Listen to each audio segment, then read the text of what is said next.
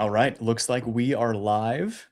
Hello, everyone who's watching the replay. Hello, everyone who is here live. I love you all equally. Go ahead and let me know if you were here, how the audio sounds. That's always my concern. I'm afraid it's coming out like too hot or you can't hear me. So just give me a thumbs up if it's good. And of course, if you can see me too. But I mean, let's be honest, but that's less important. Just kicking things off while you guys roll in here. We've got Staccato as far as 2011s go, and not that HD line situation, in my opinion, is the better buy, especially as far as quality. Kimber is doing their thing, but something about the 2K11 is meh. Yeah, so I'm partial to the original lineup of the Staccatos versus the HD line. That's, again, a personal preference thing, probably. I think a lot of people agree with that. As far as Kimber and their 2K11 line being meh, I think that they are showing massive improvement. If you look at the very first 2K11 that came out, and then you look at the 2K11s that are coming out now, the pros, the comps, it's clear that they are moving in the right direction. I think they're learning. We have to remember that Staccato has been making 2011s for way longer than Kimber. Kimber's learning very fast, and I think that's impressive. Both are meh, like all 2011s are, overpriced and underwhelming single-action guns. I think that could be argued, depends on what you're looking for. Just to confirm here, all good on the sound level. Thank you, Gonzo. Hi, Brett. Love the streams. Thanks, Max. I love you. Glad that you're here. Staccato HD 4.5 is fire. Of the HDs, man, that one is the best bang for the buck. It is a smooth and soft shooting gun. I think I prefer the C4X to it personally, but like obviously, as I brought up in the review, when you look at, the price of the 4.5 with the front sight block and then the price of the C4X with the comp, it's like a grand to machine the comp out of a front sight block, which is not going to add up for a lot of people. I think we all kind of know that Staccato does kind of have those pay for R&D, high horse premium prices. So nothing really new there. Just the C4X was a bit of a surprising leap, I think, for a lot of us. We've got Legend here. Hey, did you ever shoot the 45 ACP Kimber Warrior or just the 9mm, considering getting one to carry? So I shot the 45 ACP 2K11 and it shot very well. I have shot the 10mm Kimber Warrior and can vouch for that one, at least very minimal exposure to it. As far as getting one for carry, I have minimal experience with the Warrior series. They've been reliable for me so far. I just can't vouch for it up to higher round counts yet. Like I can vouch for the 2K11, might lose some tolerance, but the thing is reliable. It's the thing goes and it keeps going.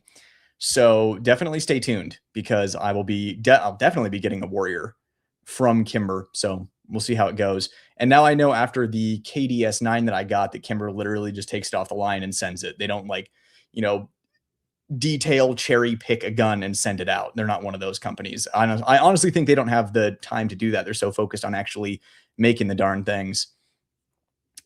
Let's see here.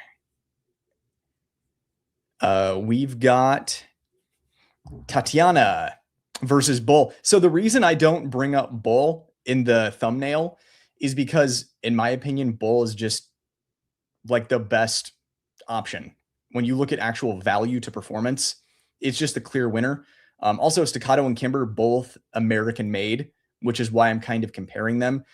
It's pretty clear that Bull's got the, whole double stack 1911 thing figured out. I think that they offer the best performance for the money, not just even for the money. I mean, their performance, you look at something like the Blaze, it's rivaling the absolute best options for limited optics guns out there. So they're, as far as I'm concerned, when you consider price in the equation, Bull is just so far and away the clear winner.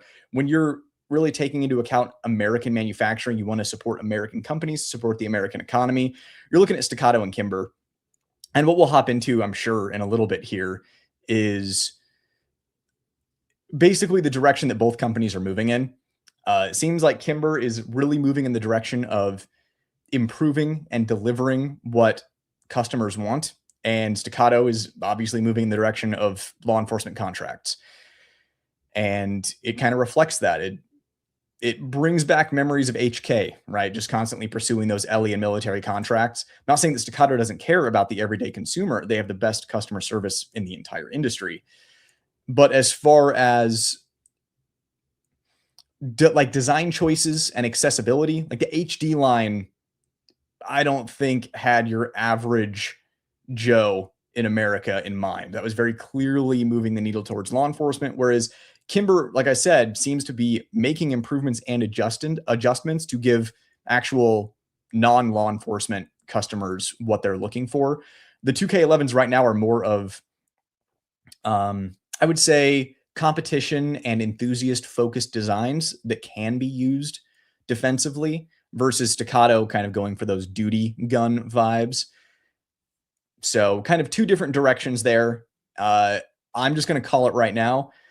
I think Staccato is getting eaten up at these lower price points. They're going to have to come out with a budget option, especially after the C4X. And I'm sure they would honestly know it by now anyways. It would be brilliant for them to drop the C4X. I would hope that they wouldn't be so far out of touch that they wouldn't predict the reception for everyday people. And that, I mean, think about the marketing brilliance, right? You drop the C4X and everyone's like $1,000 to machine holes. I don't like, that doesn't really add up. And then they immediately respond with a more, I'm not saying cheap, but a more budget friendly option, something below that 2,500 price range. So I'm calling it. I think that's going to happen. I think they're already showing that with their blems that they have going on their site. You can scoop those up for killer deals. So just a matter of making something that you're not fighting over online. So yeah, it's just, it almost seems like Staccato might be losing the plot a little bit, whereas Kimber is discovering the plot. They're just kind of going after two different markets while competing with each other. I can tell you that if you look at the Staccato P and you look at the 2K11 Pro, I think out of the box, the 2K11 Pro shoots better. I think it's just better on the range. So something to consider. We have Costas Moros. Cool name. Thank you for your Fusion Pro comp review. Based on that, I went ahead and ordered one as my first 2011. Factory ported too. I'm excited. I'm super excited for you. And it just goes to show that it's like when I give an honest review and I give pros and cons, just because it has cons doesn't mean it's not a good gun. So I'm glad that was able to help you make your decision, because as far as value to performance, that's really hard to beat. The one thing is, I think it might just need a different recoil spring for it to run a little smoother, maybe an extractor tune. I don't know.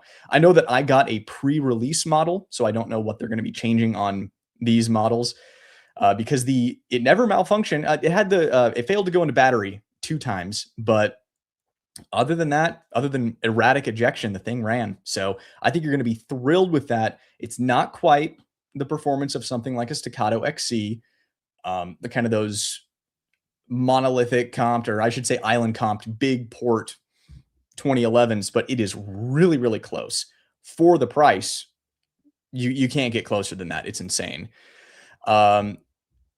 Thomas Esquire, been buying Nightwood-ish guns, custom Cerakoted GP Arms Forza, much prefer to UL Pro. Would you do a head-to-head? USP 45, HK 45C, and a wild colored platypus comp on order. Quick odd question. What are the glasses you wear? Regular, not shooting. First of all, thanks for the $50 super chat, my friend. And to Costas and Legend, appreciate your $5 super chats, guys. That's awesome. But $50 is super cool. As you know, goes right into the channel, helps pay for gear, ammo, that kind of stuff that isn't covered otherwise. As far as the glasses I wear, they are Carrera. I don't really know the model number off the top of my head. It says HG1231807-145 if you want to look that up, but they are Carrera. CA. Oh, wait, no, that's not true. I switched from Carrera to Hugo. So yeah, these are Hugo Boss. And HG1231807-145. I wore Carreras for years, so I forgot I switched over to Hugo. So there's your answer. But yeah, those are all great guns. I'd love to do a head-to-head with the GP Arms Forza. Just don't have one right now. And the UL Pro. I do have the UL Pro. So yeah, I mean, you're buying top-notch stuff. Like as far as bang for the buck, that's it. You can't go wrong with HKs. Thank you, Stephen, for the $10 super chat, my friend. Thanks for showing up on my payday. Do you plan on getting the new comped version of the Stealth Arms Platypus? It's in the back of my mind. I'm kind of behind on videos right now, and things keep popping up in my lap. I just got the IWI Masada Slim Elite, so like that wasn't one that I was expecting, but boop, it arrived at my doorstep. So, and that's the thing, is things keep sliding in, videos keep getting pushed back. Sponsors want specific videos sometimes, so I prioritize those.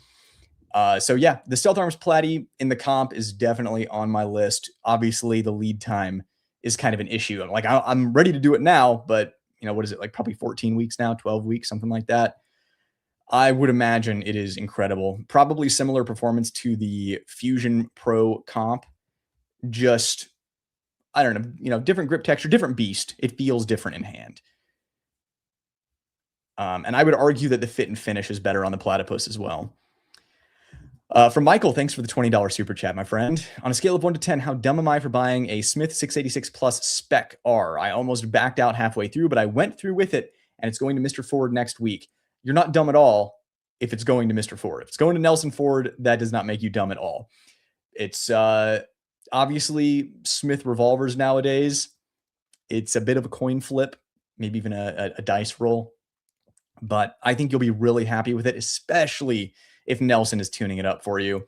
I would just let him know, because this is what I do. He goes as light as he can while still making it function with quality ammunition. Every once in a while, I'll get a sponsor, someone like True Shot, sending me S&B ammo or something with hard primers. So I always just tell Nelson, hey, tune it up, tune the hammer spring a little heavier so it will set off those heavier primers. That's what I tell him, just so it'll run everything. Also good for a doomsday situation if you can only get certain ammo. Squall, what's up, dude? I always recognize the Mewtwo. Thanks for the $10 super chat, dude. Got lucky with a cheap used P232 SL. Very nice. From the LGS, just in time for RE9. Perfect timing, man. That way when you're playing, if you play first person with Grace, you're gonna have this in your left hand, playing with your right hand. When can we get more game anime inspired vids? More lives too. Love listening while at work. Thanks. My intention is to do lives more frequently. Last year was a really gnarly health year for myself and family. So I had to really back off on lives just to keep content going so the channel wouldn't fade into obscurity. And then I ended up having the best year of the channel ever. And now we're only 2 months into this year, and it's already the best year for the channel ever. It's absolutely insane. But yeah, definitely more lives to come. As far as game and anime inspired vids, the 2 times I've done it, they've done okay. It took them a while to take off, and then they eventually did okay. So if I can find a way to spin them to do a little better on the algorithm, then yeah, absolutely. I would love to do that. That is one of my favorite type of videos to make. So we're on the same page there. Can't wait to start RE9 tonight at 10 p.m. for me. It goes live digitally. I also have the Steelbook on the way.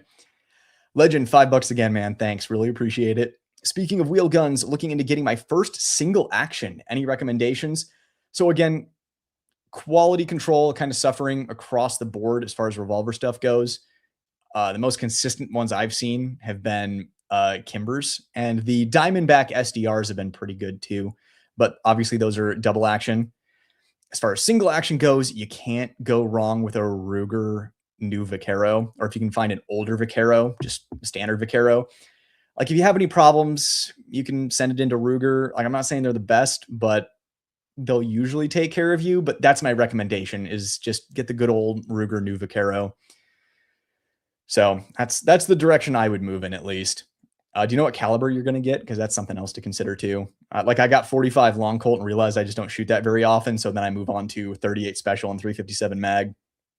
Just get a lot more use out of it.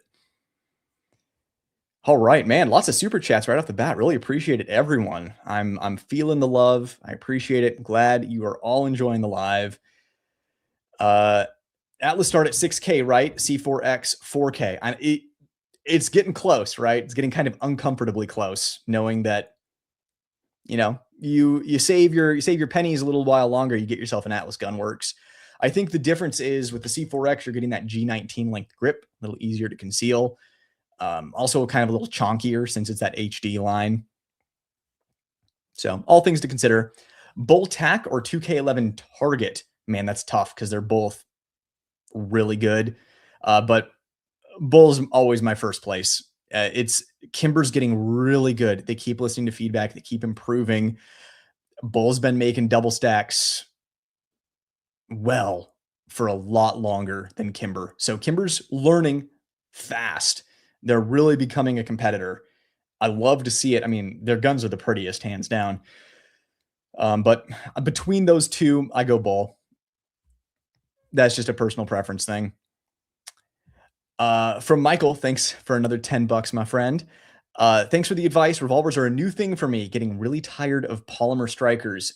Yes, I can completely relate. Revolvers are probably my favorite type of handgun, period. It's just practically speaking, as far as defensive pistols go, the semi-autos just make more sense. My man Bruce, that's right, Bradley in the house.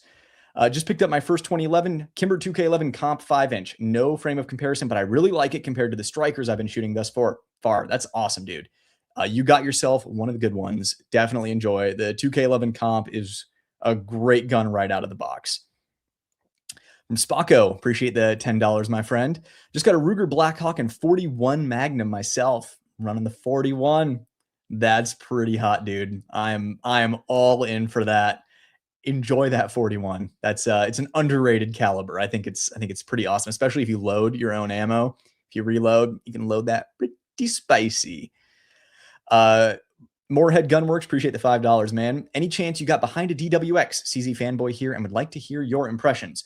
I like the full-size DWX. Everyone always asks me about the DWX Compact. A little on the snappy side for what it is. It's kind of hard to pick it over a 2011. But I do like the full-size DWX. I mean, it's basically similar to a Shadow 2 with a 2011 trigger. So I can't really go wrong with that. CZ Custom is local to me. And they have a really cool DWX there that they showed me that they ported, completely tricked out. That's a really cool one. So you can send that off to CZ Custom, and 3 years later, you're going to get an awesome gun. From Chris, appreciate the $10, man. If I'm shelling out over 2K for a 2011, I would want to run it a lot. I keep thinking, even if the Kimber may look better, I feel like I would feel more confident in a Staccato lasting, and CS is great. The one thing that I do want to give Kimber credit for is Kimber's customer service has also gotten very good. I don't think it's to the point of Staccato where you're getting an actual gunsmith calling you and talking with you for like 30 minutes to an hour. That's unheard of in this industry. But Kimber does have very good customer service nowadays. I've had several people reach out that have told me, just like they had a cosmetic issue on a 2K11. They were like, this is brand new. The Cerakote is a little off in this spot. And Kimber handled it 10 out of 10, like S tier customer service. That being said, you really can't go wrong with either. I think the Staccatos have been around for a long time now. Obviously, STI before, but the Staccatos as we know them have been around for a long time now, so we know how they hold up over very long round counts. It's predictable, whereas Kimber 2K11's kind of last few years kind of thing. But I think they have worked out a lot of their kinks, especially as far as reliability. I rarely, if ever, see a reliability issue with the 2K11. This is actually an interesting segue, but I actually just came back from touring Kimber's factory. So I was lucky enough to have the opportunity to go to Alabama, look around at Kimber, see behind the scenes. I'm going to do a full video on this. I don't want to spoil too much. I also have to be careful because a lot of the cool stuff that I saw hasn't been announced yet. Can't talk about it, but I can say that there's a reason I'm saying that Kimber is learning fast, listening to feedback, and applying it at a fast rate you normally don't see with the number of guns they're pumping out. So that was just a really cool experience. I got to see.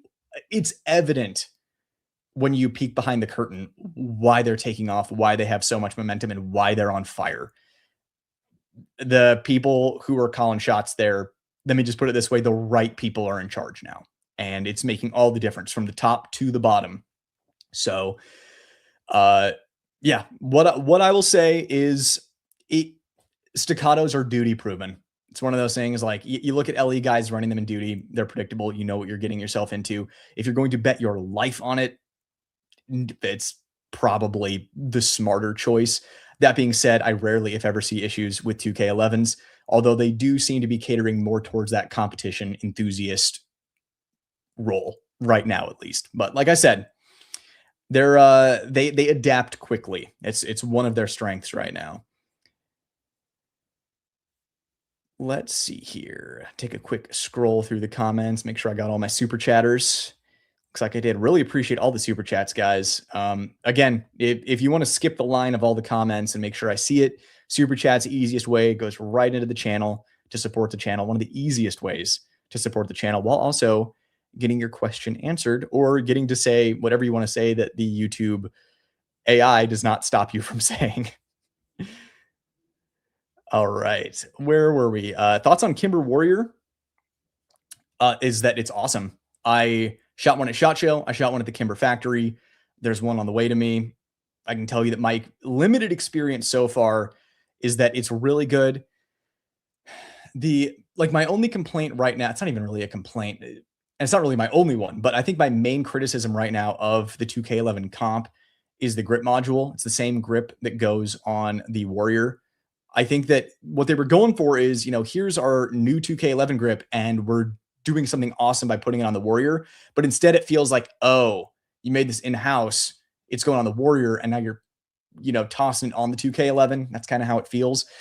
That being said, it is not necessarily a bad grip module. It's okay. It's good enough. It's like, I compare it to something like the TSOS grip module, the Mac grip module, the original Staccato lightning bolt grip module, and it's better than those. But the MJD obviously was just better. I would love, again, Kimber is really good at listening to feedback. I would hope that they are listening to the feedback, that it could probably be a little more grippy, grabby, and aggressive.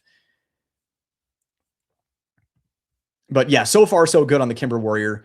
Is it the best value out there when you look at every single 2011 on the market?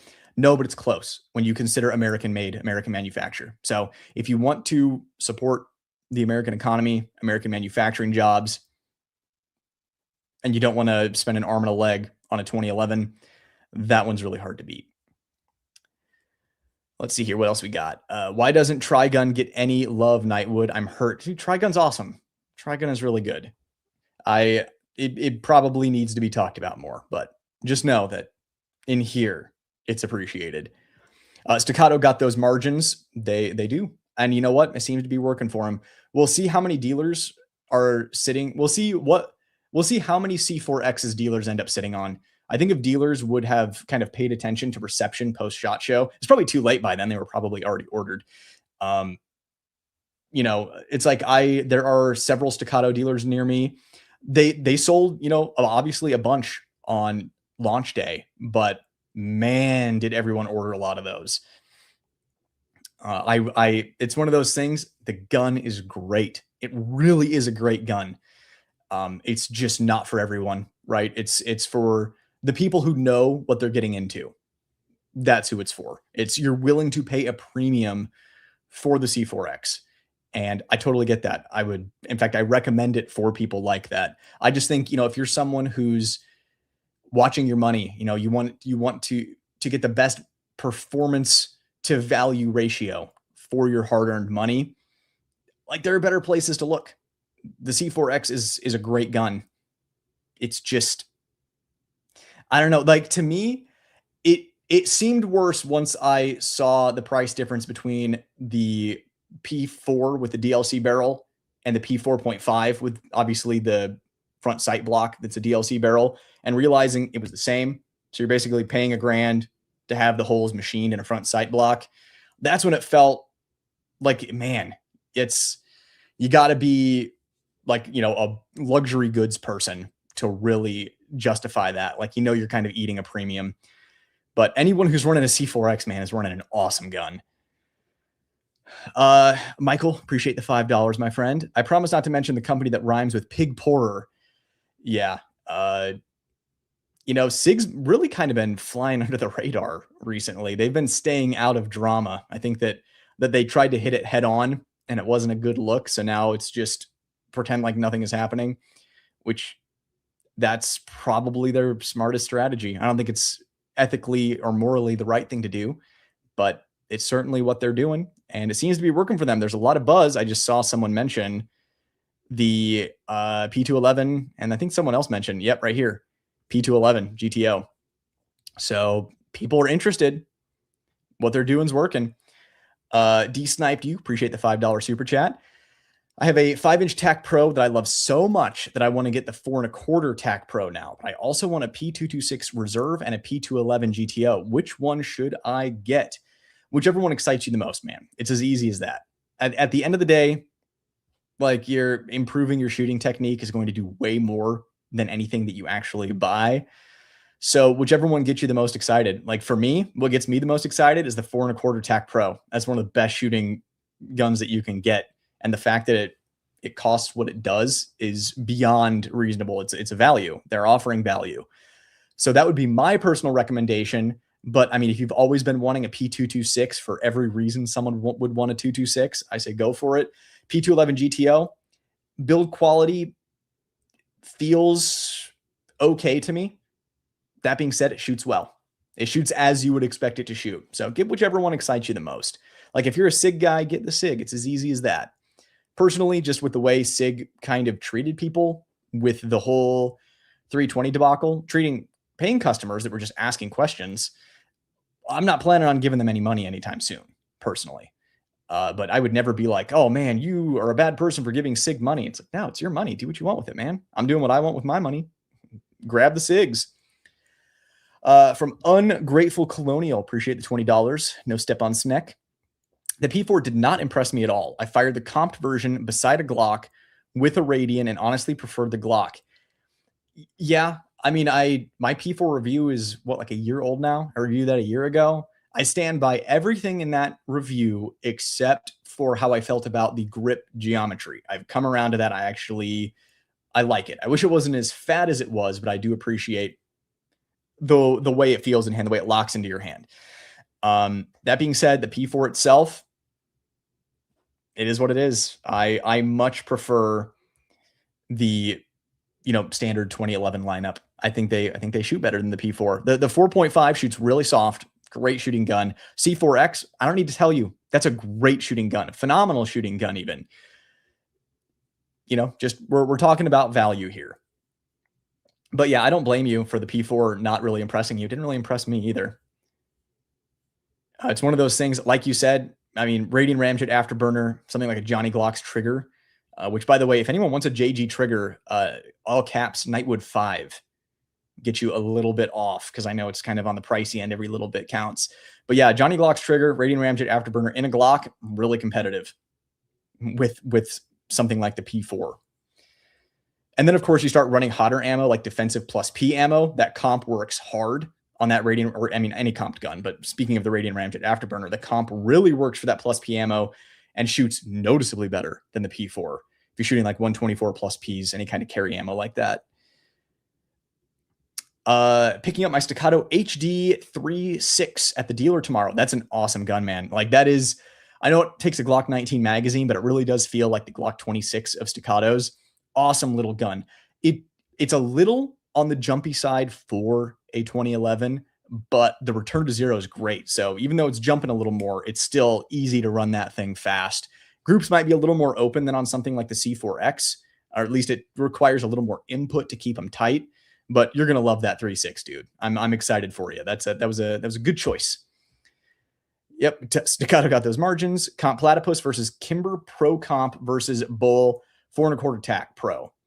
Obviously, Bull 4.25 TAC Pro is my preference. It has the best feature set. It performs the best at the range. It's the best value. Kimber Pro Comp, love that gun. Again, we're talking American manufacturing. You want to get something American made. The thing runs. It runs. It's as simple as that. And Kimber has hit the point now where when you have one of those 2K11s, there is pride of ownership. Like you feel Like I have the 2K11 Pro Royal right here. I love looking at the thing. Even if I didn't shoot it, I would just love looking at it. I think that's a huge value that Kimber has to offer if you're someone who appreciates something that looks nice. And then the comped platy, I've only put like 5 rounds through a comped platy. So I can't really vouch for it or speak for it, but I can tell you that my experience with the, standard Stealth Arms Platypus is that it is one of the best options out there. I mean, essentially you're listing 3 of my top 4. I get, top 5, whatever, but you're listing like 3 of what would be in the top 4 recommendations for 2011s, with Staccato being the other one up there. So you can't go wrong with any of them. My personal preference is to the Bull always. I just think that it performs the best. Kimber Pro, if you just really want a good looking gun that still runs, and the Comp Platy, if you want to run Glock mags. The build quality in those Stealth Arms guns is surprising. What's up, Drawn with Lead? Appreciate the $10 super chat, man. Definitely looking forward to meeting up soon. Thanks for making the time to hang with the fans tonight. Always a great time, and I always appreciate your support, monetarily or not. Just you popping in and saying hi. Always appreciate it. Drawn with Lead, very talented artist. Max, have you seen Gerson's new Mini XC? I think all the disgruntled C4X people are going to flock to it. Appreciate the $5 super chat, by the way. I don't take anything from Gerson seriously. I don't think any disgruntled C4X people are going to be running to that. I think that they're probably going to be getting something higher quality. I would not trust that Gerson at all. If I was going to get a Gerson, I would send it to a 2011 Pistol Smith and just have them build it 100% right. I'm not saying that if you get a Gerson, it's going to be bad. I'm saying if you get a Gerson, it might be bad. So, there very much is a you get what you pay for situation when it comes to firearms or anything mechanical for that matter. Yeah, sometimes you get fleeced or ripped off a little bit, or there's a premium, but I know that there's obviously some drama about the Phoenix Trinity, but we call it a rule of thumb for a reason. It's not always the case, but it's usually the case. I think the disgruntled C4X people are more likely to move towards the Fusion 3-inch, the subcompact they're making, because they're working on a comp for that. So I think that's where I'm looking. I personally like the C4X a lot. Like I said, if you have the scratch, you're going to love it. If you're like, listen, I don't care. I want the Staccato. I want to pay the premium. Incredible gun. You're going to absolutely love it. I think that Fusion is going to be very similar to the Fusion comp or XP Pro comp. It's going to be really hard to beat for the money. Fit and finish may not be the best in the world, but you know what? It ain't bad.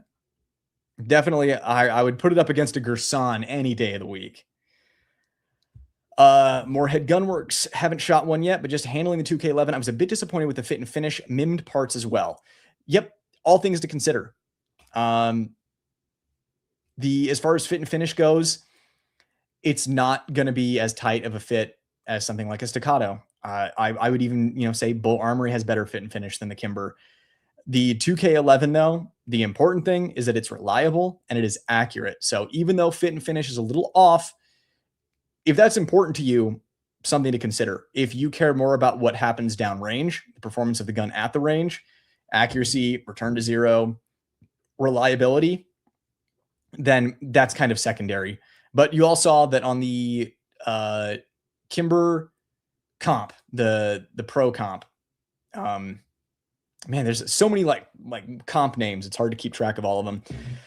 When I hit, I think was it just north of 1,000 that it started to get a little rattly. And, it's one of those things where as the finish wears, as, it cycles, it does kind of lose a little bit of fit. I still love it though. But that's one of those things where Kimber is learning, adapting, growing, listening to feedback. Companies like Bull and Staccato have been doing it for a long time. It's one of the things that honestly impresses me about Stealth Arms and the Platypus is, now granted, Stealth Arms has been making 1911s for a long time, but their transition into the double stacks was seamless. It's like they've been doing it forever. So yeah, that's something that impresses me about Stealth Arms, and it's why it's right up there, probably like top 3 for me, is because the build quality, the fit and finish is absolutely insane. I know that I think the price went up just a little bit, but man, especially when they first came out, it was really hard to beat that. Oh, Jose. Oh, you're probably already gone now. Just want to say hi before I got to go with Miss. Yeah, well, if you watch the replay of this, just know I saw you and I say hello. And it's good to see you. I'm glad you came in and said hi. DB, are the Smith & Wesson HD medals worth the $1,000 or pimp my 2.0 full-size poly? Pimp the poly. As far as, performance translated downrange, like, I don't know, your shooting technique, like improving the way that you shoot, is going to move the needle exponentially further than the material that your frame is made out of. So if you're already someone who's like very high level of technique and your shooting performance is spot on, you're very comfortable with where you're at, you're kind of plateaued at a high level, looking to overcome a little bit of a plateau, then you can start looking at things like that. That being said, I think steel probably the way to go over aluminum. Otherwise, you might as well just stick with polymer, because polymer has that little bit of flex for absorption versus a metal frame, just kind of shock. At least with the steel, you're getting added weight. That being said, the texture on the side panel of the steel frame, the Smith & Wesson HD, that's kind of like my one thing that's a hold up for me. But that is a gun that I'm looking at reviewing soon. I've got, let's see here, 5 on the way and in the works, and that is one of the other ones that I'm looking at getting soon. I've got the PHD 4.5 and just picked up the SIG P211. Love them all. That's the way I view it, is they're all good. It's just the person who's like, man, I got to pick one, or, I want 10 of them. I can get 3 of them over time. So you just kind of have to prioritize what features are best for you personally. Weekend Marksman, appreciate the $10 super chat, my friend. Waiting for the HD 4.5 here in Cali. Word is it's coming behind enemy lines in March. Will be my new USPSA and IDPA rig. Honestly, not a bad choice, especially if you want something that you could also run kind of in a more duty defensive role. Had the 3.6 for carry already and love it. Nothing beats the Platy grip ergos. Yeah, the Platy grip ergs, I love those. And I'm also a fan of the prickle texture. That's one of my favorite things about the Platypus, is bite into my hand and do not let go. I want you to be I want my grip texture to just be a bunch of pit bull jaws at the molecular level. So yeah, great choice, man. The HD 4.5 is great, especially over there in Cali. Your choices are very limited if you're on roster. So if I lived in Cali, I would probably have the C4X for carry. I would bite the bullet most likely, and then I would have the HD 4.5, like you said, probably for competition. So good choices. Croak One, appreciate the $5, man. If you want a more hefty M&P, heft and already have one, Mischief, okay, gotcha. Mischief Machine is making chunky stainless steel backstraps, adds about 5 ounces. Yeah, so if you're running an M&P, you can grab one of those Mischief Machine backstraps. Always a good choice. Good looking out. Always appreciate people dropping recs in chat to help other people out. I'm just one dude scrolling through a million comments here. I'm just going to scroll down, see if anyone I know has stopped by, see if I can catch them before they leave. And then we'll get back to the normal order here. Man, 200 of you here right now. That's going to end up being probably like 6,000 or 7,000 total views. I'm glad you all are here, spending time with me. Honestly, just love hanging out with you guys. Okay, here we go. We got Monsoon. Save your money and get the basic C4X. You don't need an extra mag or night sight or X serrations. Completely agree. I think that's the way to go. There's the getting further away from 4Gs versus closer to maybe beyond 4Gs. Yeah, as far as performance goes, in hand, on target, the basic C4X likely the way to go. Unless you want, I guess, the magwell, unless you're really hung up on the magwell, which it does have a really good magwell. It's a good funnel, but I don't like that you can't strip mags from it. The malfunction that I had, that became very evident. I had to hit the button and then shake the gun a little bit to get it far enough out to pull it out. And if it was really stuck, I would have had to lock it open, hit the mag release, and push it through the top. Not something you want on a defensive gun. So something to consider, but the standard one, I don't think comes with a magwell. Easier to strip the magazine. And also it's going to print less under your shirt if you're going to plan on carrying the thing. So definitely agree with that. Vinny, thanks for dropping your knowledge. Always appreciate you stopping in. Yes. Also, is your review dropping this weekend for the C4X? If it's already dropped or if it's dropping soon, everyone needs to watch Vinny's review. I always value his opinion. His opinions are you know, basically backed up by so much experience and talent that it is 100% worth listening to. So be sure to check him out. From oh, how's it going, man? Good to see you. Appreciate the $50 super chat. Glad to see that you're here. If you have a question or a comment, feel free to drop it. You know, I'll answer it. But otherwise, always appreciate the general support of the channel. You know, these super chats really do go a long way. These lives are awesome. Honestly, I just love connecting with you guys, sitting here chatting with you. Basically, having funding for ammo and gear on the channel of stuff that I normally don't have covered. Every little bit helps. This channel is for you guys. It's not for me to sit up here and bloviate. It's for me to help you guys make the best choices that you can. I'm not saying that my opinion is always right, but at the very least, I like to think that you guys know where I stand. So you know what I like, what you like, what I like that you don't like, what you like that I don't like, and you can kind of make a decision based on that. So really appreciate the support. Great to see you here. Hope everything is going well. It's great to hear from you. Really glad that you stopped in. Let's scroll up to where we were roughly. Oh, I saw someone else I know. And then I lost it. Oh, there you are. Boom. I'm going to be broke all year. First is Zermatt and then the XP comp. Definitely grabbing both. XP comp first. LOL. Great review. Yeah, honestly, it just feels good to start being validated on my Zermatt Waltz 9 review. I got beat up on Reddit pretty hard over that. I think a lot of people didn't know, like weren't familiar with my channel and just thought that I was absolutely shilling. No, it's a really good gun. With the comp on there, the thing, it runs so well with the front sight block, or just the, you know, the block, monolithic block on the end of the barrel. It also shoots really well. Excellent return to zero. I would just, between the two, I would swap springs for sure. I think some people will move from the comped barrel to the sight block and kind of be like, ooh, the sight block is kind of jumpy, but I would just swap recoil springs unless you like that more aggressive recoil and then return to zero, kind of like the Walther PDP. But yeah, that's the beauty of the Zermatt, is you can just play with recoil springs and tune it very precisely how you want it. Because it is when I say it's a sensitive system, I don't mean reliability wise. I mean, as far as changing a little bit goes a long ways on it. All right. Anyone? I'm going to scroll back up to where we were on comments, see if I recognize anyone else on the way up. Lon with the so lucky on the P232 squall. Been wanting one. Oh, talking to squall. Been wanting one for years. I didn't know there'd be a 1934 in game. Picked one up a couple months ago. Man, you all are ready. What's up, Bruce in the house? You all are really ready for Resident Evil. Oh, here's I just saw an interesting one on the way up. PewView prefers the non-comped 4.25-inch Kimber 2K11 over the comp version. He also said he prefers the 5-inch comp better overall. Have you shot the 5-inch Kimber 2K11 comp, and do you agree? So, I mean, this is going to be a huge personal preference thing. His grip technique, way different than mine. I grip a gun differently, and because of that, I'm probably going to have different preferences.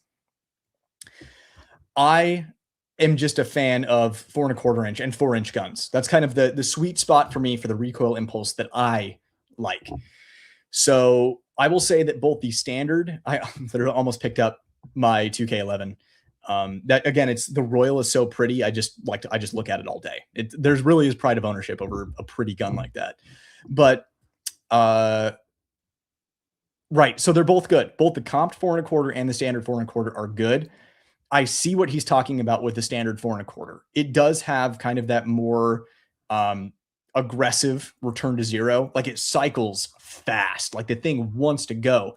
That being said, you're riding the lightning more. So you're, basically more input, focusing on the pressure, consistent pressure of your support hand while the thing is going like this, versus the comp is a little more subdued in its impulse. But because of that, I could see why it feels like it doesn't quite run as fast, especially when you're shooting the splits that he shoots. That being said, it pretty much is splitting hairs. It's really close. I think most people wouldn't even notice. Like, everyone who watched his video where he said that, I don't know, like 99% aren't going to be able to even tell the difference. So just whichever one you think is cooler, go with that. As far as the 5-inch comp, I have shot it. The 5-inch comp feels softer shooting. And the interesting thing with that is the standard 5-inch is a very soft shooting gun. it does feel a little heavy on the impulse. Not like muzzle rise, but it feels more like artillery, right? Like the boom kind of feeling, like shooting a G40 or something. The comp removes a little bit of that. It feels a little flatter's probably the wrong word, but maybe faster. So yeah, I do like the 5-inch comp better than the 5-inch 2K11. As far as the 4.25 guns go, it's splitting hairs. It just depends on what your personal preference is as far as impulse goes. That's a really good question. That's why it caught my eye. Michael, appreciate another $5, my friend. Everyone needs to find someone to look at them the way Brett looks at his 2K11 Royal. Yeah, 2K11 Pro Royal. It really is a beautiful gun. That's the thing. And I think that's where Kimber is excelling right now, is making really, really beautiful guns that also shoot well. 5-inch feels more linear, you might say. That's one way to put it for sure. To me, that's worth it. Staccato is overpriced. I feel like I'm buying customer service and reliability. Yeah. I mean, I think you guys are all just chatting, or you're having a really good conversation here, because you are, you guys are on the money. The problem here is that Staccato became a company that you pay extra for the brand. Kimber and other companies like Stealth Arms and the P211 from SIG are offering the same, but at a much lower price. Offering the same at a lower price, I think, is an argument that could be made. I don't know if it's 100. I mean, obviously nothing's black and white. Everything's gray. I could see that argument being made. I don't completely disagree with that, but I mean, Staccato earned its reputation for a reason. I mean, think about how long, I don't know how long I know a lot of you kind of joined the hobby or the lifestyle. A lot of you joined the lifestyle, like during COVID. So I know that's kind of like a huge portion of the community. But if you've been around for a long time, for decades, then you will know that double stack 1911s were always the dream, but getting them to run reliably was the nightmare. And with the rebrand to Staccato focusing on reliability, they were able to popularize rugged, durable, reliable 2011s. Bull Armory basically gave up on the 2011 magazine way back in the day and just had used a different magazine that was more reliable, and that worked really well for them. I'm glad that Bull is getting more recognition now, because back then they were actually making a reliable double stack 1911 because they changed the magazine. So Staccato gets a lot of credit for how they've pushed the industry in that direction, but they're not alone anymore. It's right now, the reason Kimber, I think, is such a threat to Staccato is because Bull Armory, at least in the States right now, they're working, obviously they're in a few FFLs now. They're locally to me at Scottsdale Tactical, which is really cool. They still sell out, boom, instantly. But Bull has trouble keeping stuff in stock. Last year, they did a really good job of keeping stuff in stock, but still, the pros go instantly. The Blazes gone in a blaze. So that has always been their thing. And so the Bulls all sell out, but people can order a Staccato infinitely, anytime and forever. Kimber has the stateside manufacturing capability to have 2K11s available all the time. So, and obviously SIG has the manufacturing capability as well, though I'm not their biggest fan. And I do think the build quality on the 2K11s is better than the GTO. But Kimber, I think, is putting pressure on Staccato, because not everyone can be a Staccato dealer, but there are a lot of Kimber dealers out there. You have to order a Staccato and wait a long time. You can get a Kimber like that. So I think Kimber's really putting pressure on Staccato, unless someone is specifically looking for a duty-proven 2011, or they're looking for something that takes Glock mags. Man, great conversation, guys. Keep it up. From Brian, appreciate the $10 super chat, man. Any experience with the PA HTX-1? No. My experience with it is probably your experience with it. It's just what I've heard. I just haven't really seen a lot of demand to cover it. Tell me if I'm wrong in chat, but that's just my thing. So appreciate the $10. Wish I could be of more help on that, but I like, obviously, me, I only talk about stuff with confidence that I have earned that confidence for, that I've spent a lot of time behind, high round count behind. Other than that, it's all just first impressions. And with that, it's just what I've heard. So good question. If anyone here has experience, definitely drop it, because I think we've all seen a lot of recent news there. Also, I just saw someone, let's see here. Man, I keep seeing all of these good comments. I'm trying to get back up there, but so many people asking good questions. What's flatter, the Kimber 2K11 comp or the Bull Armory TAC Pro? TAC Pro, hands down. I love the 2K11 comp. It's not even close. The TAC Pro is way, way, way flatter. Also, your content is great. Thanks, Frank. I think that your comment was great, and I appreciate you being here. Let's see here. My issue with comps is the noise indoors and reliability. Yeah, indoor noise is a thing. Like, you probably want to be doubled up on ear pro. It's like ported guns are worse. Comped guns are a little better. Guns are loud. You know, it's one of those things where people shoot 357 mags indoors. It kind of is what it is. As far as reliability goes, comps are getting way better reliability wise, like the Radiant Ramjet Afterburner. Unless you have like a pig nose frame or something like that, usually a spring change will get it running 100% reliably. I have yet to experience a malfunction in any Radiant Ramjet Afterburner. G19, one of my G19, one in G45, P365, P365 XL. So is there another one that I have?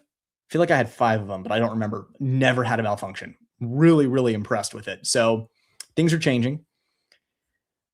I'm just going to click on this one, and then, oh my God, all the super chats rolling in. So talking about the people who fleeced me on Reddit for shilling for the Zermatt, even though, like I said, I'm being validated now that the gun's legit. If those people on Reddit paid attention to what people like Ben Steger and Joel Park, both GMs, are saying about the Zermatt pistol, they wouldn't think you were so crazy. Yeah, the problem is I just got my video out first. Like, if their opinions had made it out there first, then people would have watched my video and been like, oh yeah, sure, that's a good review. But since I got my video out first, everyone, you know, not everyone has heard of it. I don't have the biggest channel. Most people haven't heard of my channel. So they see that and they're like, I don't know who this guy is, but man, he must be shilling hard for Zermatt. No, the gun's actually legitimately good. All right, here we have PW USA. I appreciate the $10 super chat. I'm still thinking Ultralight Pro is 2K and Fusion XP 3.1. Help. I mean, the Ultralight Pro is a better gun. I love Fusion guns.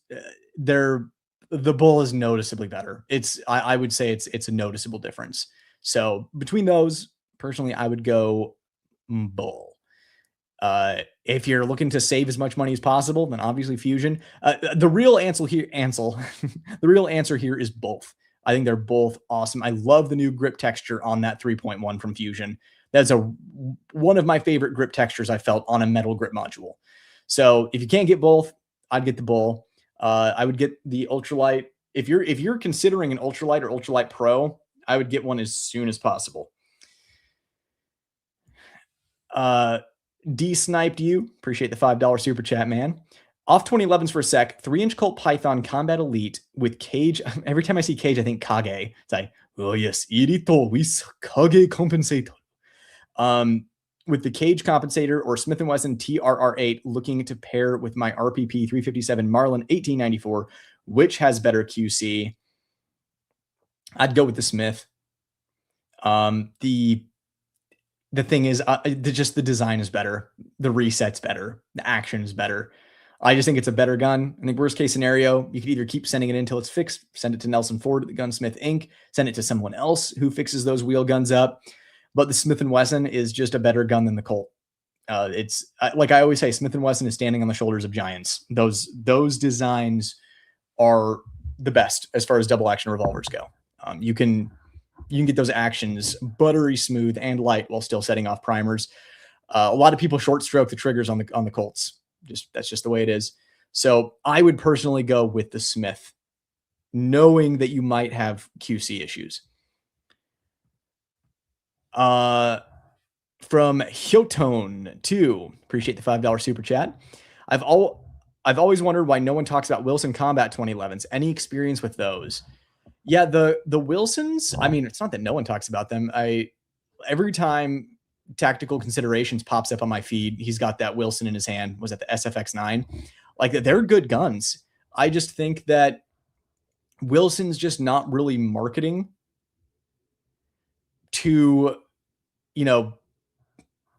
the guys that are typically interested in 2011s. I think they're mostly marketing towards Wilson guys or luxury pistol guys versus, obviously, Staccato is up there in price. I mean, really, they're mid tier. They're like nowhere even close to Atlas, but I think Wilson is mainly marketing to people who want Wilsons, to people who want comfortable luxury pistols. I don't know. I think it's a marketing thing. That's why we don't really hear people like me talking about it, because I want the gun that can shred. I'm not saying the Wilson can't. I'm just saying that's not how they're marketing it.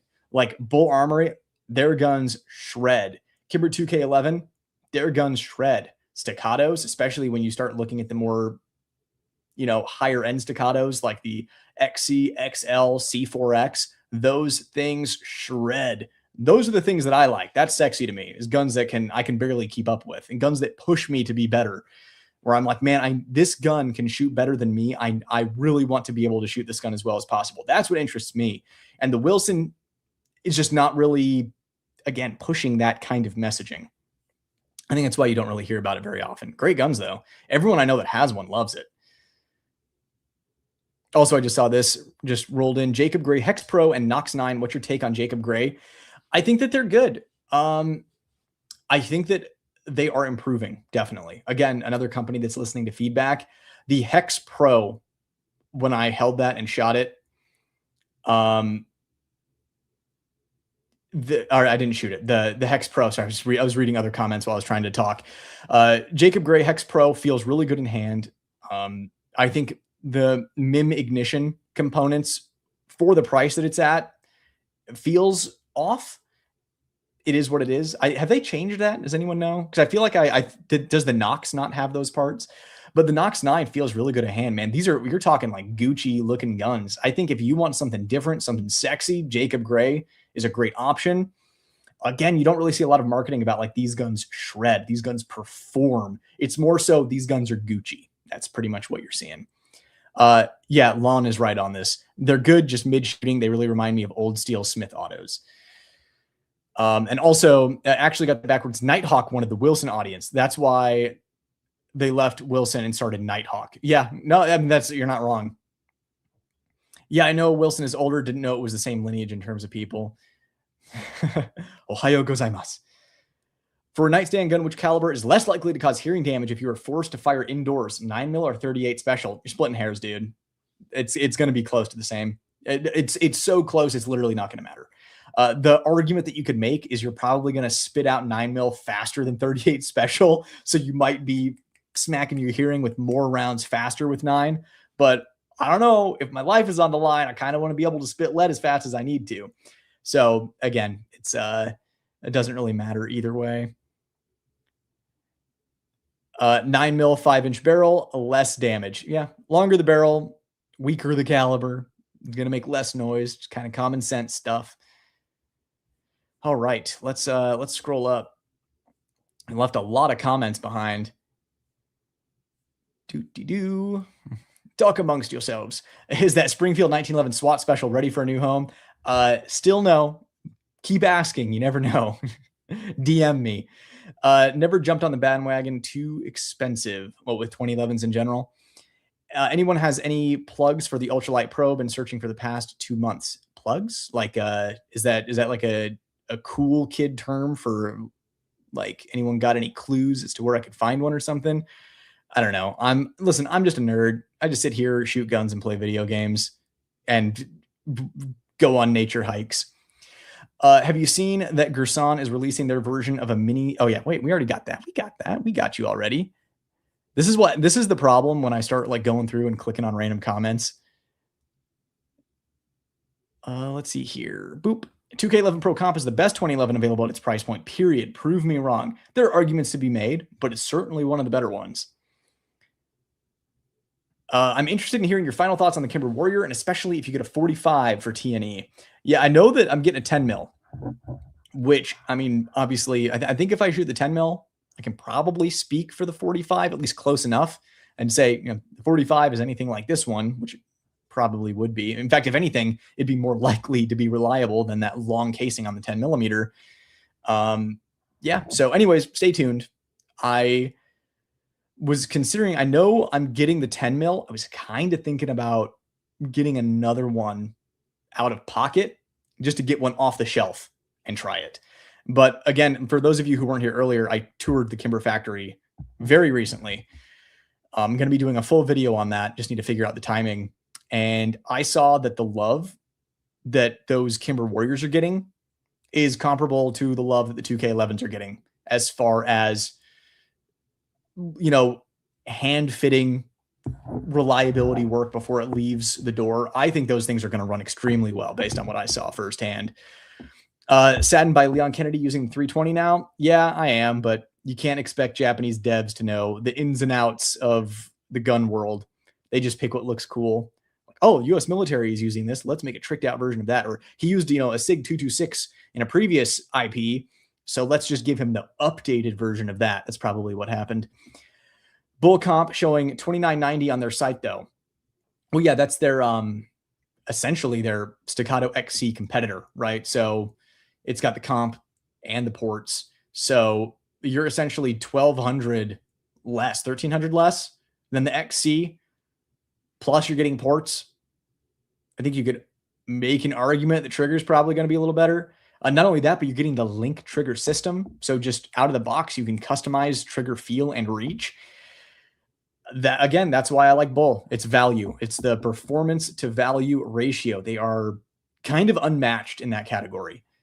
The only one really competitive is Fusion, just because Fusion is so cheap with their Turkish manufacturing. Did your razor blade break there, Brad? Looking scruffy, my dude. No, just I literally got back from touring Kimber like not long ago. So I am recovering from a very they're not necessarily easy to access. They're not easy to access in Troy, Alabama. So like 2 full travel days to get there and back. What's up, T James? But how's the warranty with Bull? I heard not so good with parts, etc. I used it one time and it was a good experience.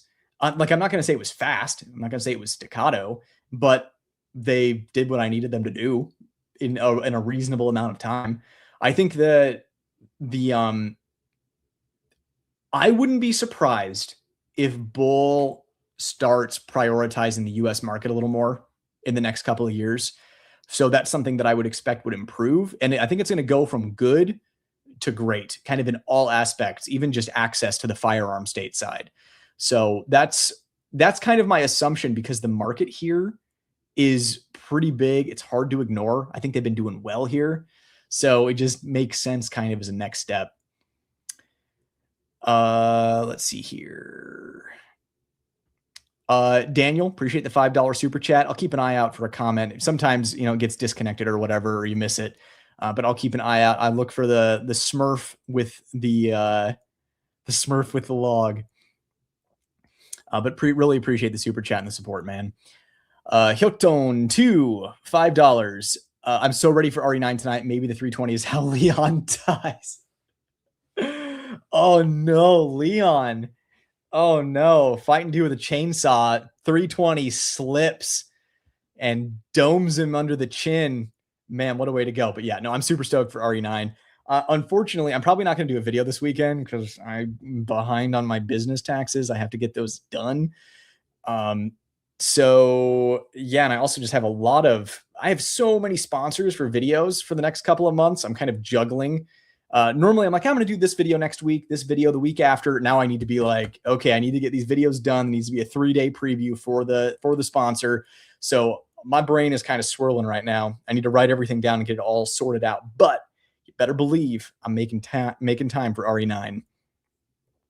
It's, you know, that meme where it's like, if you can't get a hold of me and you wonder why, and then it's just Leon blasting off the head of a zombie with that insane revolver. Croak, appreciate the $10 super chat, man. Little Bird told a friend that told my sister-in-law's co-worker's ex-wife that talked to a guy that knew a guy who said Bull is going to be going through distributors for SAS models soon, allegedly. That would be really interesting. Like I said, the only thing that I know is that they're popping up in FFLs. So there's one place locally to me, Scottsdale Tactical, that's stocking Bulls. And like, again, they get them in, they're gone pretty much instantly. So, I mean, it's one of those things you kind of use common sense and you're like, okay, well, Bull's a really smart company. What direction are they moving in here? And that makes sense to me, but like, I honestly don't know. I just know that they're popping up in FFLs. All right, man. So many chats. Let's see here. The only gun above 4K I'm interested in is the Zermatt, to be honest. Yeah, the Zermatt is I don't know, it's kind of on the end of the more expensive guns. I mean, I've reviewed a lot of expensive guns on the channel. And that is one of the more expensive guns that actually you shoot the thing and you're like, okay, for how much this thing costs, it's actually really interesting. I think that's the best way to describe the Zermatt is it's interesting. I really want it to do well because I want to see what comes after the Zermatt. I want a carry version of the Zermatt. That's what I want. So I also just saw this comment, subsidizing boutique law enforcement contracts be like, yep. What do Gen Z people say? Clock it, clock it. How was the trip to Kimber? Dude, it was awesome. They are running an incredible ship over there. Definitely keep an eye out for the video because I learned a lot over there. Like I said earlier in the live, it makes sense why they have so much momentum right now, why they're on fire, why they're frankly doing the best they've ever done, especially just public perception. There is a reason. It wasn't on accident. The right people got a hold of stuff and they're making good stuff happen. Finally. And it's so good to see, especially an American company, just absolutely, underdog story, rising from the ashes. Really cool stuff. Love to see it. Let's see here. There's Daniel, Smurf with a log. Heck yeah, good evening, everyone. Good to see you, man. See if I can scroll and see if you dropped anything else. Looking for the Smurf. Let's see. I just saw this. I wish, but Bull Armory will go to a distribution model so their guns will be more available because their guns and company should be as popular in the States as Staccato. Even their striker fired are amazing. Yeah, honestly, Bull should be more popular than Staccato. The value that they're offering is insane. I mean, they're basically surpassing Staccato performance. The only really thing that Staccato does is significantly better than Bull is warranty service.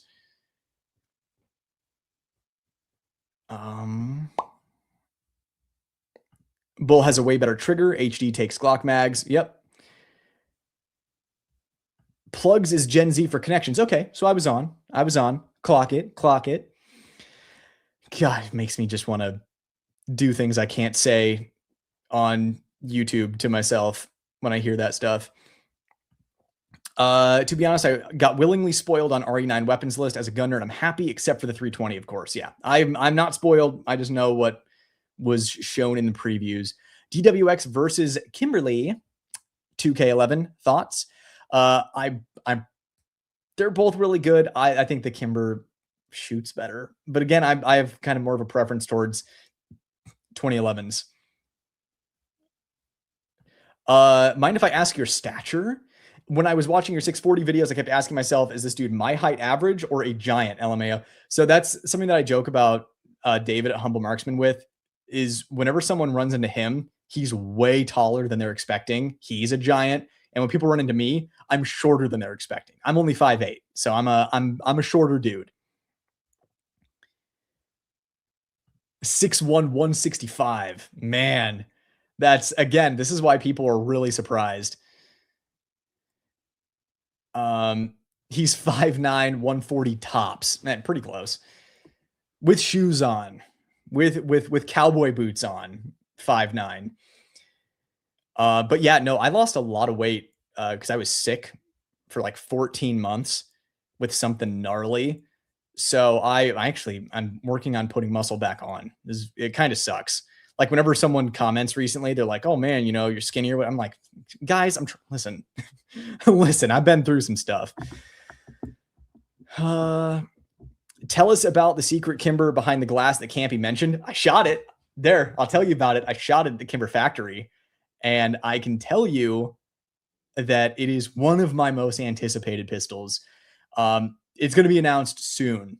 I would take a look at what upcoming gun events are happening and assume that at one of them it's probably going to be announced. But let me put it this way.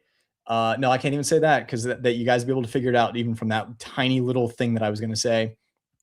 Does Kimber give tours for us normies? Not right now. Talking to them, they want to start moving in that direction. Because I mean, really, the way they have the place set up is it kind of tells a story as you go through. It's almost like they're setting it up for that. I wouldn't say anytime soon, but the next few years, hopefully, maybe. I think that'd be really cool. Like I said, they have a really good, they have a really impressive manufacturing plant there. Just real state of the art stuff, and they have a really good lean system in place to just efficiently pump out a high volume of guns that are good quality.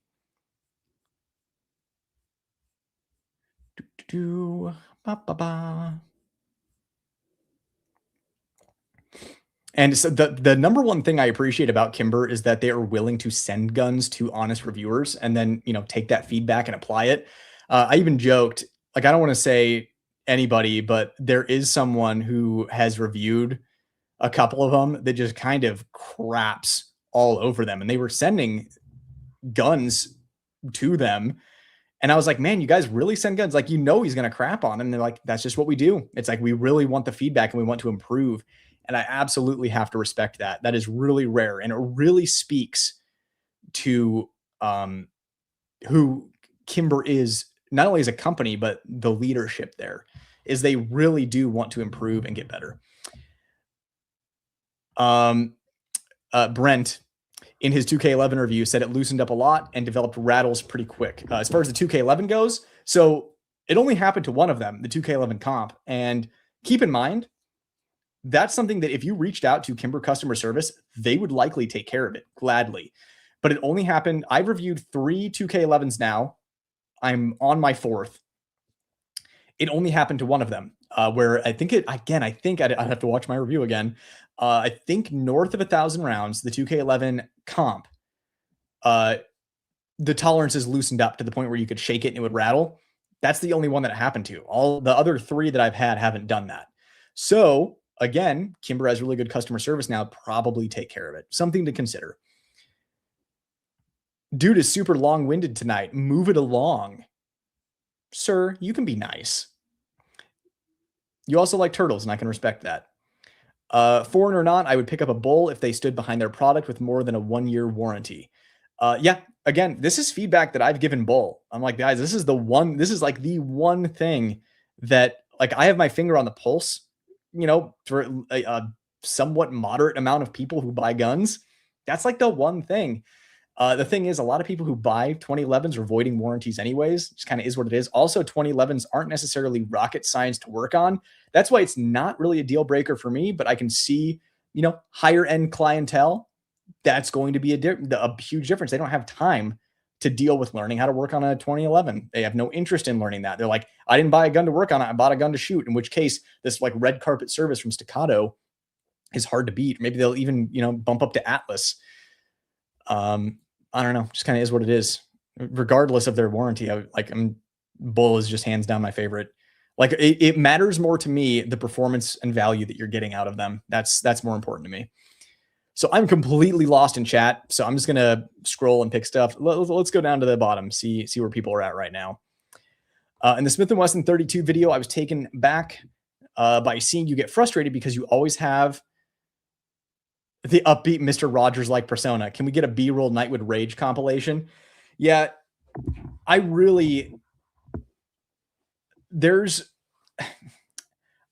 have tiny ego.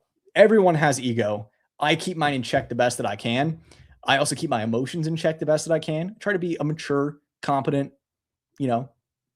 Bruce Lee philosophy. Like, there's really not much worth getting really mad about. It's especially when you've actually had real hardships in life, something like that.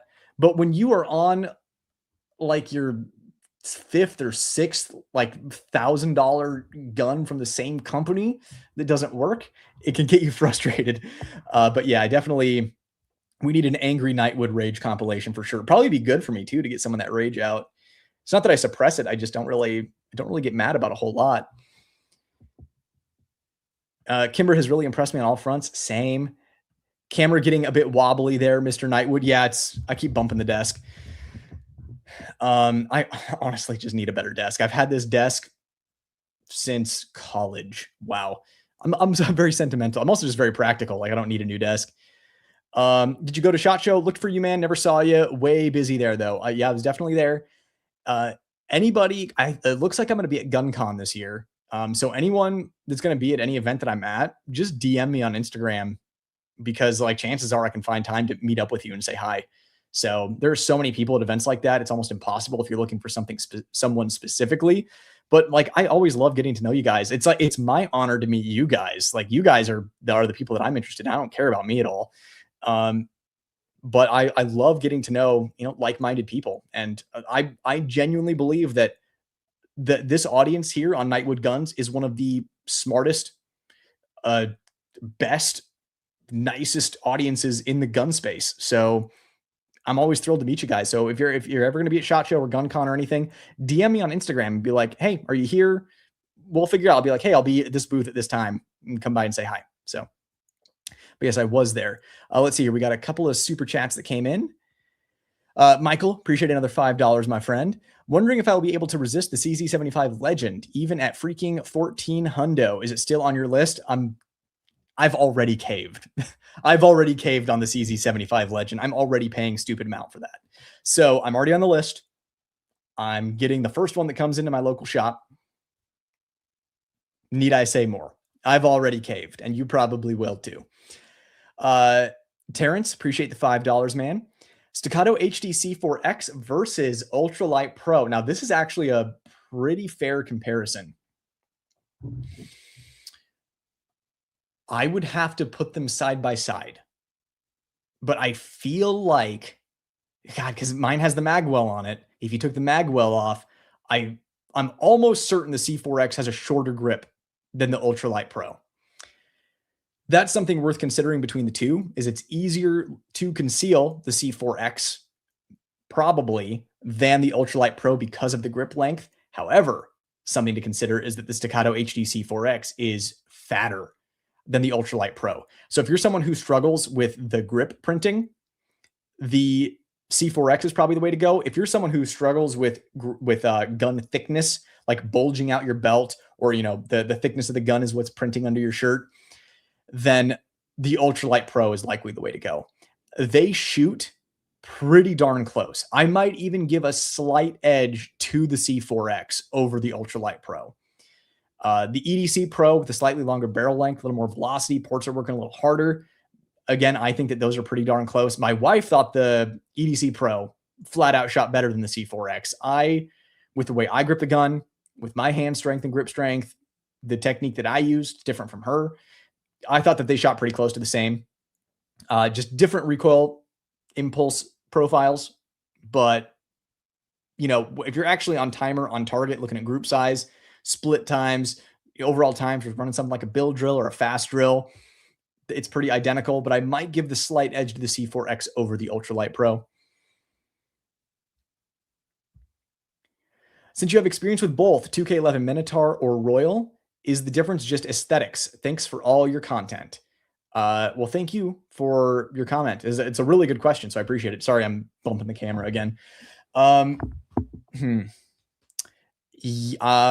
Minotaur has an aluminum grip module with that checkering. The Royal has the MJD grip module. That's like a polymer grip module. Is it like a polymer Kevlar mix, or is it just polymer? Either way, it's a plastic grip. I prefer the MJD grip module over the aluminum grip module. That's my personal preference.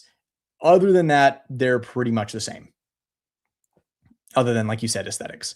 Good question, though. Let's see here.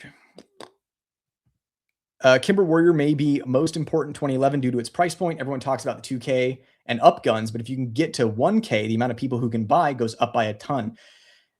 That's something that, like, talking to the guys at Kimber when I was there, is important to them, is offering value. And I think that was something, again, like I said, the right people are in charge there. You have someone in there advocating for the people that can swing the 1K and under price point. And it's one of those things, it's like not fair that the 2K11 is kind of, people are priced out of that experience. So this idea wasn't just a money-making idea. It was like literally putting people first. Like obviously it's a business, they're going to make money on it too, but it was offering value to people. And that's something I appreciate. Is it going to be as cheap as like a Turkish made tea sauce? No, but for an American made option, and especially like I said, the reliability work that it gets before it goes out the door being similar to that of the 2K11, talking like one person sitting there doing all of the reliability work on one, 2K11, one Warrior, like, yeah, the thing's likely going to run out of the box, more likely than something Turkish.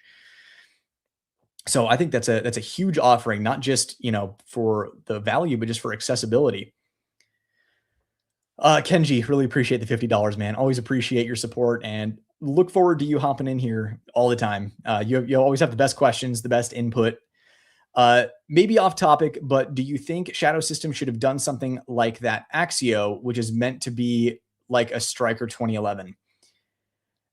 I think that the guys at Shadow Systems were given an opportunity to make their dream striker fired gun. And that's what they did. I think it might be a Jurassic Park situation of they were so preoccupied with thinking if they could, they never considered if they should. We'll see how it sells. We'll see how it performs. But I can tell you that everything going on with the Axio is under the hood. And it's impressive. It's just not a lot to look at. And I didn't get to shoot one. I think the guys wanted it. The guys who designed it wanted it at range day, and they were disappointed it wasn't at range day. And I think that if it would have been at range day, it would have offset a lot of the meh feelings that people had about it, assuming it shoots as well as it does. They did show everybody videos of them splitting that thing. It almost seemed like an FRT. So they're essentially like bump firing it, which is safely. Which was pretty neat. So if it shoots as well as they say it does, it could be interesting. For me, aesthetics are important to me. I'm willing to pay more for aesthetics. So I don't know. We'll see. Good question though. I'm interested to see how that Axio ends up turning out. Blackstone in Charlotte has some 4.25 pros, 5s, and ultralights are sold out, but they usually have a handful. I think Blackstone is the largest dealer, if I'm not mistaken, for bulls. In the US, so that makes sense. 2K11 is all MIM. It should be half the cost or less. Can someone look up and tell me what MIM parts are in the 2K? Because I don't think it's all MIM. I actually think that quite a bit of it is forged. I think it has some MIM components, but at the same time, has anyone seen a MIM component break on a 2K11? Because I have not. They're making stuff in America. Especially you look at something like the Warrior, it's made in America at an affordable price point. There's going to be MIM in it. The only way you're getting an all forged gun at that price point is in Turkey. So it is what it is. There's a trade-off. T-Sauce is fine for the price, but yeah, 2011 style, I prefer something with a little QC for sure. And that's the thing is with T-Sauce, when someone gets one that works, oh yeah, man, it's like the best thing ever. Are you kidding? And then someone gets one that doesn't work and they're like, well, crap, should have bought once and cried once. CZ Shadow 2 or 2K11 Warrior? What do you want to do with it? If you want to compete, I'd go Shadow 2, like all day, every day. If you want a 2011, then 2K Warrior. I don't know. That's just me. Yeah, the trade-off is the cost should be lower. Seen pics of broken 2K11 MIM. Link it in chat. How many times? Just once or multiple times? So this is also something else that I actually asked about at Kimber, which they were surprisingly transparent. Again, it kind of doubles down on them sending guns to people who hate them and sending guns to people who are honest, and just kind of going with the flow. But their return rate on 2K11s is under 1%. It's the lowest in Kimber's entire history as a company. So I can tell you that 2Ks are doing pretty good. On Brian Eno's forum, broken MIM, miss machine stuff. Okay, but the thing is, if it happens one time, it's a fluke, right? Like, for example, we see ejectors breaking frequently on Prodigies. And also, what part broke? The MIM versus forged thing is largely a marketing argument. MIM isn't always bad. Plenty of MIM used in F1 and jets.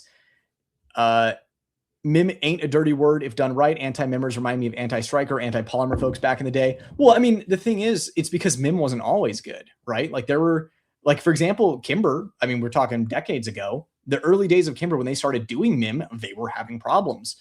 Like everything MIM, they were figuring out in-house, and MIM is a very delicate process, kind of like a finishing process of like PVD or something, right? Where you need to do it exactly right, or else you're going to have problems.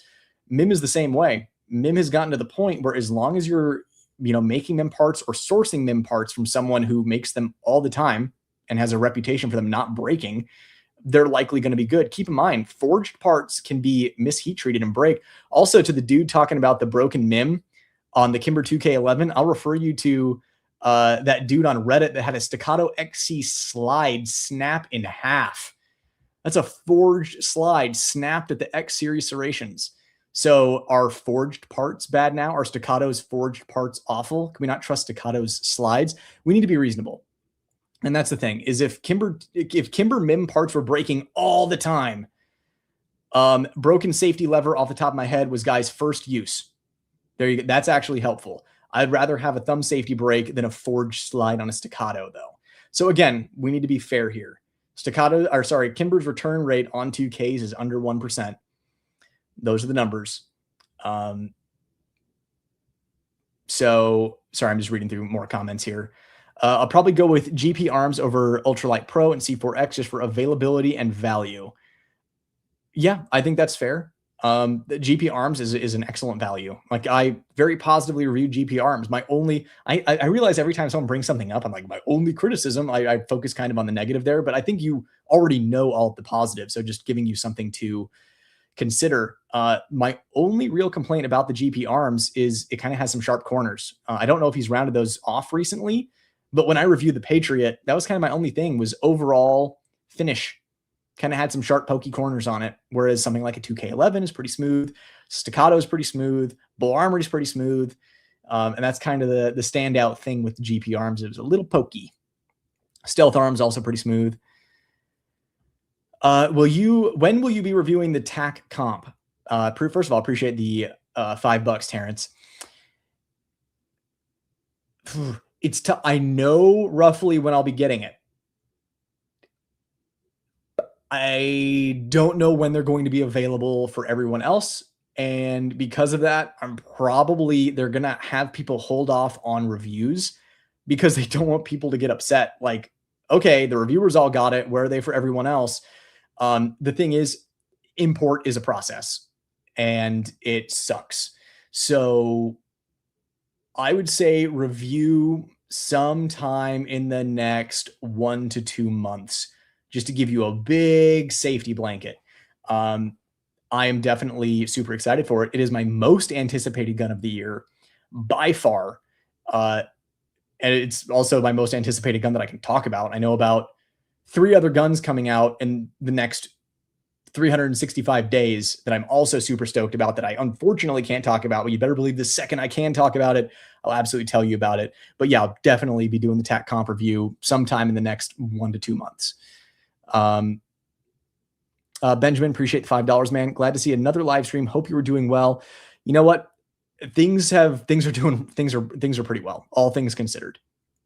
Health stuff is moving in the right direction for both me and my wife.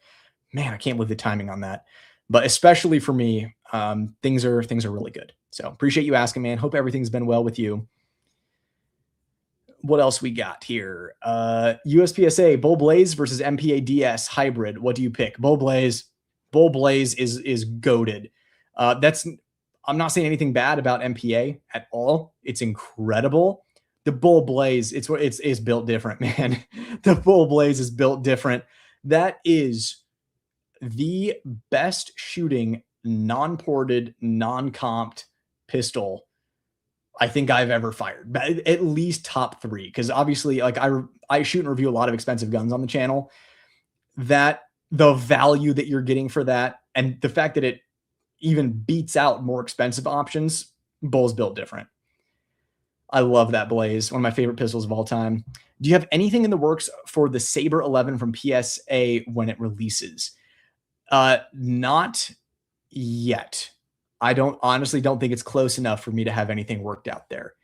That being said, if there's enough demand, I will definitely pick one up for the channel. Do you know if the FN HPDA and new high power have a flat leaf sear spring like a 1911 or 2011? Honestly, I do not. That is a question that I would have to Google. I don't know off the top of my head. I'm not like a high power nerd, so it's not top of mind for me. If anyone in chat knows the answer to that, please drop it for our friend Nathan here. Is the Foxtrot Alpha any good? I don't know. They ghosted me. They were going to send me one. They did not. And I can't get a hold of them. So take that as you will. I've intended to get one for the channel when there's a lull in content. Right now, I'm overwhelmed with content. Like I said, the success of this channel has been, like, last year was the first year that I made an actual livable wage from the channel alone.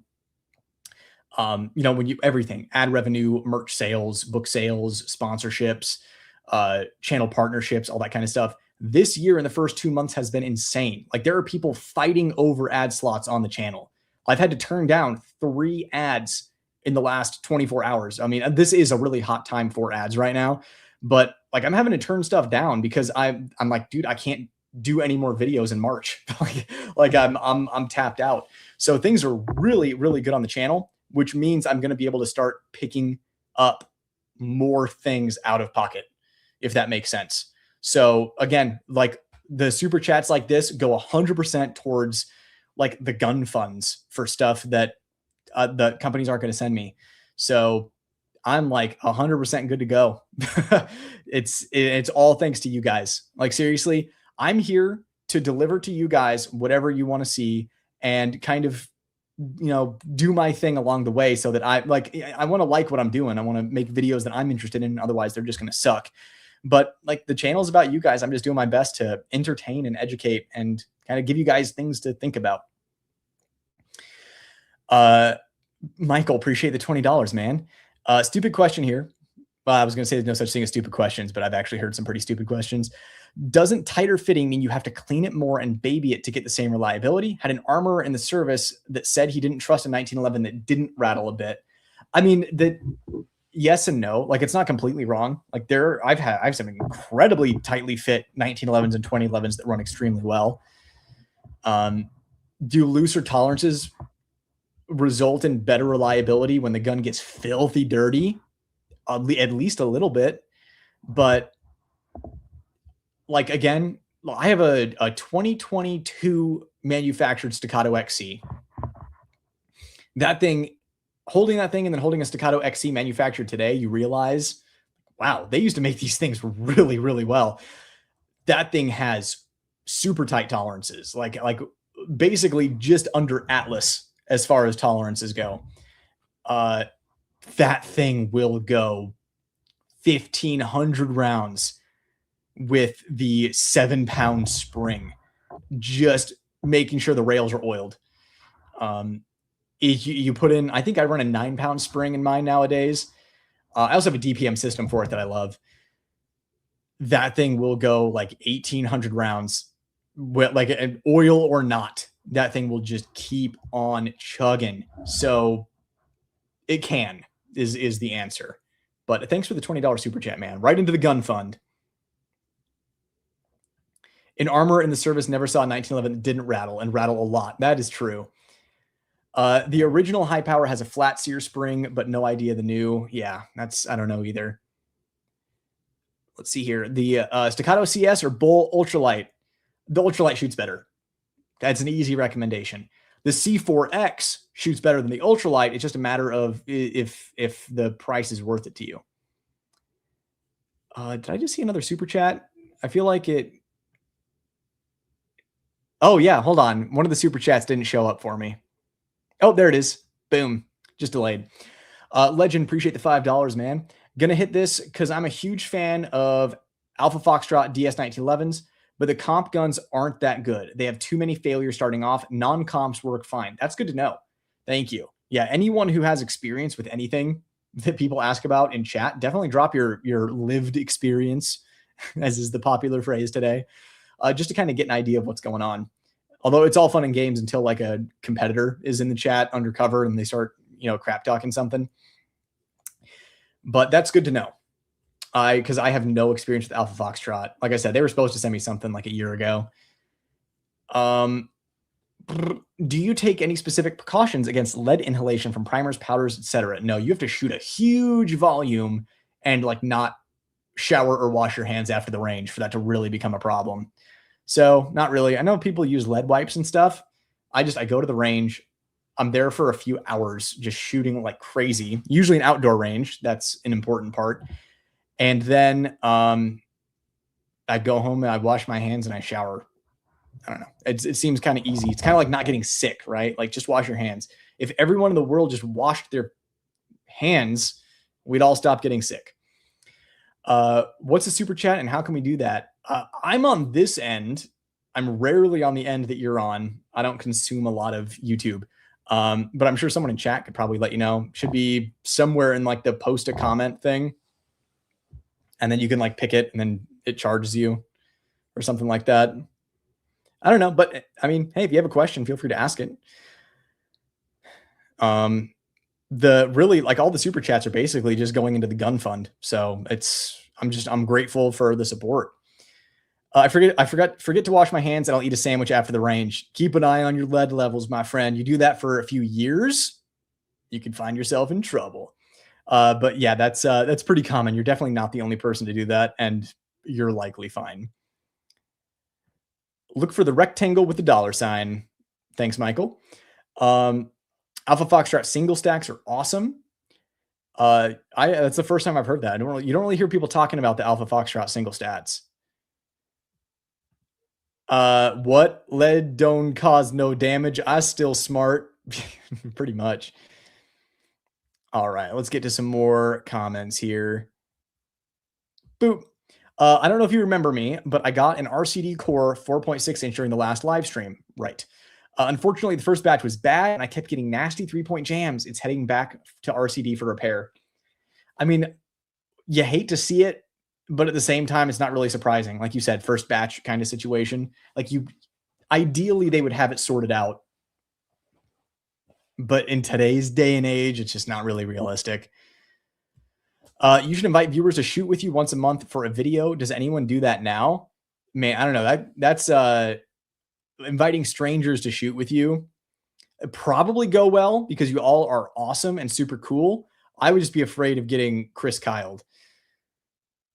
Michael, appreciate the $5, man. A little more for the CZ75 Legend Fund. We'll be anxiously awaiting your thoughts. Right on. I'll set aside that $5 for the legend. For the legend, from the legend. Liability issues. Boop, boop. What else we got here? In the service, 1911s were all parts guns. Loose tolerance meant you could switch out parts and the gun would still run. Different when it's a single gun you own. Yeah, because you think about the vast majority of 1911s, like parts need to be fitted. But back then, you just plug and play like Legos, or at least pretty close. What are some recommended? Crack my back. What are some recommended outdoor ranges that allow drawing from the holster in Arizona? Tired of indoors. I like Cowtown. It's a private range, technically in Peoria. It's like 9 miles west of Ben Avery. You get a private membership there. You can, as long as you're safe and you're following the range rules, you can do whatever you want. So you can draw and shoot there. Not only that, you're surrounded by berms. You don't have to worry about, someone doming you. So that's an easy one for me to recommend. That's the one I'm most familiar with, at least. But they're not the only ones by far. Like something like Rio Salado, you get a membership there. I'm sure you draw and shoot there on a bay. Just reserve a bay. Let's see here. Boop, boop, boo. I don't like shooting with people I know. Shooting with strangers. Yeah, exactly. Right. I'm also, I like shooting by myself too. HD 4.5 versus Kimber versus MPA DS9 hybrid for limited optics. Well, if you're in California, it's the HD 4.5. So the Kimber and the MPA perform similarly. I think you could argue that MPA is going to have better fit and finish. I mean, obviously it's more purpose designed for competition. That being said, my personal preference is with Kimber, mostly because I like the way it looks better. From Bazinga for $10, found the super chat. Thanks, man. Really appreciate it. We have Zermatt Arms in the house with a howdy howdy. Man, your ears were burning. Lots of buzz about the Waltz 9 in here. So basically all talking about how I am now validated on how dope the Waltz 9 is. So yeah, I think everyone's really looking forward to it.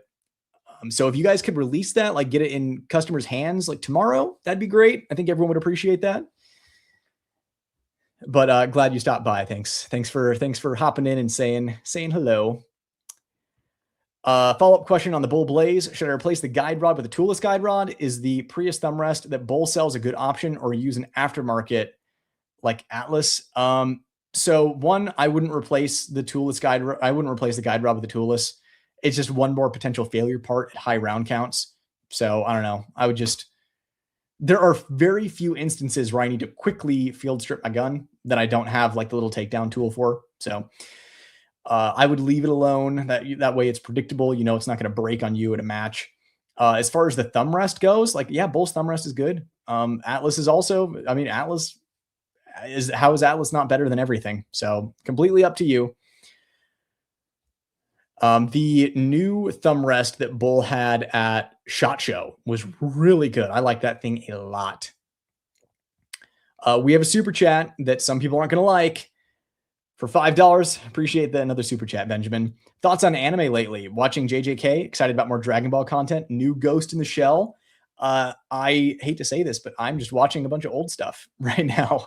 I'm behind on all the new stuff. So, you know, JJK kind of fell off. Dragon Ball content could be hit or miss. New Ghost in the Shell looks promising. I'm going to remain cautiously optimistic for that one. But I don't know. I think that we're kind of seeing the same thing in anime that we were seeing across the board in entertainment. It's kind of seen a bit of a disappointing dip as these places try to cater to Western audiences. RE4 or RE7, which is better? RE4 by a landslide. The first third of RE7 is amazing. And then, but RE4, especially OG, is goated. That's not an opinion. That is a fact. Anyone who thinks otherwise is just wrong. Do you know many 2011 companies choose to pin the grip safety and not get rid of it entirely? Why many? Oh, because just cost. They have the parts, so they just do it. It beats designing something from the ground up and tooling up machines.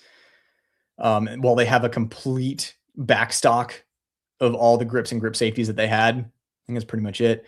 Also, I guess it gives you the option if you wanted to undo it, you could, instead of just being locked into one without. Looking to buy my first 2011, I want to buy something that I will be happy with over the long haul. How would you think about the Staccato XC, MPA DS9, Bull Tac Comp, Voodoo Priest, or something? I mean, first of all, everything you listed is a great gun. Staccato XC, and I mean, I've kind of felt this way since it came out, is the Staccato XC is also kind of overpriced. It is what it is. It's one of my favorite guns. I've had it, for 5 years? The thing runs. The thing I like about it is you're getting that island comp performance, and it's reliable, and it has the best warranty in the industry. That being said, it kind of is a little overpriced for what it is. That being said, like a lot of people can't really get close to the reliability and performance ratio, right? Like it's a balancing act that the Staccato XC has. Like it's garnered a reputation for a reason. So as far as I'm concerned, the Staccato XC is a lifetime gun. The gap between a Staccato P and a Staccato XC is way more noticeable than the gap between a 3.6 and a C4X. Like the C4X is noticeable from the 3.6, doesn't make as much of an impact as the XC versus the P. So lifetime gun. The MPA, to me, that is a dedicated competition gun. So I would get it only for that purpose. That's basically what it's built for. The Voodoo Priest is like this boutique Gucci, amazing 2011. I think that if you want something different and unique, pride of ownership, that's the way to go. I think no surprise here. I'm thinking the Bull Tac Comp is probably going to win out. I can't speak for it because I haven't I don't have 1,000 rounds through it yet, but based on my past experience with bull armories, I'm kind of assuming that that's going to win out. It's going to have the better value to performance ratio than the Staccato XC. We shall see, though. You know that whatever ends up happening with my TAC comp is going to be in the video. As much as I like bull, it's one of those things where they need to know the truth so they know what to address and what feedback to address. That's just how I roll. Don't get Chris Kyled. Yep. Not an anime fan by any stretch, but oddly looking forward to the new season of the live action One Piece. Hey, man, if you're enjoying it, have fun. That's what it's all about. Enjoy that entertainment. Yep, you can unpin a pinned one. Exactly. Just tuned in. What did I miss? Basically, the lots of 2011 talk. That's pretty much it. So in other words, nothing. We're just chilling. Funny enough, the 4.5 HD hasn't made it to the California roster yet. Also late to the party. Have you shared your thoughts on the CZ TS3? No, I have not shared my thoughts on the TS3 because I don't have a lot of experience with it. But I didn't know that the 4.5 HD wasn't on roster yet. So just the P4 then.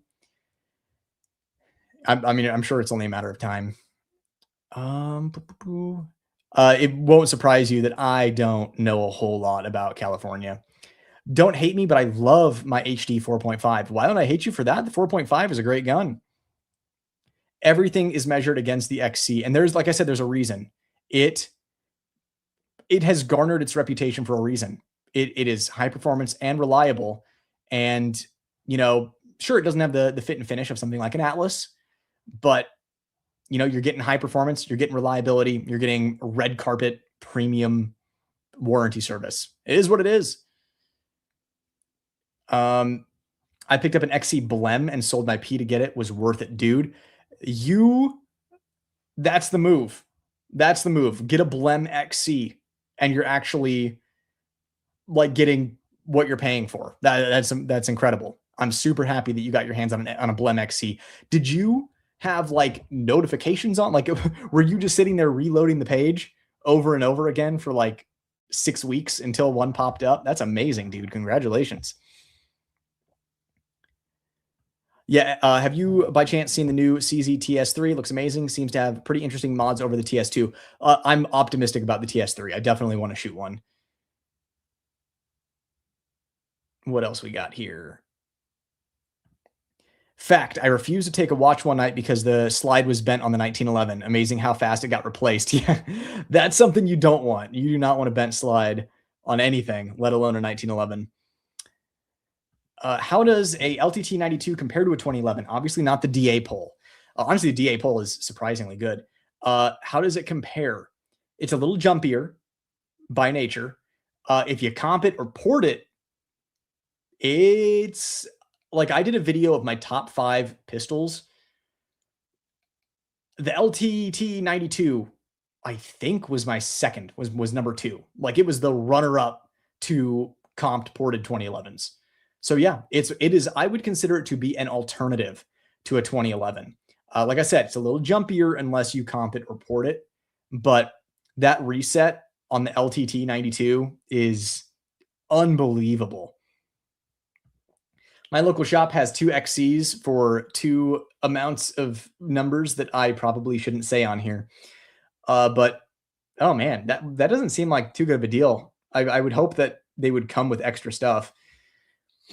The discount on the Blem was incredible. Did not see what was Blem about the gun at all. One of my friends notified me about it. I did not realize how rare they were to come by. Dude, Staccato Blems in general, people fight over those things because it's one of those things where you're actually like getting what you pay for with staccatos. It's like, okay, let's go. Let's Blem it up. At the turning of the tide, Gandalf the Brown. Oh, because Donkey Defense, I come to you from the toilet. Appreciate the $2, man. But I'm glad you super chatted so I could see that you are currently dropping timber. I think we're all better off knowing that. I'm intrigued by the LTT 92 G2. Yeah, is that the one with the funky? Let me enunciate that really quick. The funky looking slide serrations, because just it looks amazing. I just not a fan of the appearance. I like the The old school drip. I think it should be a Brigadier slide. Oh man, those lemonade electrolytes got me off guard. Whew. Do you know if Kimber is going to make the 2K11 Pro comp in a 45? I need that. It'd be really cool if they did, but I honestly don't know. I have no idea. Funky. I'm picking up my LTT 92 Centurion tomorrow. Should be a good time. Big fan of the Centurion. I like that. Again, those like 4-inch to 4.25-inch guns are my favorite length for a pistol. I like the way they recoil and return to zero. Personal preference thing. Let's see here. We got another super chat from Bazinga. Appreciate the $10, man. Kimber 2Ks seem to be coming what SIG was. I'm starting to see them everywhere. I think they're kicking butt. We'll probably get a pro for carry. However, Blaze still better than Kimber 5-inch, right? So first of all, I completely agree with you. It makes me happy to see all of Kimber's success, especially like knowing that there are good people holding the reins. Like they deserve the success as long as they keep listening to feedback, applying feedback, evolving, growing, improving, then I'm all for it. But yeah, the 2Ks, love to see them everywhere. I love to see them so prominent, especially because they look good. Whenever someone's shooting a 2K, I get a little eye candy show while they're shooting. But yes, the Blaze I would take over a 5-inch Kimber. Like obviously the 5-inch Kimber is great. The Blaze is just built different, man. It is. There's a reason it's called the Blaze. It is purpose built to just completely effortlessly shred. The new C4X is absurd, and I can't believe the price they're asking. I mean, I can believe the price they're asking. I'm not going to be surprised if a lot of these dealers are sitting on like 50 C4Xs because, someone can sit down and justify like 25 hundo on like a 3.6, right? And then you look at 35 hundo for a comp and you're like, ooh, man, $1,000 goes a long way for a lot of people. Maybe a grand for a comp is worth it to a lot of people, especially like something that we know is that, the economy right now, stuff is getting more expensive. People are tightening their belts. People are still paying for entertainment, and people who have money are still spending money on luxury goods. So the C4X should still be selling. But like everyone's talking about the Blem staccatos. Yeah, they're awesome. It's because the value is there for people who, have a sensible brain, who watch money, but still want something nice. The C4X doesn't compute. And like I said this earlier, I'm sure there's like a whole new group of people here now. The 4.5 versus the P4 with a DLC barrel, because both are DLC barrels. Same price for a front sight block. So essentially you're paying $1,000 to machine holes in that sight block on the C4X, going by Staccato's pricing logic. And I think that just doesn't really compute for a lot of people. We do have another super chat in from Sam. Good to see you, buddy. Nighthawk Double Agent 2011, good or bad? Like, obviously it's a Nighthawk. It's good. I've held it. I've never shot it, but I definitely manipulated it. Nighthawks in general, I feel like the fit and finish the fit isn't exactly where I want it to be. I struggle to see the increase in price over something like a Staccato, like an XC. But you get the whole like one gunsmith thing. The double agent though, I think is pretty neat. Ergonomics, I think, are interesting. I think they're trying to move the needle right from the 2011 world, try to make something unique on their own. And I think they're doing an okay job. Can't vouch for it because I haven't shot it though. Number 2, possible GLOCK mag compatible bull ultra year 2027. I would doubt it. I would really doubt it. That would be a really great surprise. I would doubt it. That would be, I just don't see the reason why. Like that's kind of my thing. Is I feel like anyone who wants a bull, like you want the performance and the value of a bull, and the thing comes with 4 magazines. I don't know. I just don't see. I would see them doing more impactful things than focusing on a GLOCK mag compatible ultralight. Although I'm not gonna lie, a G19 magazine capable concealed carry bull would be pretty cool. Number 3, your current favorite EDC watches. So I wear like 4 watches ever. The one EDC watch that I just like beat up is a G-Shock. I have the Neo Tokyo G-Shock, the bigger one. That's the one that I wear shooting. I wear banging around every single day. My favorite, like every day, maybe not like EDC, like everyday carry, but my favorite watch to wear every day is my Omega Speedmaster. That is, it goes with everything. Dress it up, dress it down. That's what I have on today. Like chances are if you see me, I'm probably going to be wearing that unless I'm, going to be doing some kind of manual labor or I'm shooting guns or something like that. But I also have a tag, tag caliber Carrera that I like. It's like skeletonized. I get a lot of compliments on that one. More compliments than you think for a tag, but it is a really unique looking gun. From Matthew, appreciate the $10 super chat, man. Goes into the Nightwood Guns Gun Fund. So much appreciated. Appreciate all the support from everyone today. You guys have been incredible. Just so good hanging out with you. And I love the support. I really do. Like I said, I'm here for you guys. I'm not here for me. I don't like that I have to sit up here and bloviate. But hanging out with you guys is the cool part. I'm normally not like a super talkative person, but it's finding a good group of guys and gals like you to hang out with and chat with is that's the part that I'm living the dream. Just a cool community of people that we put together here, and appreciate the support, man. Let's see here. We saw. Oh, I almost don't want to click on this because I don't want to bomb them again. But Lon, oh damn, that Agitek belt you put us onto last stream, and Donkey also recently did a review on. Good belt, wearing it now with my 43X. Yeah, I almost didn't even want to click on this because the last time I mentioned it in a live stream, I like completely bombed his Amazon and like sold him out. And then he's like desperately trying to get more stuff in. So Agitek just is my favorite belt right now. If there are any in stock, get them. He did have to raise the price just because he's running out and he's waiting for the next shipment. He's also working on a Gen 2 that, improves on a lot of the feedback that Donkey gave him, that I gave him, that a bunch of other people gave him. But it is my favorite belt. So yeah, if you're willing to pay a little more just because he had to raise the price a little bit just to keep them in stock, check out the Agitek belt. I've worn it every day since I started wearing it. I have not worn my Hunter Constantine belt. I've not worn my core belt. He sent me one and asked for feedback, and I wore it for feedback and never took it off. So I'm looking forward to the Gen 2 though. But I'm good. Like I said, I like that. You know what you get on this channel. Like I'm not going to BS you. Like if I say it's a really good belt, it's a really good belt. Not your scooter. Appreciate the $10 super chat, man. Heyo. Can you discuss Atlas versus Infinity for the purposes of competing and taking a beating with high round count? So Infinity has kind of turned into a more boutique gun, whereas Atlas is kind of, I mean, you could still argue boutique, but it's like the working person's boutique gun. Like the thing is, it's no frills, built for a purpose, right? The Infinity drops, you look at them and they are very bougie, very unique.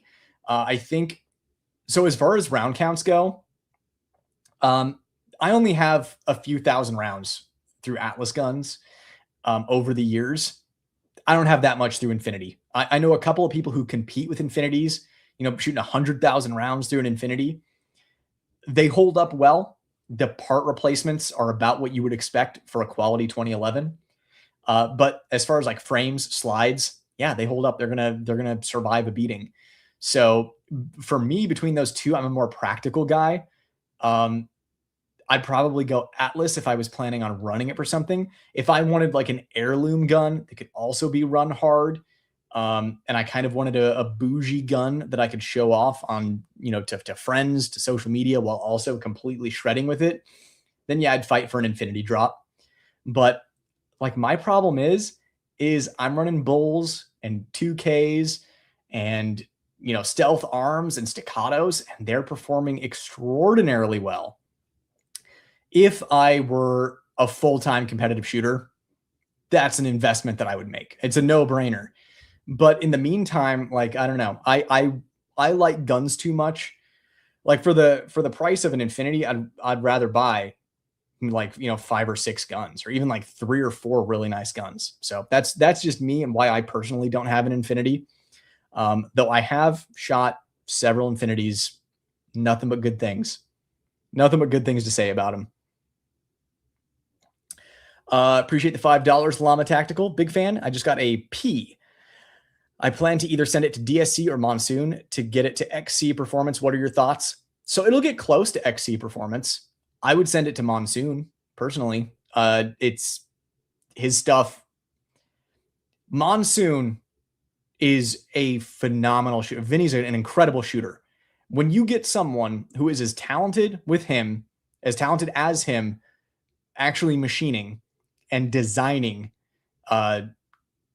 couple that with the talent and skill he has developed in shooting, it's an unbeatable pair. There's a reason I always recommend everyone go to him. So I'd send the P to Monsoon personally. And I think you'd be absolutely thrilled with it. Might not hit XC Performance, but it's going to be close. But congratulations on getting a P, man. That's really exciting. I remember my first Staccato, and it's a really exciting time. So enjoy it. Michael, appreciate another $5, man. Nerds with guns is a woefully underrepresented demographic. Keep up the good work. Yeah, there are dozens of us. No, that's the problem, is people think there are dozens of us. Like, I'm sorry, the vast majority of gun dudes are nerds. They just don't talk about it. So, yep, always here to represent the nerds. Like, if you don't like Black Lagoon, I don't know what to tell you. You're missing peak.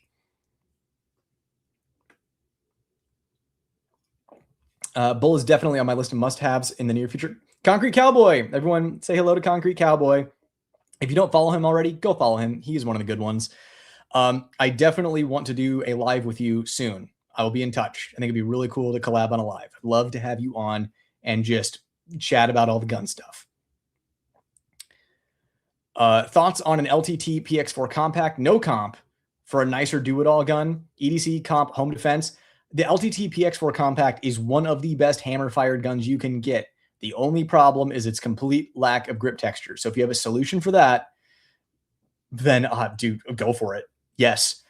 To me, that compensator on the PX4 adds enough weight to the end of the gun that you either need to hold it really lightly for it to return to zero well. So like almost like creating a bad habit of holding the gun too light, and or change springs. And changing PX4 springs, I don't know, you might want to look into that before if you're going to consider a compensator. But I prefer no compensator on the LTT or on the PX4 in general. So yeah, highly recommend. I think you can't go wrong with that. It'd make a great everyday carry gun.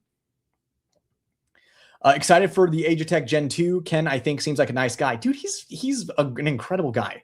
Like, talk about just a dude who had an idea, who made it happen, and is now like drowning in success. It's the Ken is living the American dream, and I'm here to support him. I purposefully have not done a video on the Agitek belt yet because I'm waiting for him to get like a big backstock in, because I don't want to put him in the position where he's sitting there with nothing to sell. The author said it wasn't impossible we get more Black Lagoon in the near future. By the figures, I'm doing my part. I got Revy and Roberta right there with more on the way. Buy the figures, buy the Blu-rays. That's how you get more Black Lagoon. We can hold out hope. I'm doing my part. I sent my P to Monsoon for the Grandmaster comp. It's super awesome. Well worth voiding my warranty, LOL. Yeah, that's what I'm telling you. Monsoon knows it. Donkey, appreciate the $5, man. Worst part of that belt is the name. He corrected me and said it's supposed to be pronounced Agitek after my last video. Great belt, though. I told you. It's like Aegis. Agitek. I don't know. Made sense to me. But yeah, it really is a great belt. And seriously, big thanks to Donkey Defense for getting me onto that belt and telling Agitek to send one to me, because it has changed my everyday carry life, period. It is the sturdiness of the core belt that I liked with the comfort of the HC belt. Like, it's literally, and that's something that I wanted. One of my constructive criticisms of the HC belt is it's a little bouncy. right? So you start running, you start jumping, it can get a little bouncy because it's really like it's like scuba stretchy material on the back. Agitek's a little sturdier, so it's exactly what I was looking for.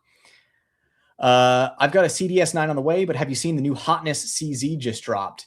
What Hotness did CZ just drop? Because obviously, I saw the TS3, but the CDS9,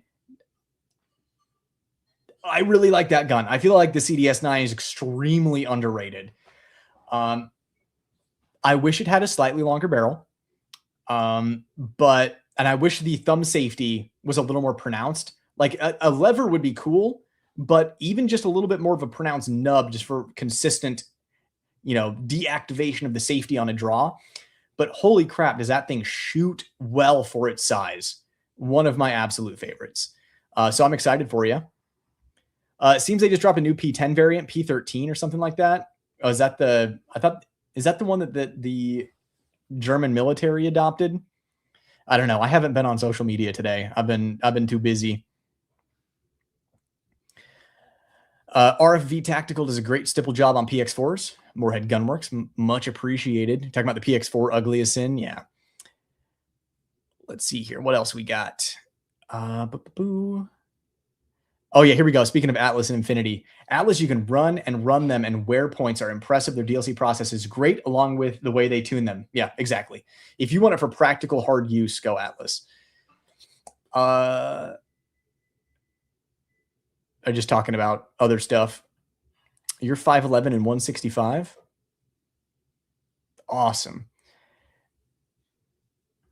Oh, you bought one and it's too big. It's one size, I guess. Oh, you're talking about the Agitek belt, I'm assuming. Yeah, so I have the small, and there's like this much length on the back of it. That is one of the things he's fixing for Gen 2. Is there's going to be way less slack. They're going to be much more appropriately sized for length. Appreciate the $20 super chat. Thank you so much, man. Do you have any experience with any of the Wilson Combat subcompacts, SFX, EDC? Love your reviews. I could almost forgive the price of the Staccato C4X not coming with an optic plate is a real slap in the face. And to me, that tells you everything you need to know about the price on the C4X, especially the premium model that comes with the extra magazine, comes with the magwell, comes with the X series serrations. They can't throw an optic plate in the box. It is gross. It really is. It's anti-consumer and it's gross. It's feedback that they really need to listen to, because they're probably not going to, because they don't need. They're not going to listen to it until they need to. I'm hoping that they're starting to feel the heat from all of the competitors in their space, so that they can they're not Atlas Gunworks, they're not Infinity, they're not like these custom shops, right? I'm trying to think off the top of my head. Like Guncrafter Industries, like stuff like Staccato's making a production gun.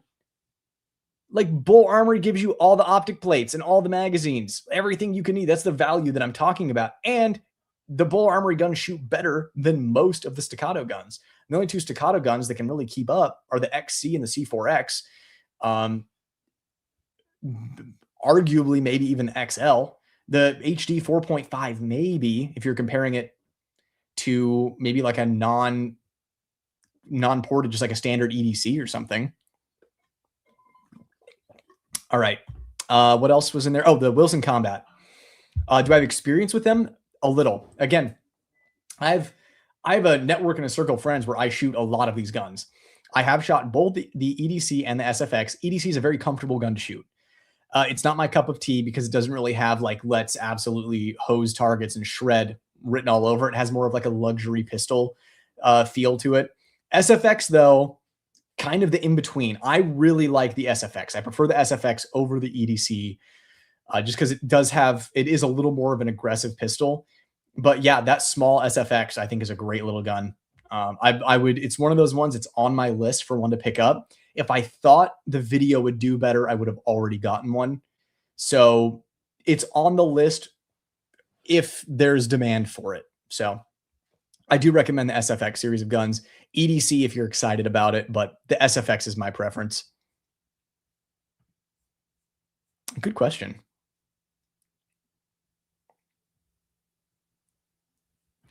Here we go. I can't be sure on this, but I thought I remembered watching videos on the P years ago, and Staccato used to include plates in the box. You are correct. So when they, because I got my first Staccato in 2021, I believe, because they first came out with the Staccato P and stuff. I didn't trust them. I also, wasn't buying a lot of expensive guns back then because I was much younger. Now I can actually get nice things. So in 2021, I got my first Staccato. It was a Staccato C2, and that came with plates. Then I remember they deleted the plates from the P, from the C2, and were only including the plates with the XC. And that's where they were for a while. Now, do they still include plates with the XC? I don't even know because it's been so long since I got one. But obviously now with the C4X and everything else, it's like there's no plates in the box, which is just disgusting for how much it costs. Let's see here. What else we got? As somebody who owns and has owned these higher end 2011s like Infinity and Atlas, make no mistake about it, they're absolute workhorses and will outlive you. Yeah, that's what I was trying to say. You just succinctly said what I was trying to say. The frames, the slides, all that kind of stuff, good luck shooting one of those things completely out. Like, yeah, normal parts replacement, that's going to happen to anything. But those are absolute workhorses. Yeah, my only comment on Infinity being kind of more boutique and bougie is just with the way they're doing drops now. That's kind of how it is. There have been a couple that have really caught my eye, but I'm like, man, I could get this Infinity, or I could pick up like 5 guns for the channel that I could actually review that people would be interested in. So the plate is an upcharge now. Yeah, which is... Now, the thing is, something like the Staccato XC, Staccato does get credit. The price on that has not changed. All of these years, they have not raised the price, which is awesome. That being said, them removing the plate, and that's the thing, is Bull Armory, for less than a Staccato, you're getting, again, most of Staccato's models, you're getting better performance, you're getting more magazines, you're getting all the plates. Like Staccato, come on, man, put a plate in the box, especially for the premium version of something like the C4X. Someone's dropping 4 Gs on a pistol that is specifically designed to be run with an optic. Those iron sights were not meant to be the primary sighting system, and you make them get a separate optic plate. It just goes to show that they think very highly of that C4X as if it's not a production gun, which it is. It's a production gun. It's not a custom. The end. What about GP Forza? What's your opinion? So I reviewed the GP Patriot. I've not reviewed the GP Forza. If the Forza is anything like the Patriot, which I'm assuming it is, it's going to be a great little gun. The only criticism I had of the GP Arms is that it had some pokey points on it. The finish wasn't as melted, rounded, smooth as competitors. Other than that, the GP, it runs. It is just it only cares about one thing: what your group looks like on target. Yeah, everything else is kind of secondary. Great channel. Oh, thanks. Any preference between LTT or right armory for optics cuts on my many HKs? I prefer the right armory optics cut. I like the IDOT system better. I think it looks better. I think it's sturdier. That's just my personal preference. LTT I go to for Beretta cuts, hands down. I'm glad that Beretta is changing all of their optic cuts to LTT cuts because it's just so much better than what Beretta was doing. Should I put an Aimpoint Koa on a 2011? Yeah, no reason not to, especially if you love the Koa. I like the Koa a lot. I'm glad that it's starting to show up on more guns, that the exclusivity has expired.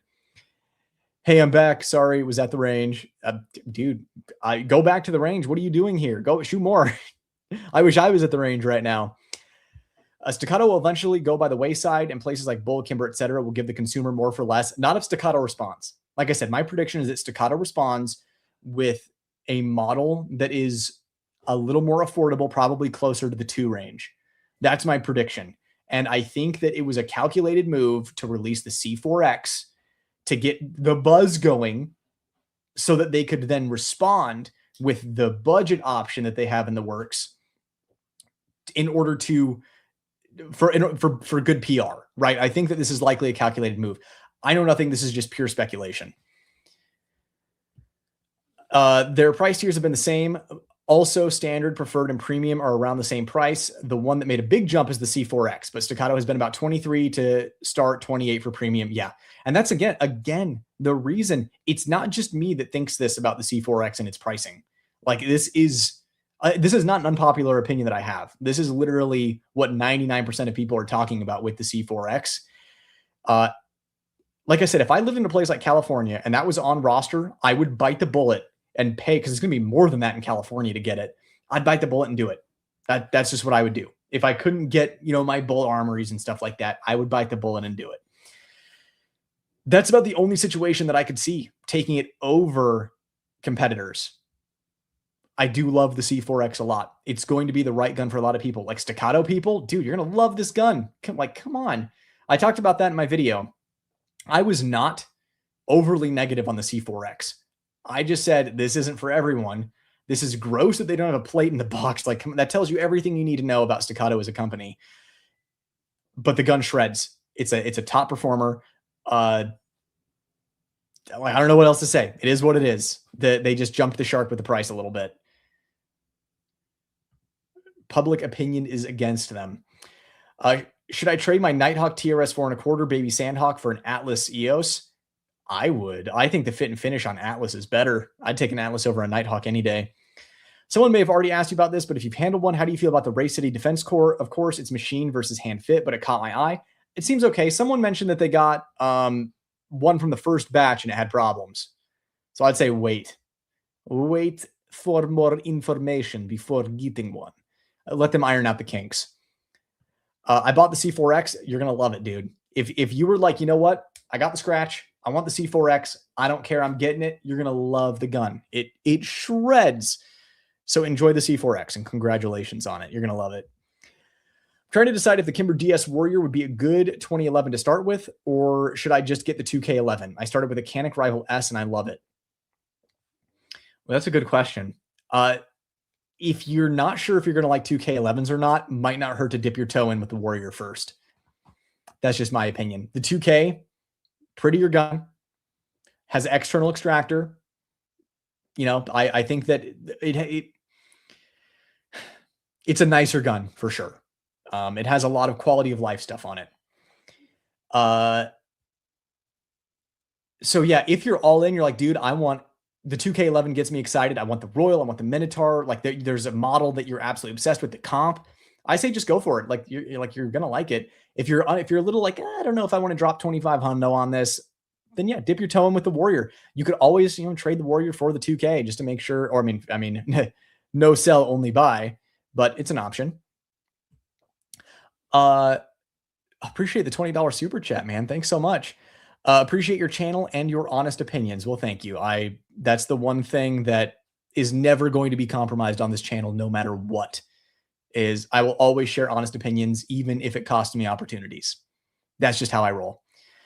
I am here to uplift anyone who wants to be uplifted with me. There are not a lot of channels doing this. So, and especially that have gotten traction. Like, this is awesome. I appreciate you guys so much. I'm just thrilled you guys are enjoying the content, but I am here to uplift anyone who wants to come along on the open, honest feedback. Like, let's learn, grow, improve together. Let's succeed together ethically and morally. Anyone who wants to come along with me on that ride. This is why, like, I'm picky about sponsors. Is I want people who share those values. There are more important things in life than money. So just know that is my promise to you guys. Is the second the thought of compromising honesty or integrity even hits my mind, channel's done. Like, it's over. Like, I'll just do a different channel. I'll do the Night Shill channel, but that's never going to happen because honestly, it's not even in my DNA. I couldn't force myself to do it even if I wanted to. But thanks for the $20 super chat. And I didn't want to miss you, MG762.51. Appreciate the $2 super chat. I'll look and see if there's a comment from you that got disconnected. But really appreciate the support, all of you. That it's humbling and kind of overwhelming. So just thanks for having trust in me, and just know I'll always do right by you. Appreciate another $20 super chat, man. Thanks so much. As Staccato increases their prices, it pushes me to go to a tier higher for the Atlas or Infinity over a production model. Hunting for the BA TAC comp if I can ever get one when they become available. You see, I'm kind of getting pushed to the same thing where you're looking at almost 4 Gs for the C4X. You're like, okay, well, how much more until I'm at an Atlas? Maybe I'll just wait another couple of months, another couple of paychecks, and we'll just make an Atlas happen. Why not? Like, you want to talk about, paying for Staccato's customer service? What about Atlas customer service? Atlas's warranty? Like, I don't know. It makes sense to me. Like, at this point, I would almost rather promote Atlas over Staccato, just because it's like, well, if you're someone who has the scratch for a C4X, you probably have the scratch to not care about an Atlas. So you're either someone who gets both, or you're someone who, I don't know, buy once, cry once, get the Atlas. As far as the Bull Armory TAC comp, hopefully the next 2 months, within that window, hopefully. That's my prediction. I have been wrong, but that's my prediction. Let's see here. I didn't bite on the Springfield Prodigy, but the DS Warrior looks mighty tempting below 1,000 chicken nuggets. Yeah, and I can tell you this, having been in the Kimber factory and seeing them put those Warriors together, I would take that Warrior any day over the Prodigy. Yeah, those things are likely going to run out of the box really well. So I do wish the grip texture was a little more aggressive on the Warrior. That's my thing. It's not bad, but man, it'd be a whole lot better if it was a little grippier. Such a cool dude and rare outlook in the gun space. I don't know if I'm a cool dude, but I definitely appreciate the sentiment. It's the whole reason I made the channel. I mean, like, you see what's out there. I just didn't really feel like anyone was representing me. Not that I feel like I need representation, but I don't know. I felt like I had something to add to the space, if that makes sense. Plus, I just wanted an excuse to, tiz them out over the guns. And maybe if I was lucky, get paid to do it. And luckily, thanks to the support of all of you guys, I'm here. I'm able to sit here and talk about guns all day and shoot guns all day. It is a dream come true, and it's a dream come true because of you guys. So I've the position that I'm in, it belongs to you guys. So I'm always going to do my best to listen to you guys and give you guys what you want to see. Yeah. So I don't know, getting all mushy here. You answered it, but man, it's a tough own. Yeah, I feel you. To who asked about trading the Nighthawk for the Atlas? Yes, yes, yes, absolutely. Yeah, this guy gets it. Let's see here. Awesome videos, man. Do you have any opinions on the Alchemy custom weaponry high cap? So I've shot one. And again, like, this is why I always say, like, I won't vouch for something until I had like 1,000 rounds through it. What I can tell you is that the few rounds I put through an Alchemy was really nice. How it holds up, like, to me, 1,000 rounds is not a lot of rounds. So, but it's like a bare minimum. You can get a feel for how the gun's probably going to be over the course of 1,000 rounds. Not necessarily a guarantee, but the little bit that I did shoot, I've shot 2 Alchemies. They were nice. I liked them. Obviously, I think we've all seen stories on the internet one way or another about some companies. I've seen some stuff about Alchemy. I don't know, but I'll let you know when I have 1,000 rounds through one. Give me another year. Channel's going to be even bigger, be able to get even more stuff. I want to get the 6-inch 10mm Kimber DS Warrior. That's the one I'm getting. So trust me, I'm on the same page. Are we going to get a competitor HD review? So this seems to be the most requested gun to appear on the channel. When I see this much demand for something, it's usually worth it for me to go out and, get it out of pocket, because I know I'm at a minimum, I'm going to break even on it. So I would say with how much demand there is, I've got 3 videos that I need to get out. I might go out and pick up an HD very soon. Let me know in the comments if you all agree that you want to see a competitor HD review. because I've heard the most about this. Like I'm talking in the comments on videos and stuff like that. People want to hear my opinion for what it's worth, whatever it's worth. Let me know if you want to see it. Because if not, like I have a lot of other really cool stuff on the way. What is the difference between the DS Warrior and DS Warrior LW? I think LW is lightweight aluminum, right? I honestly don't know. I'm just trying to use common sense. If someone in here knows or can Google it, because I don't want to lose track of chat. Otherwise, I would. I'm still like, I know I've done these lives quite a bit. I'm still getting used to it and doing my best. I'm a human being with one brain and 2 hands and 10 fingers trying to do all of this at one time. It's one of those things where I'm like hacking the mainframe on like 12 different keyboards. Yeah, so that's my assumption, is one's probably an aluminum frame, unless they're all aluminum frames. I should know this. It's one of those things where I know this stuff once I get the gun in, and I've had it for a few days fondling it. If you don't live in Texas and want a Staccato order from Extreme Guns, they don't collect out-of-state tax. Huge savings. That's good to know. That's really good to know, actually.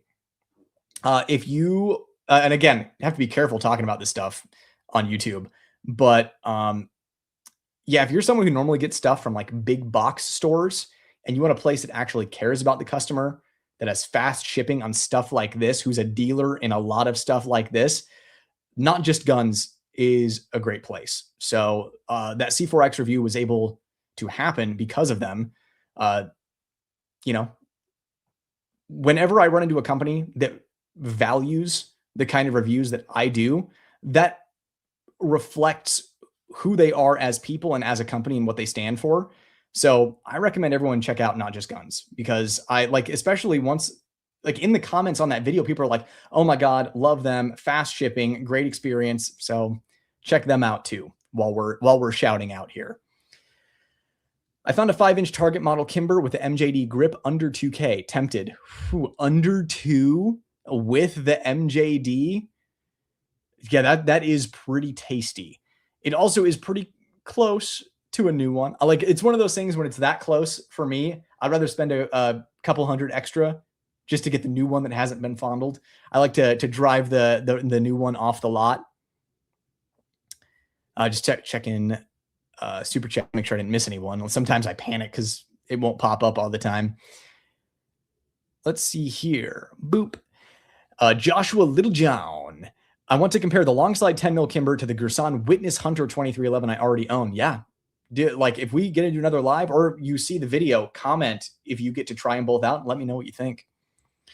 I think it's going to be interesting to hear your thoughts. I'm assuming on the Competitor HD, because I was also really disappointed with the original Competitor. The Competitor HD seemed to have fixed all of my gripes, at least. Yeah, if you remember my Competitor review, first of all, one of the funniest, I don't make a lot of mistakes. And when I do, I'm one of those people that like remember it forever. And I like wake up in the middle of the night, like, oh, remember that time you messed up?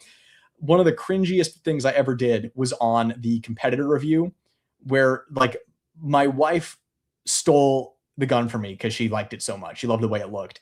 And the grip was too aggressive for her. So I wrapped it, or I put, I think handle it grips on there, and it covered up the part where it said Competitor on the grip. And I was like, I don't see this says Competitor anywhere on there, which is kind of weird. It was covered up.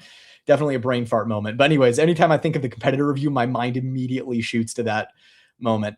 But the only real complaint I had is that I didn't like the way the gun was sprung, and putting the DPM system in there made it shoot really well.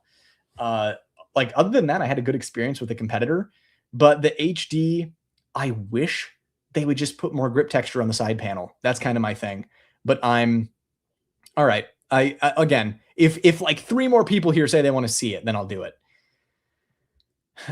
Nathan, you're absolutely right. The LW has an aluminum frame. I was being a blind, lazy idiot. Well, that's okay. You're on the internet. You're allowed to be that.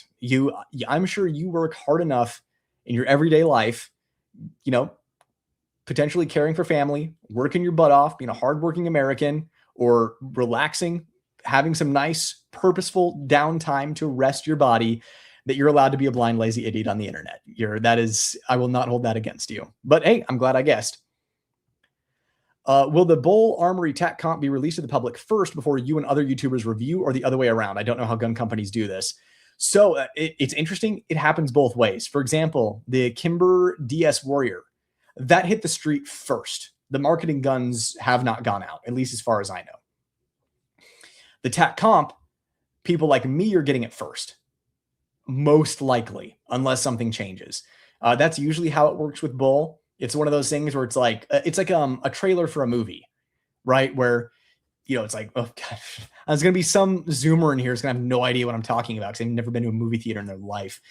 But you know, you see the TV spots, the like quick 15-second TV spots where it's like, you know, Arnold Schwarzenegger covered in mud with the torch, and it's like, Predator, see it today or see it tomorrow. And you're like, oh man, that's out tomorrow.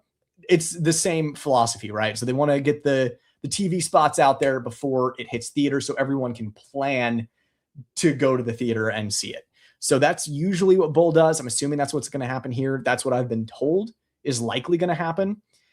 In fact, I might be getting it and having to hold the video. We will see.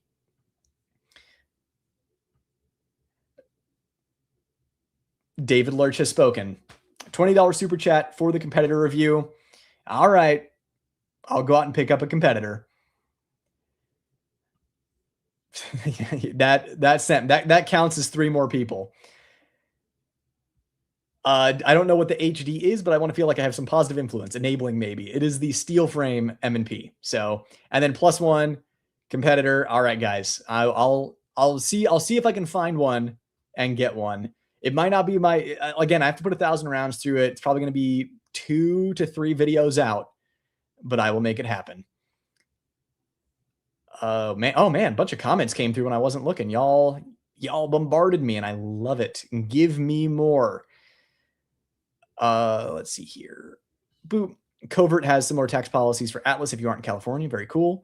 If you want a cheap Staccato, become a cop or a first responder, easy 20% or 10%. Yeah, that's the cheat code. Just go wrestle homeless people in the parking lot of Walmart at 2 a.m. Boom, got your discount. Love your channel. Any idea when the new Bull EDCs with the link trigger will be coming out? Pass on the old model when they announced the new trigger, starting to regret it. Yeah, I know the wait. I definitely feel the wait. It should be. I'm just trying to think of all the conversations that I've had because I don't even know. I'm just trying to guess based on information that I have. Definitely going to be this year. I would guess, what's it, about to be March? I'd say probably sometime in the next 4 or 5 months within there, hopefully sooner. But that's my guess. I will say this. I want to put your mind at ease. The link trigger is awesome. Like if I had, so like obviously I have YouTuber privileges, but if I was a consumer, 1, I'd be buying all of these Bull Armories, and 2, I would get the model with the link trigger system to replace my old one. That's how much I like the link trigger system. So just know that I think you're doing the right thing by waiting, because I'm a huge fan of that link trigger system. Because it's at SHOT Show, they had them all lined up in grip modules, and I'm like, man, I didn't realize that the trigger reach on all the Bull Armories was like this much too long for my preference. And now I have the choice of flat, curved, probably going to go on the short side, maybe medium. And even like the precision one was really cool. So being able to play with those like Legos is like the best thing ever. You literally get to mold and customize the gun for yourself. I mean, I've been asking for this stuff. I mean, obviously way before I had the channel, it's stuff that I was dreaming of, being able to get a gun and make it fit your hand.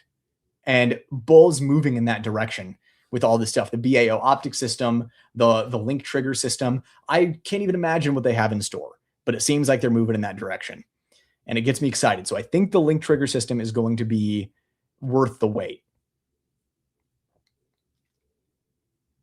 Let's see here. I felt a disturbance in the force, LOL. I hope someone mentioned this Smith & Wesson HD competitor. Please do it later again for the Rewind crew. All right. Yep. We're going to make that happen. Sounds like everyone wants to see it. Bull basically has nothing in stock and no clue when they'll have guns back in stock. Great guns would be my first choice, but I would likely go with a 2K11 due to availability. I mean, that's why Kimber is shredding it right now, because it used to be Staccato was the one that was everywhere. Like the Prodigy, you knew what you're getting. You're like, we have a Staccato at home. It's like the Temu Staccato. You got to probably change some parts in it, but the 2K11 is good to go out of the box. It's available everywhere. I will say this bull was really good last year about having stuff in stock frequently. I think the holdup here is they're switching everything over to the 2026 models. They have the new link trigger system, a couple little aesthetic changes. I think they're gearing up. And once those 2026 models hit, I'm assuming they're going to be pretty good about keeping them in stock. But I don't know. It sounds like there are so many people just waiting for them to come back in stock. Who knows? But yeah, availability and warranty are kind of the two things that American buyers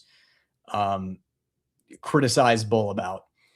As a double action, single action guy who has never touched a 2011, what gun would make me convert if I shot it? I mean, the obvious answer is the Staccato XC. Go rent one. Find a range that rents Staccatos and rent a Staccato XC. That'll convert you. Appreciate the $5 super chat, man. Thanks. That one slipped by the notification.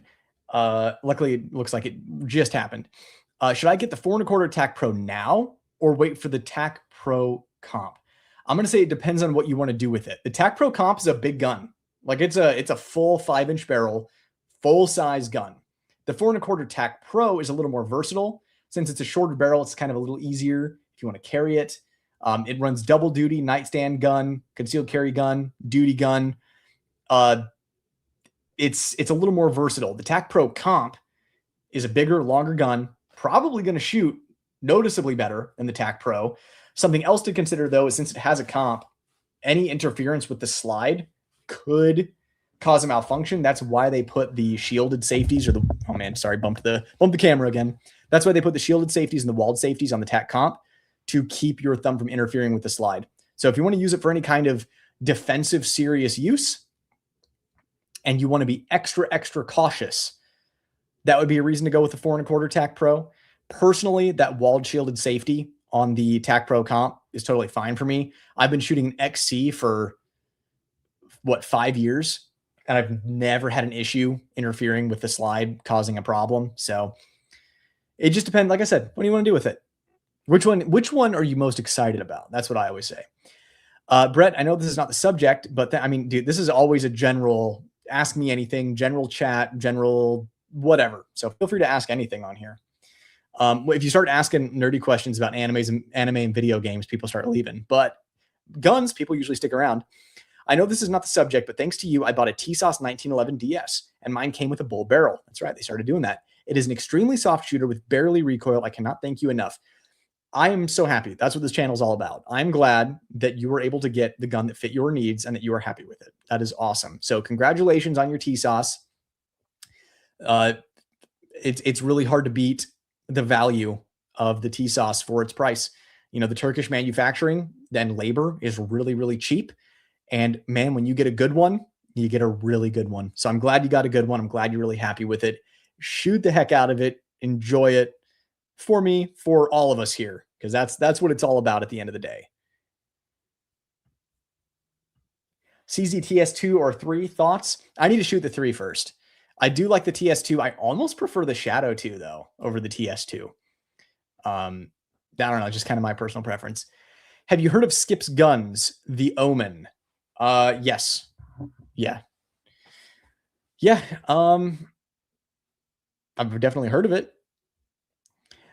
This would be my first bull. It'll be a fun gun. I've got 3 basics covered. The smaller TAC Pros are out there now, but I don't know if I want to wait for the TAC Comp Pro. The TAC Comp.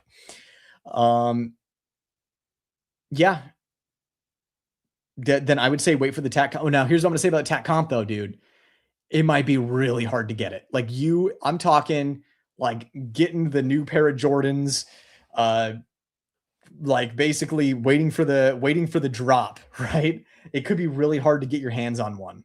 That would be the only potential downside, is you wait for the TAC Comp and then it goes live and it's gone. And you're like, oh man, versus the TAC Pro, you won't have to fight to get it.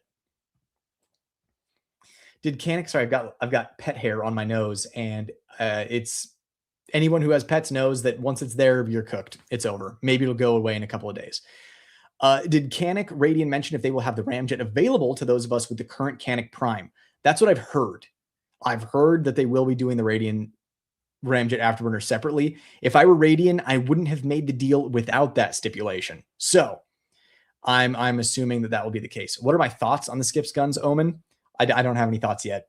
Like, if I shoot it, I can tell you my thoughts. I haven't even held one. It's not something that you run into in a gun store. Like I said, I've got a decent circle of friends. I get to shoot a lot of guns. I also buy a lot of guns, buy a lot of really nice guns, but I can't get all of them. So I don't really have thoughts on it yet. We will see, though. What is your favorite rimfire pistol? I'm considering a Volquartsen Mamba myself. Everyone I know who has a Volquartsen loves it. So I would say absolutely go for it. If you have the scratch, do it. You're going to love it. That being said, I'm a Ruger guy. I grew up shooting a slab-sided Ruger Mark II Government that my dad has. That's like one of my favorite pistols of all time. Personally, I have a Ruger Mark IV lightweight that I really, really like. So, I mean, the Ruger Mark series is my favorite, but a lot of it is just nostalgia and convenience. Volquartsen kicks ass, though. TAC Pro Comp versus Fusion XP Pro Comp, dollar for dollar. TAC Pro Comp, it's not even a competition. TAC Pro Comp smokes the Fusion XP Pro Comp. As far as dollar for dollar, like I would pay more for the TAC Pro Comp. Now keep in mind, the Fusion XP Pro Comp, man, too many guys. Cut down on the letters. Give us the Fusion XP combobulator. Let's make it easier. The Fusion is going to be half the price of the TAC Pro Comp. The Fusion punches above its weight class. That being said, TAC Pro Comp's going to smoke the Fusion. It is what it is. It's ported and comped, and the comp is a more efficient design than the Fusion. For me, I'd rather spend more. I'd rather spend 3 Gs on the TAC Pro Comp.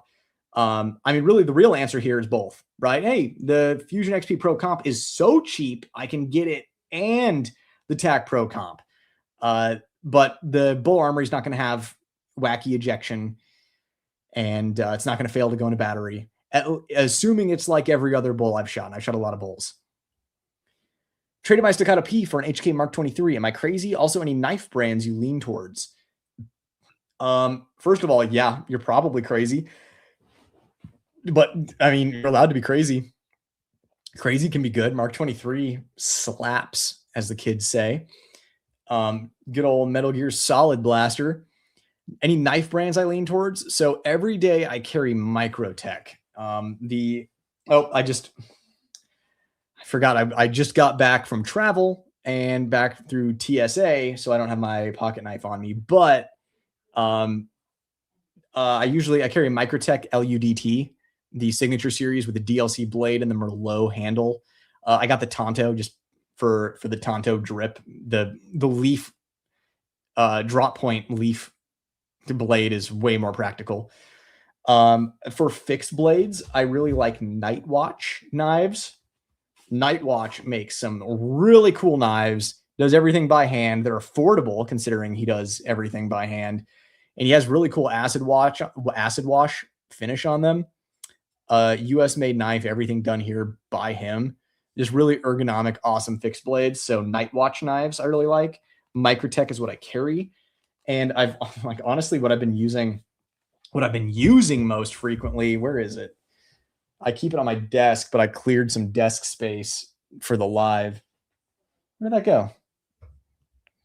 Bull Armory makes knives, and holy crap, those Bull Armory knives are so much sharper than I was expecting. Oh, duh. It was literally right in front of me. So yeah, the Bull Armory knives are super cool.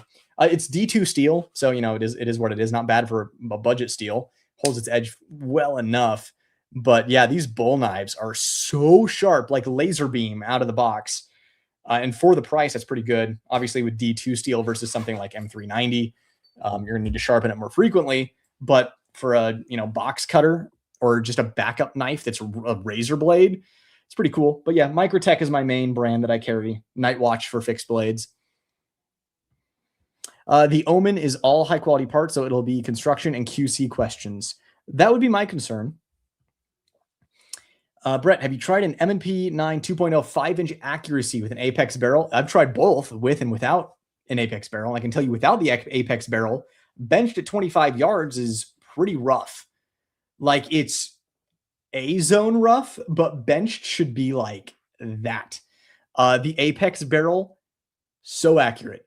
Not only do I have an Apex barrel in my M&P 2.0, I have it Monsoon Lucky 7 ported, and the thing still benched is shooting really tight groups.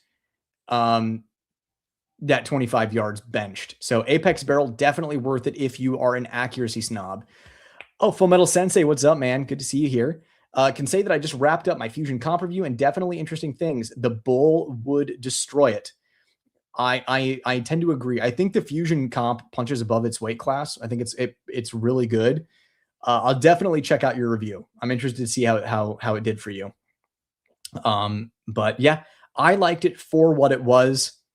I mean, Bull is just going to smoke it. It is what it is. And honestly, the Bull should smoke it for the price difference. It is what it is. That's like my catchphrase tonight. It is what it is. Appreciate the live. Really enjoy your content and reviews. Keep up the content coming. I will. Thank you for your comment. I really appreciate it. Like, it's encouragement that gets me excited to keep making videos. So as long as you guys are still enjoying, I'm going to do my best to keep improving, keep bringing you bigger and better things without losing the plot, without losing sight of the mission here on the channel. So I really appreciate it, man. Thanks. Have you tried the Heretic knives? I've been liking what Tony Jr. has been doing more than his old man recently. Dude, I'm going to have to agree with you. I got a Gen 3 Scarab, and I'm like disappointed in it. I'm almost sick that I got it, because I always said when they released a Shadow Scarab with a Tonto blade, like full DLC, I was going to get it. And I put my money where my mouth was. I got it. And I'm like sick. I'm like really disappointed in it. The LUDT, was that the Gen 2 that they're on? Gen 3 that they're on now? That one I really like. But yeah, that Scarab, I don't know, man. It seems like Microtech is more hit than miss recently, at least in their designs. So yeah, Heretic is awesome. Heretic is like, Tony Jr. is kicking butt over there. Appreciate the content and the live Q&A. Nice to see you interacting with us. Big fan. Honestly, I'm honored that you're here. Thanks for being here. I appreciate getting to chat with you. That's the fun for me. Thoughts on the Staccato C2? Got one for less than 2K, but don't know if I should have saved more for the 2K11 Platypus Bull Armory. I mean, as long as it's in good shape, I'd say you'll be happy with the C2. I probably prefer the 2K11 to the C2. I think it just shoots better. The Platypus, I prefer to the C2 just because I prefer the ergonomics. Bull Armory, I prefer to the C2 because it shoots the best of those four options there. And I just like the feature set best on it and the value. But the C2 is not bad by any means. Let me put it this way. The Staccato C2 is in welcome company, being mentioned in line with the 2K, Platypus, and Bull Armory. And it's funny because if you rewound like 6 years ago, it would be the other way around. The 2K, Platy, and Bull would be in good company getting mentioned next to the Staccato C2. But we ain't 6 years ago no more. Now Staccato has some stiff competition. Wait, what's the link trigger? And can I upgrade a pre-link Bull EDC Pro? I doubt they have an upgrade service, but you could probably upgrade it yourself if you were feeling up to task. But the link trigger, it's this new trigger system. So, right now the trigger, you can get different shoe inserts, and you take out this tiny little screw that's Loctited that will snap wrenches that are small enough to be able to get it out of there if you don't heat up the Loctite. This one actually has a proper torque screw on the side. And instead of it just being like a couple of different shoes that are like, this one's really long, this one's kind of medium, and that's pretty much it. Now it is one torque screw, pop it out, and you have short, flat, short, medium. Sorry, short, man. You have short, flat, short curved, medium, flat, medium curved. I think you have long ones, you have wide ones, you have aggressively traction ones, you have the precision one that just is like a small little spot that you pull the trigger like on a squirt gun, like a water pistol. And it's just an easy swap. And it's just, once you figure out the one that you like, just a little tiny little dot of blue Loctite, torque it to spec, and you have basically fit the trigger reach to your hand. It is awesome. It's one of those things like, why didn't anyone else think of this? Trigger reach, like hand size, finger length varies so much from person to person. Being able to customize that to your gun and have that system ready to go out of the box, it's awesome. Yeah. LW is the 9mm version. What of the Warrior? Yeah, I think the 9mm only comes in aluminum, doesn't it? For 9mm lovers, a plus 5-inch barrel and bullets like Buffalo Bore 124 grain or Underwood ammo, it does get the velocity of a base 357 SIG ammo. I know that when you start running plus P through barrel lengths like that, you're getting like shockingly close to a lot of off-the-shelf 357 mag ammo. Thoughts on Staccato C2? Got mine for the same price as a Prodigy. Pfft, man, you got a killer deal if that's the case. My thoughts are good job. It smokes the Prodigy. Supposedly in SHOT Show footage, you can install it in most 2011s, but it's also SHOT Show. I don't know. Do you know if Fusion will add external extractors on their 2011? Do you have a preference? Thank you. So here's the thing. If I have a choice, if I'm like designing my perfect 1911, it has an external extractor because why not? That being said, it's kind of inconsequential to me. Like I know how to tune an internal extractor. It takes a little bit of know-how and a little bit of experience, just kind of knowing what's right and what's wrong. So that's not the end of the world to me. And I know that if you hit like a super high round count where the extractor's toast, where an external extractor would be toast, I can swap the internal extractor super cheap part easily available, and I can, fit it and tune it. So, but yeah, if I just wanted like, again, I almost picked up a gun, guys. That 2K11 Royal is just, the polished flats are just sparkling at me over there. The external extractor is my slight preference. As far as will Fusion add them? Probably not, just to keep costs down. What is perfect trigger reach? So perfect trigger reach is going to vary from person to person. If you're just asking what like trigger reach is and what makes it a perfect trigger reach, if you don't know, for those of you who don't know, I don't know if you're asking this, but when you're holding a pistol, right, it's where your finger naturally lays on the trigger. If the trigger reach is too long, your trigger finger is kind of reaching out here.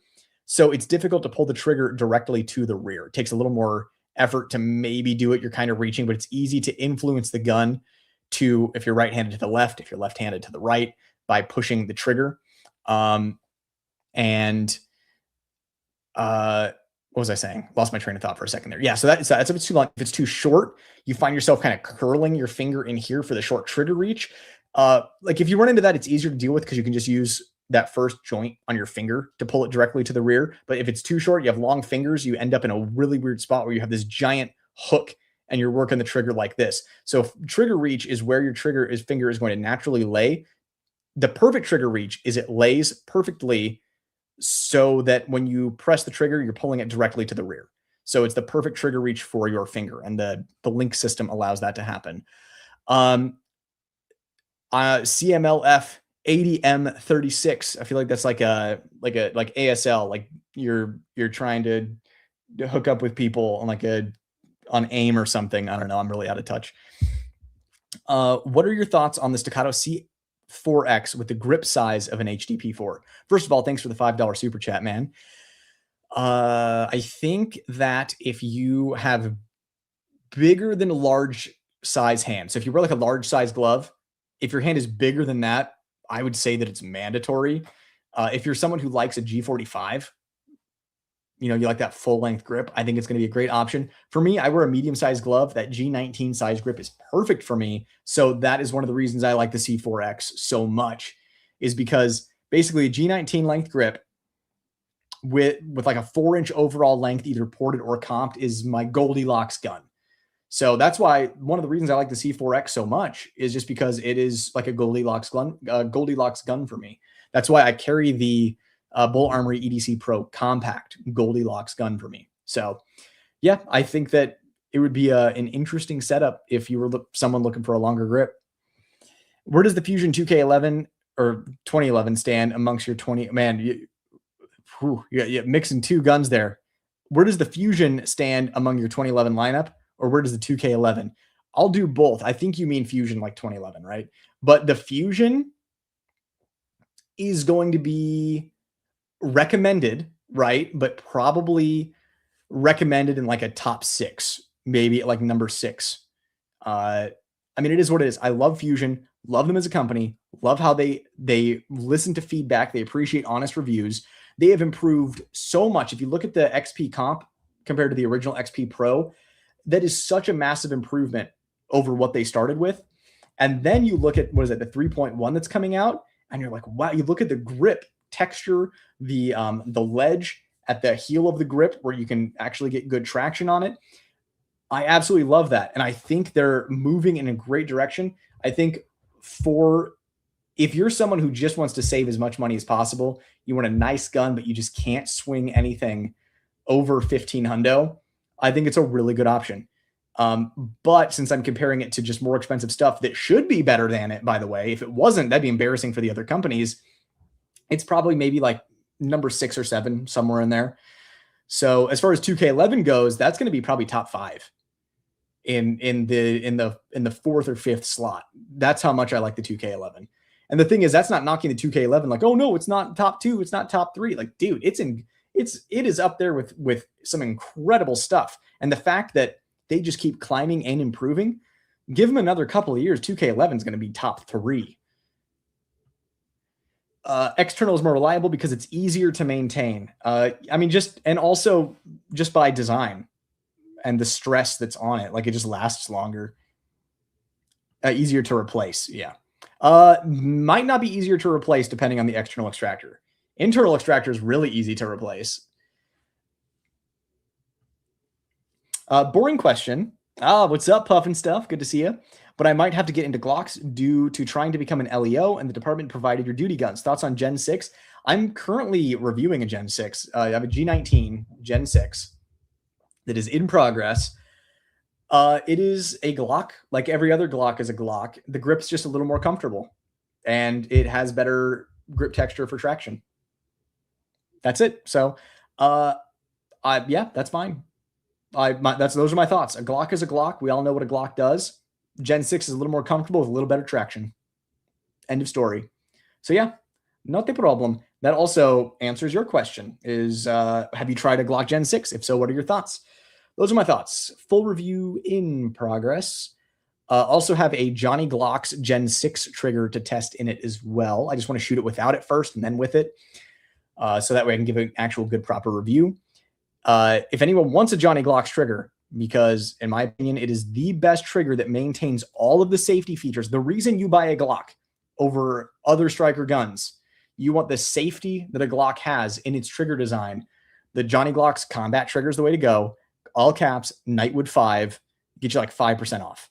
And with how pricey that is, and it's worth it, every little bit that you save is worth it. So that's me doing my best to just give you guys like a little something. I do my best in my position to try to get discount codes for you guys, especially on stuff like JG triggers that I wish more people could try. Weekend Marksman. I shot the Fusion XP comp. It's cool.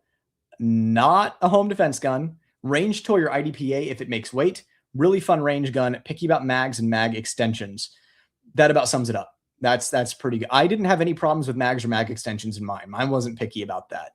But my first XP Pro was I don't think I had any problems, but it was obviously getting a little finicky with mag extensions and like the mags that came with it. But yeah, I completely agree. Where do you think the P211 stand in your opinion? So I only have put like 100 rounds through it, through a buddy's P211. That's not enough for me to confidently rank it. To me, it's disqualified because of SIG as a company. When people were asking about the 320 and they were like, guess what? You're actually anti-gun if you're asking those questions. Like you. That being said, the gun shoots really well. Build quality of parts was a little less than I was expecting. No, I mean, I wasn't surprised, but it was a little less than I was expecting. But the gun shoots as you would expect. Personally, I would take like a platypus comp over it. I would probably take the P211 over the Fusion comp, but again, for the price, like that's how it should be. I'm not saying the P211 is a bad gun by any means, but I'd probably take the platypus comp over it. Definitely take any bull over it, any staccato over it. I would take a 2K11 over the SIG as well. So SIG would be kind of underneath all of those. I would take a GP Arms over the SIG too. So yeah, SIG probably actually ranks lower than I was originally thinking. So yeah, I don't know, somewhere top 10 for sure. This is so freaking cool how you're going live like this. Very educational. Well, you know, I don't know about educational. I take what I say with a grain of salt. I am but a human, and sometimes I am a stupid. But I'm glad that you think it's cool. I think it's cool that I get to chat with you guys. Like, I feel like you guys are the people that should be cared about here. The channel is nothing without you guys. You guys are the backbone of the channel. You're the ones that I care about. How you like the new C4X? I really, really like it. I think it is one of the best performing concealed carry pistols that money can buy. I just think it's the math isn't mathing, as kids would say nowadays, with the price. I think they jumped the shark a little bit for a lot of people. Some people aren't going to care. Like, if you can just drop $3,000, yeah, sure, the new hot gun, 3Gs, easy. You're going to love the C4X. It's incredible.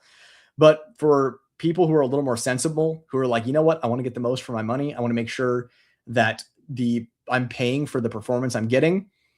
Yeah, it's a little overpriced. So I do really like the C4X. I do recommend it for anyone who's interested in it. But like we were talking about earlier, the fact that it's almost 4Gs and there's not an optic plate in the box, and it's a gun specifically designed to be run with an optic, is gross. It's really gross. Like, if you are a customer, that's disgusting. Like, it's really bad.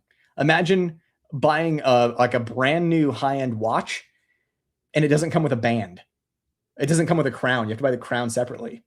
Like, what are you? It's like they're taking pieces out of the box, especially since, like someone mentioned earlier, Staccato used to have plates in the box, and then they did that to cut costs. But the fact that you can get the premium C4X for 4Gs, no plate in the box, what are you doing?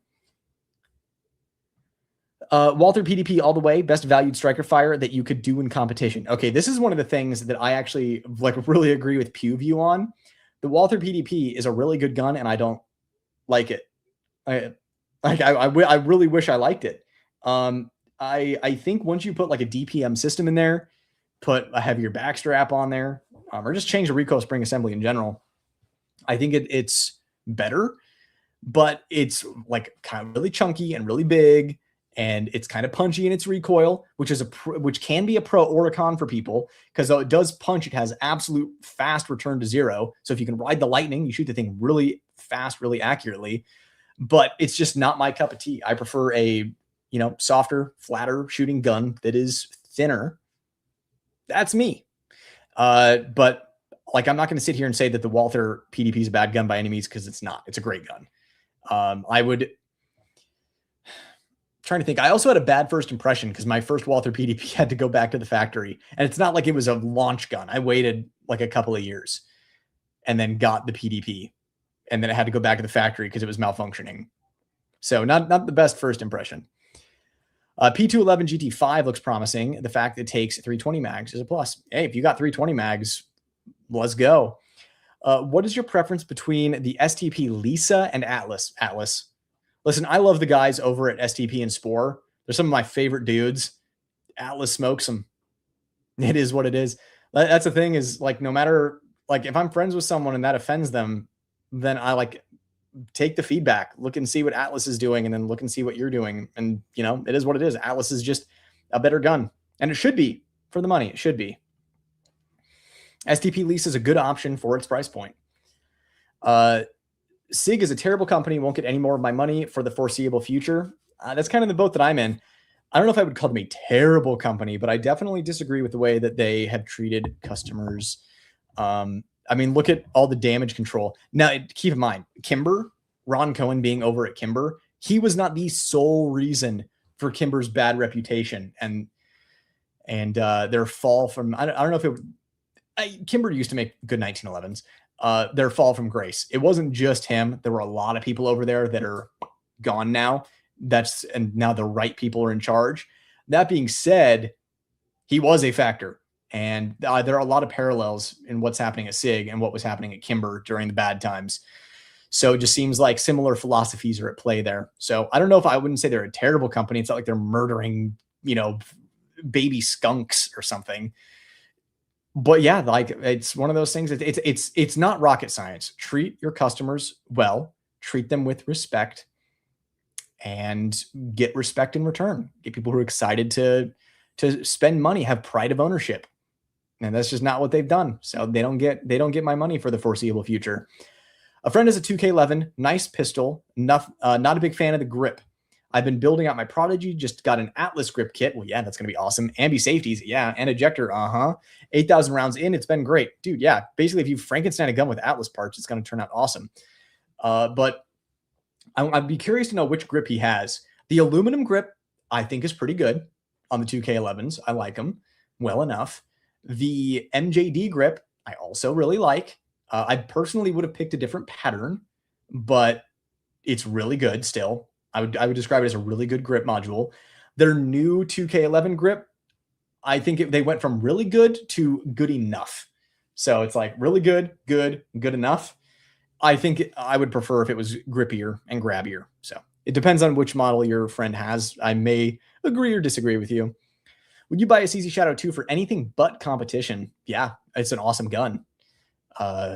Yeah, absolutely. Shadow 2 is awesome, whether you're running it in competition or not. Yeah, that if I can be an influence on you, go get a Shadow 2 right now.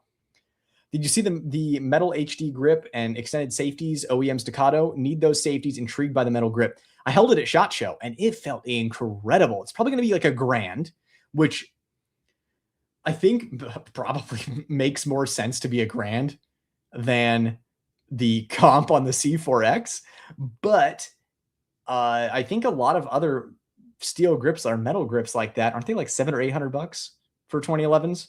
So my guess is they're going to have a grip swap service where you send it in, they'll swap it to that, and it's probably going to be like $1,000 or something. But yes, it feels absolutely incredible. One of the better feeling grip modules I felt, and the safeties feel just as incredible. An amazing setup. Again, if you're someone who has the scratch, like if I were getting an HD, if the HD was a pistol that excited me, I would get that. If I had a C4X and they made a G19, module in that the HD grip with the extended safeties, I would get that. That would be super badass. Shadow 2 is best gun for the money, in my opinion. As far as shootability goes, like you want to talk about a gun out of the box, how well it shoots, for how much it costs. Yeah, Shadow 2's untouchable. The only thing, no, that's not true. I was going to say the Shadow Rival, but I still take the Canic Rival S. But I still think the Shadow 2 is way better. Yeah, I would take the Shadow 2 any day. I'm a big chunky boy, like the gun. Well, there you go. Yeah, that's the thing is we all vary so much in, size, shape, and even the technique in which we shoot. It's awesome that we have this many options to pick from. And the Walther PDP is just not my cup of tea, and that's okay. It is objectively a good gun.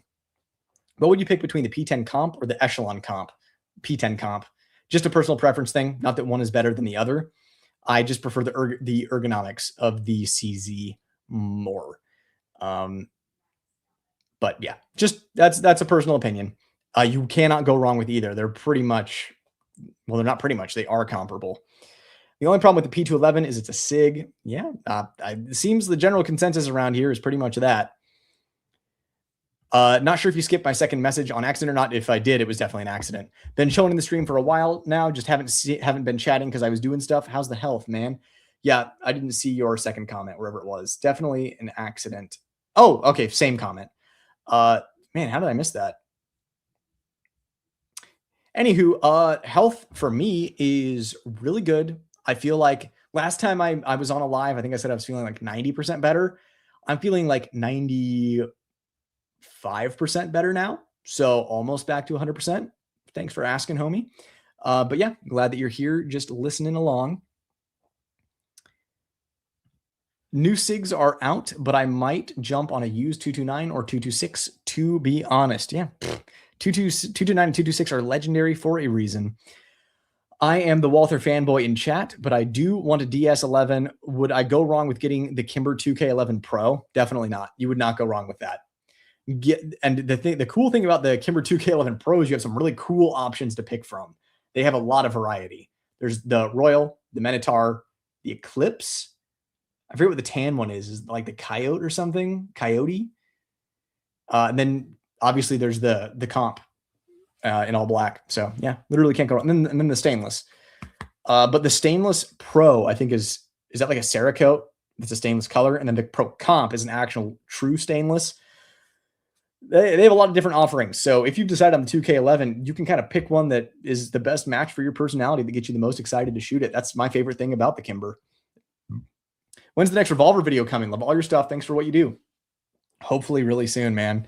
Unfortunately, everyone keeps requesting and I keep getting sent a bunch of like new relevant guns. And I highly doubt Smith & Wesson would ever like me based on the videos that I've made.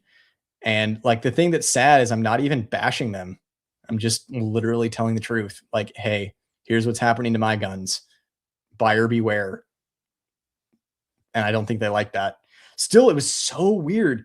That 640 black Performance Center video that I did. Like I made that video with the trigger sticking, and then they sent it back to me. Or the trigger wasn't resetting, and when they sent it back to me, the trigger was sticking. So like new problem. After sending it back, and it was gone for like a month, like a little over a month.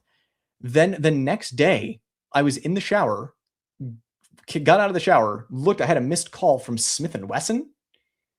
No message. And that was it. I don't know. That's, it was pretty strange. You think that they would leave a message like, hey, saw the video, want to make sure that we get that taken care of for you or something, but they called, no message, just mystery call. But I can't imagine that they are a company that values like an unsafe review, right? Like an honest review with honest feedback. I think if they valued honest feedback, they'd texture the side panel on the M&Ps. But my point is I'm not getting sent Smith & Wesson revolvers because of my honest reviews. And it's hilarious because I tell the truth about the problem that I have, and yet I still recommend them. So again, it's almost like they want to hear only positive stuff. I don't know. I also had a problem with the Shield Plus. That video got attacked by bots, which was really interesting. Has like one of my lowest like to dislike ratios, all because I showed that if you like top off the gun, so like rack around the chamber, top off the magazine, put it in there, it will malfunction every single time. With the magazines that I had, which I bought fresh magazines just to make sure that wasn't a problem, and it was still happening. I showed that, someone didn't like that and sent bots after the video because literally the video was at like a 98.9%, 98.7% like rate. And then overnight, just brrr, and the video had been out for a while. It had tens of thousands of views. Just boom, it was like 82%. So I got like mob rage attacked or botted or something. Either way, it was organized. So I don't know what's going on there. But either way, my point is, I'm not getting Smith & Wesson revolvers. So everything that I do is out of pocket. I have like 6 revolvers I really want to make videos on. Just the topical stuff gets clicked.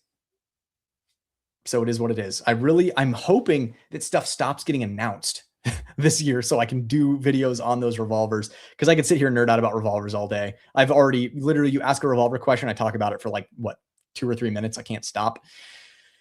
I got the revolvertism. What platform is the 2011 of rifles? What are some of the best production and custom builders of that platform? The 2011 of rifles.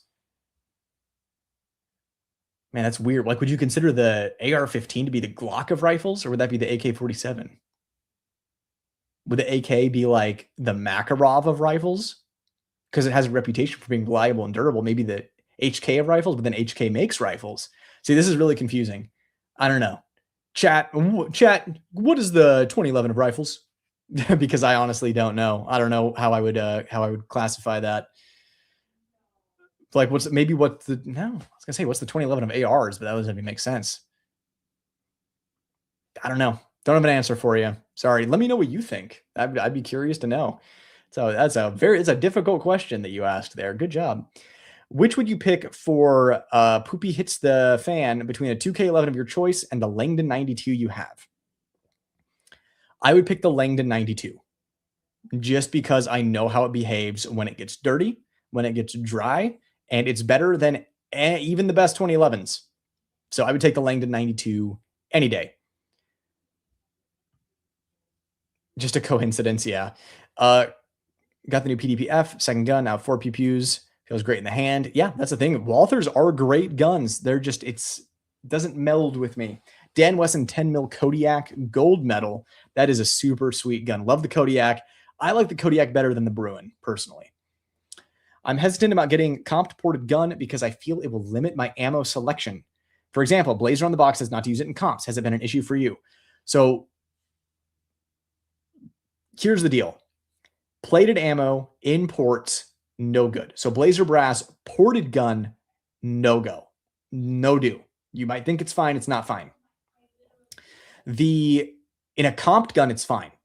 So the problem is that when I keep bumping this, the problem is when a bullet that has a plated jacket, right, like an electroless plated jacket, flies through the rifling, and you have the ports in the rifling, it can scrape off the plating, and one yeets it out as a bunch of spalling.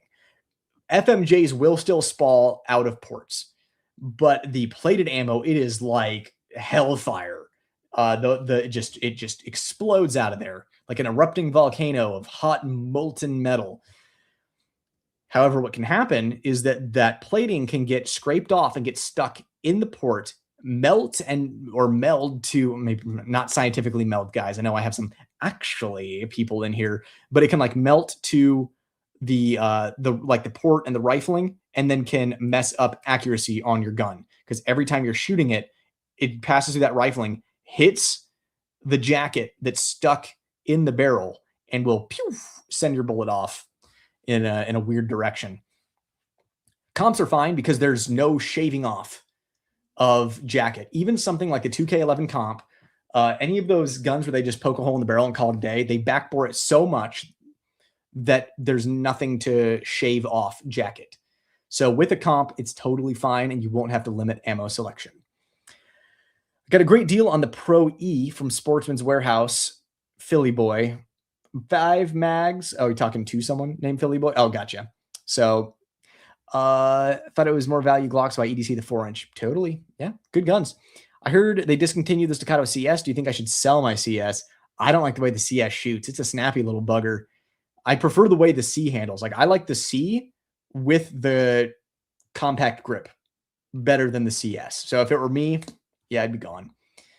It is a shame that Smith & Wesson has such bad QC anymore. They do make awesome revolvers, but they all need something fixed on them from the get-go. Not all of them, but a lot of them do. More than should. An unacceptable amount, even. Another gun you should add to your review list, Bodyguard 2.0. I know you said you like it. There's a new Viridian Optics red dot mount that came out recently. Yep, it is on the list. I know the video would do well. It's just, I don't know. I don't know why. I think it's because I'm just not too interested in doing it, but it's definitely on the list. When I get caught up on videos, it's going to be right up there. I have seen inconsistent quality control with those too, though. What's a nice AR-15 you'd recommend? Direct impingement, piston, LWRC, or LMT? Others, thank you. I run an LWRC. I have an LWRC direct impingement that I really, really like. I think it's a decent bang for the buck. So since I have thousands of rounds behind that one, I would recommend it. I think like BCM and Daniel is better, but LWRC I like just fine. I like it because of the it has really intuitive ambi controls. That's kind of the cool thing about the LWRC. Staccato HD, Platypus, and Fusion XP, the only Glock Mag 2011s. Off the top of my head, I think so, right? Pretty sure. Pretty sure. Dang, 5 mags, def a deal, bro. And yeah, I got the 4-inch. Also, oh, okay, gotcha. They're SF series. Man, all you got here with all these deals. Out of curiosity, do you get most of your guns sent by manufacturers for the videos, or do you buy them yourself? I want to give you like an actual percentage. It's about 50-50 nowadays. I'm really lucky because I have managed to curate a list of guns that are a list of companies that are willing to send me guns, knowing that I'm going to share my honest opinions about them. I think it helps that I'm like super fair. I'm not harsh.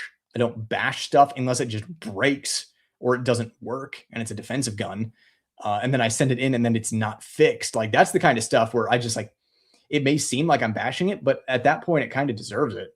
But yeah, I am super fair. And it seems like more companies are hopping on board with honest reviews. So I'd say nowadays it's about 50-50. I usually get half for myself and review them, and then the other half are sent to me. So that's where we're at now. My goal is for the channel to be doing so well that I just can turn them down. And the only reason I would take one is just for early access for the algorithm. And then I would buy another one off the shelf and then compare the one that I was sent with the one off the shelf. That would be ideal. Channel's not there yet, but I have faith that one day it will be. I use security at my church and I carry my Mete SF concealed outside the waistband on the hip with the Bodyguard 2.0 backup in the pocket. That'll do the trick. RE9 tonight, you playing? Most likely I am. I have work that I should do, but I think I might procrastinate it until tomorrow so that I can play some RE9 tonight. Got to keep God's people safe. Amen. Got to keep everyone safe. AK-47 is definitely the Glock of rifles. Yeah, I would think so. You know, as far as its reputation goes. How do you feel about Glock 27 for EDC? I love it, man. That was technically my first real EDC gun, was a Glock 27 Gen 3. Like, because before then, when I was maybe shouldn't have been carrying, I had a Beretta Jetfire 950 BS and 25 ACP that I carried everywhere. Then I had the G27, but I couldn't get away with carrying that on campus because it was kind of before appendix carry was popularized. It was just too much of a risk that your shirt could come up. So I carried a Ruger LCP back then to absolutely not get made. But when I wasn't carrying on campus, when I was 21 and I had, moved off campus and was living by myself, the Glock 27 was my first carry gun. And I carried that until the Smith & Wesson Shield came out. And then when the Shield came out, of course, I got it in 40. And that was my second one. And then I realized, oh man, this is so much more comfortable. And then, the rest is history. But G27 for EDC, it's going to put down. Don't listen to people about 40. Yeah, it may not be down to the finest, most minute detail, smartest choice to make when you look at the data. That being said, 40 is an awesome round. And like, if you don't mind the punch and the recoil impulse, G27 all day. Let's go. Super nostalgic for me. No budget, top 3 carry guns, looking at getting another one. No budget. It's funny. Okay, I get this comment a lot, no budget. And I literally sit there and I'm like, am I overthinking this? Are they saying, I have no budget, what are your top 3 carry guns? Or if you had no budget, what are your top 3 carry guns? I just chuckle to myself every time I see that comment. Oh man, I'm assuming it's if I had no budget. If I had no budget. If I had no budget. If I had no budget, as in I didn't have a budget, or if I had no budget, as in I have a bad budget, man. If budget taking price, man, you really short-circuited the brain on that one. So removing price, right? Just like price doesn't matter. What are the top 3 carry guns? My top 3 carry guns, my personal top 3 carry guns would probably be, man, I have to think about this because the C4X kind of throws a wrench in the works here because it is kind of like a Goldilocks gun for me. The only thing holding it back is how fat it is. Like if it wasn't such a fat gun, it'd for sure be top 3. But EDC Pro Compact from Bull Armory is my everyday carry gun. That's what I carry every single day. So I would say that is number 1. That's the one I landed on. I'm fortunate enough that, if let's say the best carry gun for me was, like $6,000, I can move a couple of guns, go get it, piece of cake. So like, that's the thing is like, I'm kind of in a position where I could get whatever carry gun that I want. And I picked the Bull Armory EDC Pro and I've been carrying that, God, for how long? I'd have to look and see when my EDC review was. Cause I carried the EDC Pro. Like once I got it, vetted it for reliability, I just started carrying it all the time. And then I grip swapped it to compact and that's how I've been carrying it since. So I don't even know how long I've been carrying that. I have to look and see when that review went live. So that's my number one. Number two, oh man, this is tough. I'm gonna go with these top contender questions, like what's your favorite movie? It's just like an overwhelming thing, not thinking about it at all. I'm going to say, normally this is where I'd say Staccato XC, but I don't think that's fair because it's a full size pistol. Because if I wasn't carrying a Bolt Armory, I would be carrying a Staccato XC. Keep in mind, thinner than the C4X. So, like, let that sink in for a second. I'd probably carry, because that's what I carried before I discovered Bull, is I was carrying Staccato XC. But since you asked like carry guns, I'm just going to eliminate that. At least the EDC Pro is the compact, so that counts. So I can just tell you this, guns that I carry. When I'm not carrying my EDC Pro compact, I'm usually carrying my Smith & Wesson 586 L Comp 7-shot 357 Magnum with buffalo bore, what is it, 125 plus Ps in there. Like, if for whatever reason I'm shooting my bull at the range, and again, I'm saying this because when I'm not carrying my EDC Pro, I'm carrying my Bolt Armory Tac Pro that I grip swapped to compact grip, and it's basically the same thing. So I carry that revolver second most often, and then third most often probably the Smith & Wesson M&P 2.0 compact, Apex trigger, Apex barrel, Lucky Sevens ported by Monsoon Tactical. So those are kind of my top three right now in this moment, putting no thought into it whatsoever, just catching me off guard. I'm going to go with that so that I can move on. What are your top three?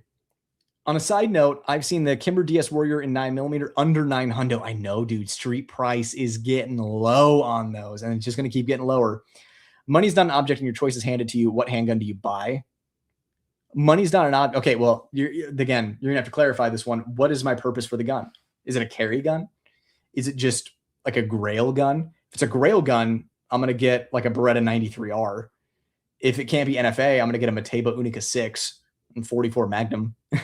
But if it's a carry gun, money's not an object and your choice is handed to you. What do you buy?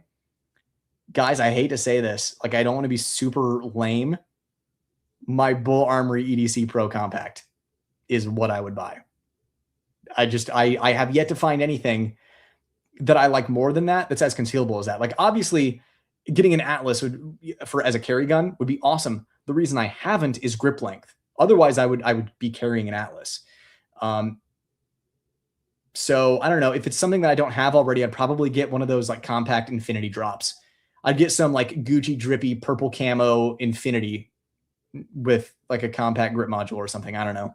Be something dumb like that. How unobtainium do you think the Bull Tac Comp will be? If it's anything like other Bull products on launch, I would say that it's going to be gone pretty quick. If Bull's smart, they'll leak the drop. Not leak the drop, but they'll like eke it out, right? So they'll get all of them in and they'll do several batch drops. That's other than just dropping them all at once. So give some people a chance. So like, my thing is, I'm a night owl. I stay up late. So anything that goes live at like, 6 Eastern, well, I don't know, maybe I would be up for that. But anything that goes like 6 to 9 Eastern, I'm going to miss. 6, 7 Eastern, I'm going to miss it. So giving people different times of day that, have, people are at work, people are sleeping, people, have soccer practice for their kids, giving people different opportunities to kind of pick one up, I think would be smart, but I think they're going to be pretty unobtainium at first. I hope I'm wrong. I hope they made so many of them. I hope that they've been stockpiling them for a year and they're all coming over in like 10 shipping containers. But I'd be surprised if that was the case. Which gun tuber would you most like to do a collab with? Oh man, that's a really good question. I honestly don't know, because I'd really be down to collab with any of them, to be honest. I really don't know off the top of my head. Like, there are a bunch that I really like, and I'd hate to pick one and leave out the others. So I don't know. I honestly don't know any of them. Do you play Helldivers 2? I don't. I missed the Helldivers 2 train. I do play a mean Space Marine 2 game, though. I am Tech Marine just dropped. I'm all about Space Marine 2.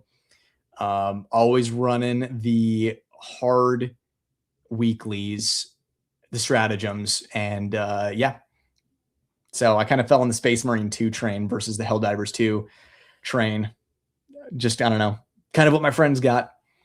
I'm trying to think, and now I kind of don't want to hop into Helldivers 2 because I feel like I missed too much.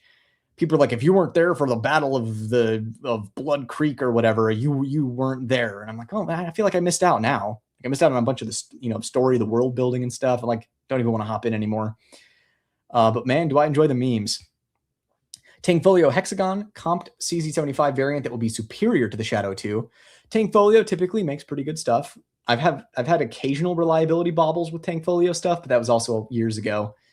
St. Michael, what's up, dude? Good to see you. Any love for hammer-fired guns beside revolvers? Yeah, I carry a hammer-fired gun every single day of my life. 2011s, double action, single action. I like Beretta 92s, PX4s, HK USPs, P2000s, P30s. I mean, obviously all 2011s and 1911s. Yeah, give me hammer guns. I prefer hammer guns to striker guns. You should review the Gen 6 Glocks, Brett. G19 Gen 6 review in the works. What are your thoughts on the Tippmann Pirate Pistol from SHOT Show? I think that it looks like a good time. I think get yourself a barrel of rum, the Tippmann Pirate Pistol, and you are in for one hell of a night. At 2011s, yeah. Don't give him a hard time. I knew what he meant. What is your number choice for competition overall? Price doesn't matter. Oof. I mean, like someone mentioned earlier, you buy an Infinity, it's a lifetime gun. You shoot hundreds of thousands of rounds through it. It will last forever. My personal favorite, though, is the Bull Armory Blaze. I know it sounds like I'm just simping super hard for Bull. It's just that if I write down on paper all the things that I would want on my dream gun, and then like looked at every gun ever made, Bull has the most things on that list. It was just kind of like is a really good match.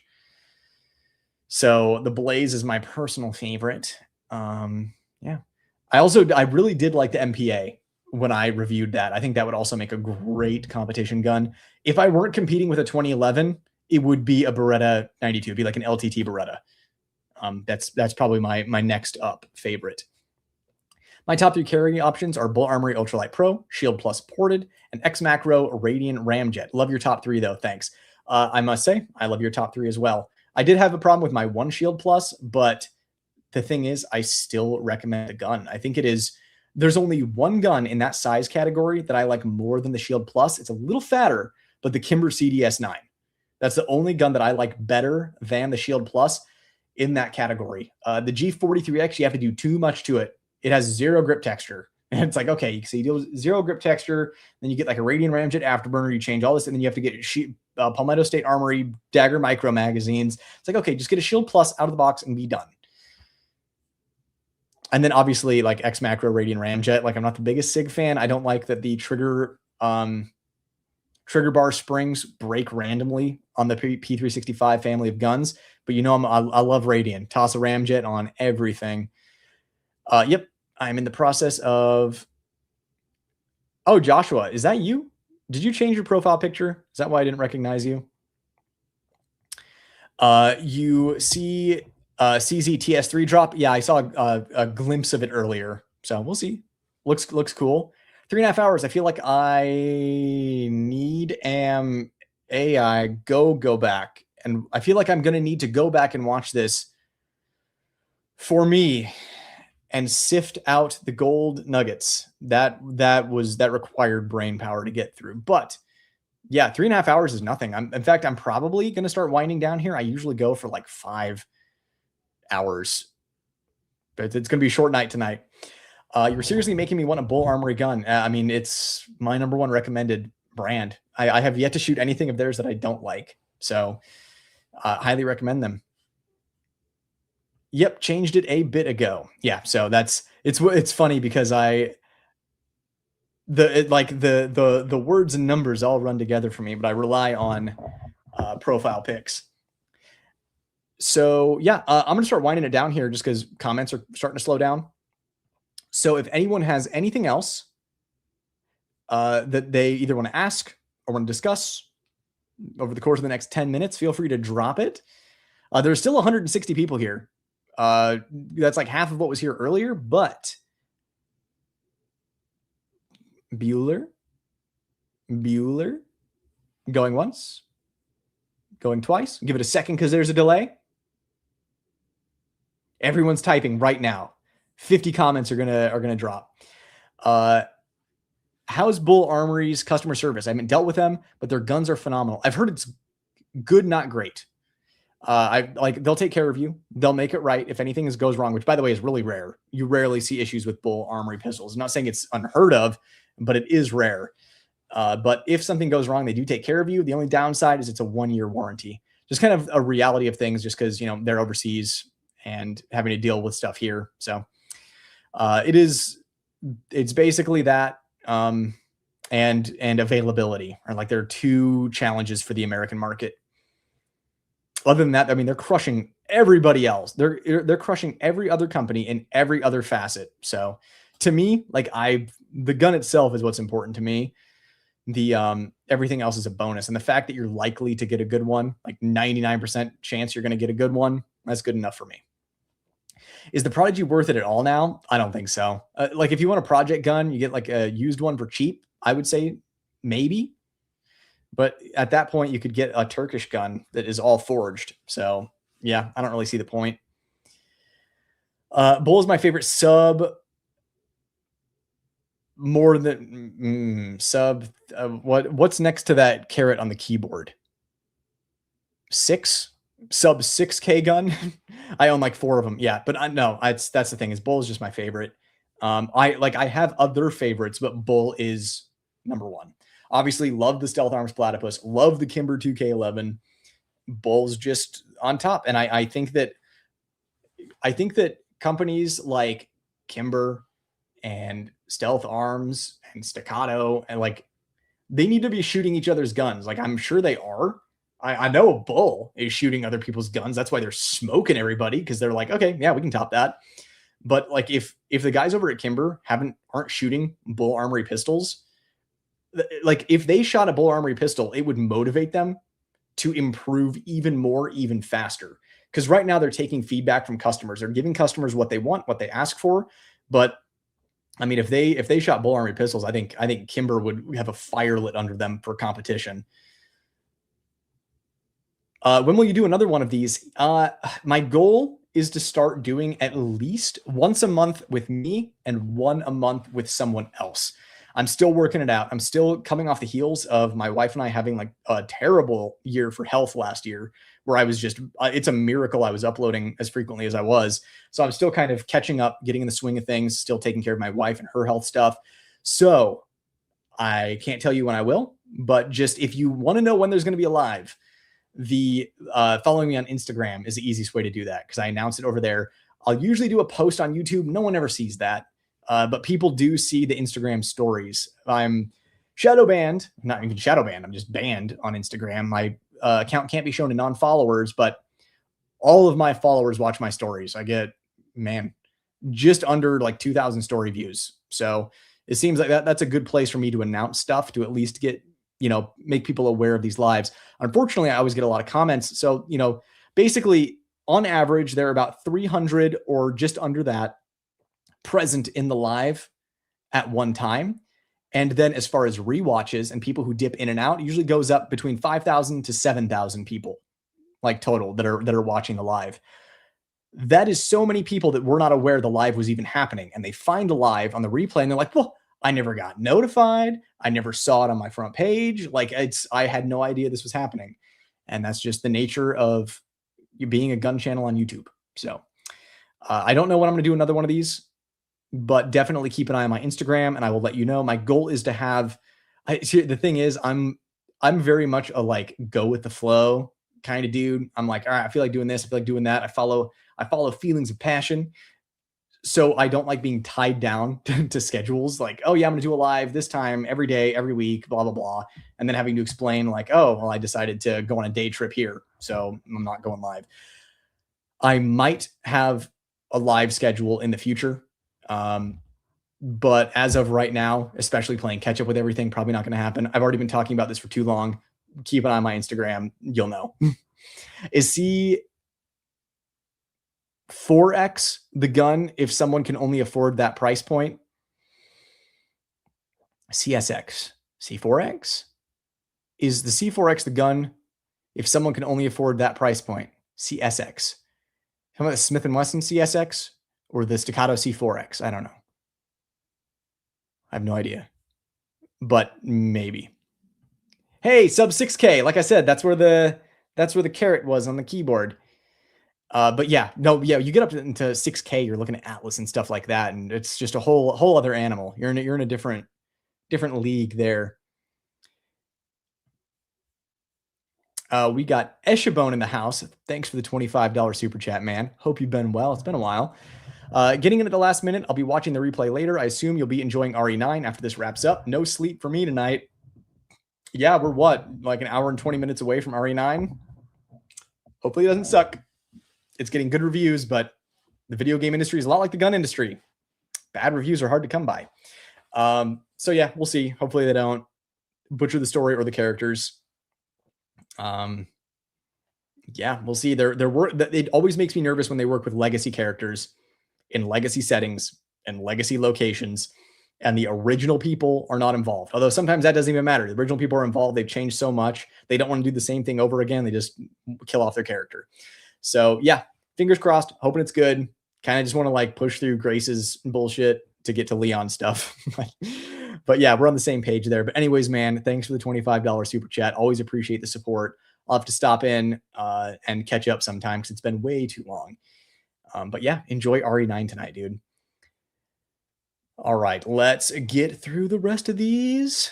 Every one of you is special in your own way, and you deserve attention. Hey, would you review the Romulus 3.5 comp? It's not impossible. They were supposed to send me one. They did not. Thoughts on Alpha Foxtrot Romulus? My thoughts are that they were supposed to send me something and ghosted me after they checked out the channel. That makes me a little nervous, so I'm probably going to have to pick one up out of pocket. I'm definitely getting demand for it. I've reviewed most 2011s, so that's kind of one of the loose ends that I need to tie up. So it'll eventually happen. Ever see the CZC A01 LD? Oh yeah, the CZ Custom. Yeah, CZ Custom is local to me, so I'll stop in there and I get to see all of their stuff. But yeah, the CZ Custom stuff, like the A01 series, looks really cool to me. And then I'll watch someone shoot it and like malfunctions. I'm like, well, I guess why wouldn't I just get a normal CZ then? I don't know. Recently got a USP 9C optics cut or leave it classic. I would say leave it classic unless you're used to optics and you want it to be your primary carry gun. Otherwise, just leave it stock because it looks great as is. What do you think about the Beretta Tomcat X refresh, given your experience with the Jetfire? Yeah, I also have a Tomcat. I think it's cool. I think cool feature sets on the new Tomcat. Yeah, I don't know. I haven't shot one, so I don't even know if it's reliable. Obviously, Beretta quality control is kind of in the same situation as a lot of these other big companies. So I don't know if it actually runs, but I think it's interesting and cool. The problem with the Tomcats is the frames crack. Like that's kind of you can keep shooting them after the frame cracks, but I don't really like having a cracked frame. I think, are the new ones cracking too? Because they beefed up the Tomcat and it was still cracking. So I don't know. That's my hesitation on the Tomcats. You think maybe Smith & Wesson quality control problem might be because they make way too many different guns? I think it's because they're focusing on pumping out way too many guns. They have demand to meet. So yeah, like they're making a lot of different guns, which requires a lot of different expertise in quality control. But at the same day, it should get sent off to test fire. They should test fire it, feel a problem, fail the gun, and it should go back. And I know that I knew someone who worked at test fire at Ruger years ago. It would go to test fire, they'd shoot it. It would get like a red tag, as in like fail, this thing is really bad. And it would literally come back around with the red tag still on. They never took the red tag off. And then they'd shoot it again, fail, send it back, come back with the red tag with a note that says push it through. That was years ago. I can only imagine what's going on now. So I think Smith & Wesson is just, it's sheer volume and just automating as much of the process as possible. Like at the Kimber factory, they've automated a lot of the really labor-intensive stuff, like the big stuff, the actual like manufacturing of the frames and the slides. But when you get down to the end, human hands are doing a final check and doing reliability work on the guns. And then it goes to test fire. The ones that get failed go back and absolutely get worked on. That's why the return rate for the 2K11 is under 1%, because that's how they run things. And it's my understanding that they're working on making every single one of their offerings similar that way. Because before, everyone who's in charge right now is in charge, it was very much like an automotive plant, an assembly line, where they just kind of move it down and there's no fitment, no love to the gun, and then it would just go through. And I think that's what's happening at Smith & Wesson. So Kimber saw the error of that way, and they're getting really lean with their management in order to tighten up the process and get it more consistent. That's what everyone else should be doing. That's not what everyone else is doing. It costs money, but that money is worth it when you're talking about people's lives on the line using these tools, your reputation as a company, etc. etc. From Lone, thanks for the $20, man. Much appreciated. Thanks for the stream. It made my time at work go by quicker. I just want to go home and play RE9 already. Glad you and the wife are getting better. Go on and enjoy the game, my friend. Well, as always, man, always appreciate having you here. You are a bundle of knowledge. I lean on you a lot of the time for a lot of the details. So always appreciate having you here, hanging out with you. Yeah, next time you're at an event like GunCon or SHOT Show, just like reach out so we can meet up and chat. It'd be cool to get to know you in person. But yeah, enjoy RE9, man. I know I will be super excited. Let us see. I'm gonna zip through the rest of these really quick. Brett is rage baiting me by mentioning the Blaze. Been waiting over a year. Sorry, man. I know it really is an exclusive club for Blaze owners right now. Thinking of an Apex trigger for my Shield Plus. Is it worth it? Daily carry. The Apex trigger and the Shield Plus, not as worth it as the bigger M&Ps, but still an improvement. So personally, if it were me, yes. And then make sure you vet it for reliability with your carry ammo. Make sure, it's lighting off primers the way it should be. I'm out this B. Got to wake up early. You're the absolute man, B Rabbit. Thank you for all you do. Best YouTube channel out there. Thanks, man. That's very nice of you to say. Kind words are much appreciated, but enjoy life, Puff and Stuff. And I will see you in the next one. What's your thoughts on the Shadow 2 carry for EDC? Also, any recommendations for EDC around that price range? I was also looking at the PX4 as well.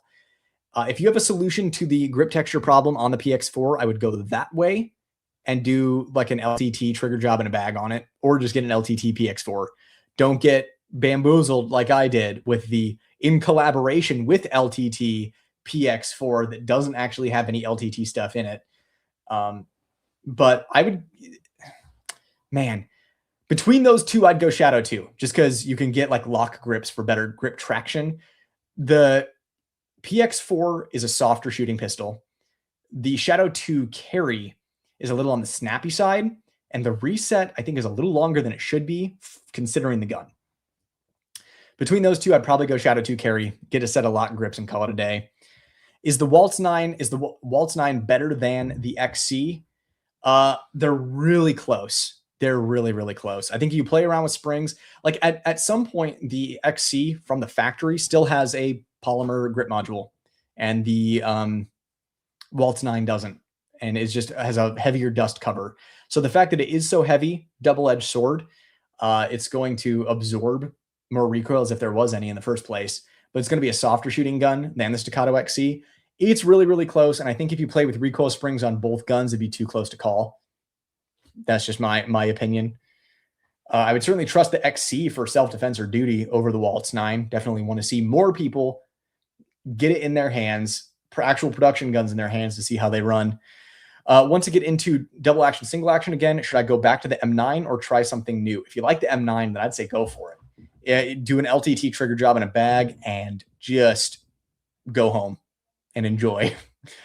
So yeah, I like DASA. If you want to try something new, there's always the HK USP, but the trigger's not great on that. But let's be honest, it's a USP, so it doesn't really matter. And then of course there's the CZ guns like the Shadows. Shadow 2 is a phenomenal gun. But I'm partial to the Beretta.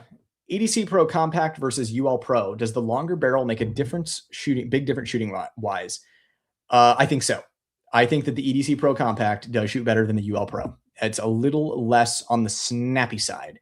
Definitely a softer, flatter shooting gun. Keep in mind, you're getting more ports and a longer barrel for a little more velocity to work the ports harder. So, yeah, the EDC Pro Compact does make a difference.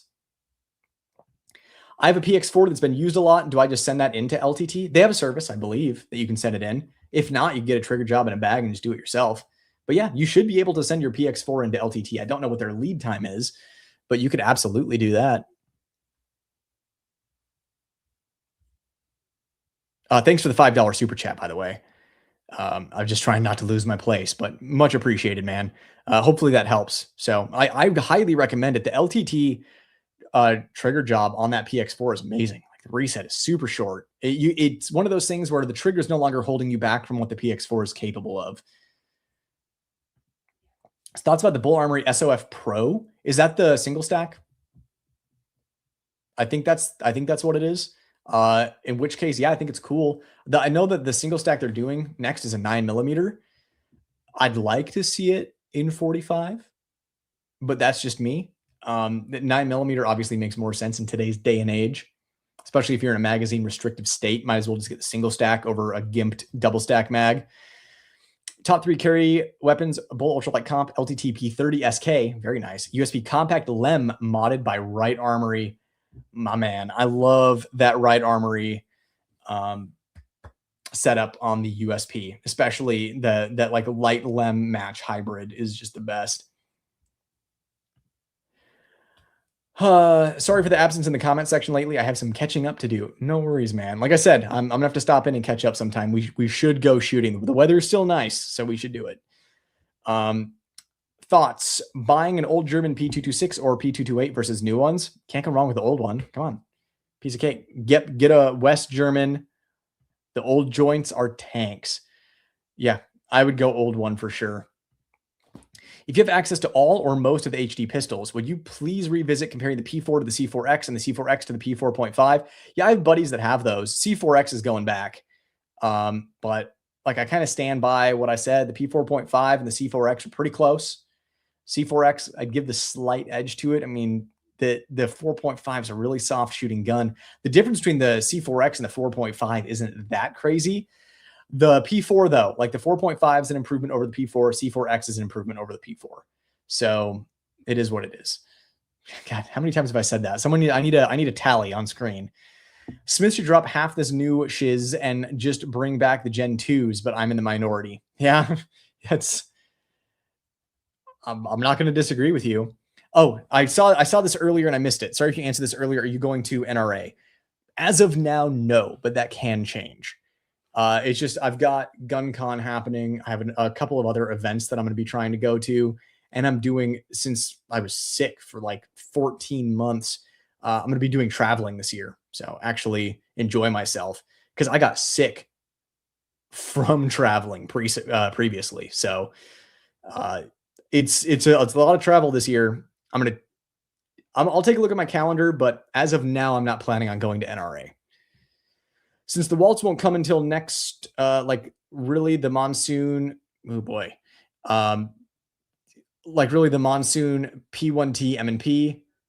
I like the slide cuts and ramen texture. Yeah, that monsoon .1 Tactics M&P is a really dope setup. Oh, so you like guns? Name every gun. You got me. You got me. If I had time, I would try. Looking to buy my first competition gun. I normally run M&P. Looking at the Metal HD competitor, but open to suggestions. First competition gun. I think it depends on what competition you're going to be doing, and how much you want to spend. But I mean, honestly, just a polymer frame M&P would do the trick, depending on your budget. If you want the new hotness, then yeah, Metal HD is an option. I'm going to be reviewing one soon if you want to keep an eye out for that. To carry off that point, why is every good gun around 1500? Why are the best guns? What are the best guns around 500 to 750? This was in your response to talking about the Shadow 2 Carry and the Beretta PX4 Storm. Ooh, man, big question. So first of all, why is every good gun around 1500? I don't think it is. Like, for example, the Shadow 2. I know Shadow 2 is a little outside of 750, but that is probably the highest performing gun for the money that you can get. As far as guns that are 500 to 750 that are good, I mean, you're looking at striker fire guns. There are a lot of good ones out there. Someone mentioned the Walther PDP earlier. There's the CZP-10. I know GLOCK's a little controversial nowadays, but it's really easy to service that at the gunsmithing level. In a poopy hits the fan situation, just plug and play like Legos. Watch a YouTube video one time and you're a GLOCK armorer. You can do literally anything to the GLOCK. I mean, the M&P series, like there's a lot of good stuff in that 500 to 750 range. It's just not going to be sexy.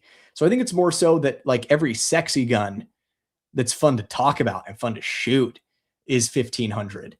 And everything in that 500 to 750 point is just kind of like it's like a Honda. You know, it's like a Honda CRV. It's like not sexy, but it does the job. So yeah, I think that there are a lot of good guns in that 500 to 750 range. They're just not sexy guns. Appreciate the $2 super chat, man. So you like guns? Name every gun. Trigger job in a bag is a very easy drop in for the PX4. Well worth it, in my opinion. Completely agree. Whichever make videos based on budgets list, like the top 10, top 5. You're asking if I like ever would make videos on like that. I mean, based on other channels, it looks like they get a lot of clicks. They get a lot of views. So I probably would. It just, I have to stop. I have to run out of guns to review first, and then I can start doing videos like that. Should I bet my LTT 92 cut for an optic, crown barrel, and then ported by Monsoon or LTT, or a combination of both? Should I get my LTT 92 cut for an optic, crown barrel, and then ported by Monsoon, or LTT? Combination of both. I would do the cut for an optic and the crown barrel. The cut for an optic for sure from LTT. Does Monsoon crown barrels? I don't know if he does. But either way, like LTT, optic, and crown barrel, and then get it ported by Monsoon. Monsoon's porting is better than LTT's porting. For sure. The end. Yeah. Would you ever make a budget list video? I absolutely would do that. Yeah. I just need to, again, I need to stop having guns to review. Kimber's released new CDS9s that are OR and RL ready, selling below 700. Would it make a good first gun? Here's the thing. I love the CDS9. Absolutely love it. One of my favorite little carry guns like that. I would not recommend it as a first gun. It has a tiny little manual safety. It is a tiny little gun. It's kind of, it's a weird gun that I absolutely love. I would not get that as a first gun. I would get a simpler gun as a first gun. Something like a Shield Plus, which, by the way, Smith & Wesson, I don't think likes me very much. How many times have I recommended Smith & Wesson products on this live? Like, I'm just, again, I try to be fair, and they're doing some crap that's not the best. And I just talk about it. But yeah, I'd get something like a Shield Plus as a first gun. Assuming you want something that size, right? Like I'm going based on the CDS9 that you want something that size. We have another super chat from Steven. Good to see you, man. Thanks for the $5 super chat. Oh yeah. Yep. Answered that question. If you missed it, get the LTT optic cut crown barrel at LTT, send it to Monsoon for porting. I would do a combination of both. I wouldn't do LTT's porting. I know people who have, who sent, first of all, I got a gun ported from LTT a couple years ago, back when they were using a different vendor, and I wasn't happy with it. I know someone who just got an LTT, got a Beretta ported through LTT, and he wasn't happy. It's a different vendor now. So I would do Monsoon porting and then do like that. Like LTT's optic cut's the best. So that's a no-brainer. So hopefully that helps. $2 super chat from Mind Your Own Business. For really appreciate the $2 super chat, man. Modern semis are not hot. Revolvers are more hot. Words of a true scholar. I could not agree more. Revolvers are so hot. I cannot get enough of them. Oh, here we go from Troy. Whoa, Brett, my notifications have failed me. Didn't know you're streaming today. Well, I'm glad you made it at the last second. I'm getting ready to wrap up here, but I literally was talking about this earlier, how people just don't even get notifications. But it's one of those things where it's like there's like 300 or just under that people in here at a time, at least that I can see on my end. And then it always ends up getting like 5,000 to 7,000 unique people watching it total. And it's usually replays from people who had no idea I was streaming. But I'm glad you're able to make it, man. Slipping in right at the end. You need to get into silencers. I have 3 cans, but I definitely need to do more. Does aluminum frame 1911s and 2011s have durability issues versus stainless or carbon steel? What is your preference for a 2011? Well, I can tell you that the 2011 that I have the most rounds through is a Bull Armory with an aluminum frame, and I haven't had an issue. That being said, in theory, just metallurgically speaking, yeah, the aluminum frame is going to probably crap out before the stainless or carbon steel, assuming that everything was heat treated properly. It's just kind of the way it is. I can tell you that I did have a Staccato C2 with an aluminum frame that the gun got hot when I was shooting it one day, and the frame warped a little bit, and it made the slide really sluggish, and no one could figure out what it was, to the point where I even sent it into Staccato, and they sent it back, and it was a little better. I don't think they knew what was happening. And then, of course, it became known later after a few other people had it happen that frames were warping. So, and that was because I'm assuming they didn't design the frame well as far as heat dissipation goes. So it wasn't dissipating heat, it was hanging onto it, and then it was warping the frame. That's my assumption. So I usually prefer steel over aluminum. That being said, the 2011 I have the most rounds through, and the 2011 that I carry every day is aluminum frame. And the only reason I carry that one over a steel frame is because since it's ported, I like the way it shoots being lighter weight with the ports than being heavier with the ports. Just a personal preference thing.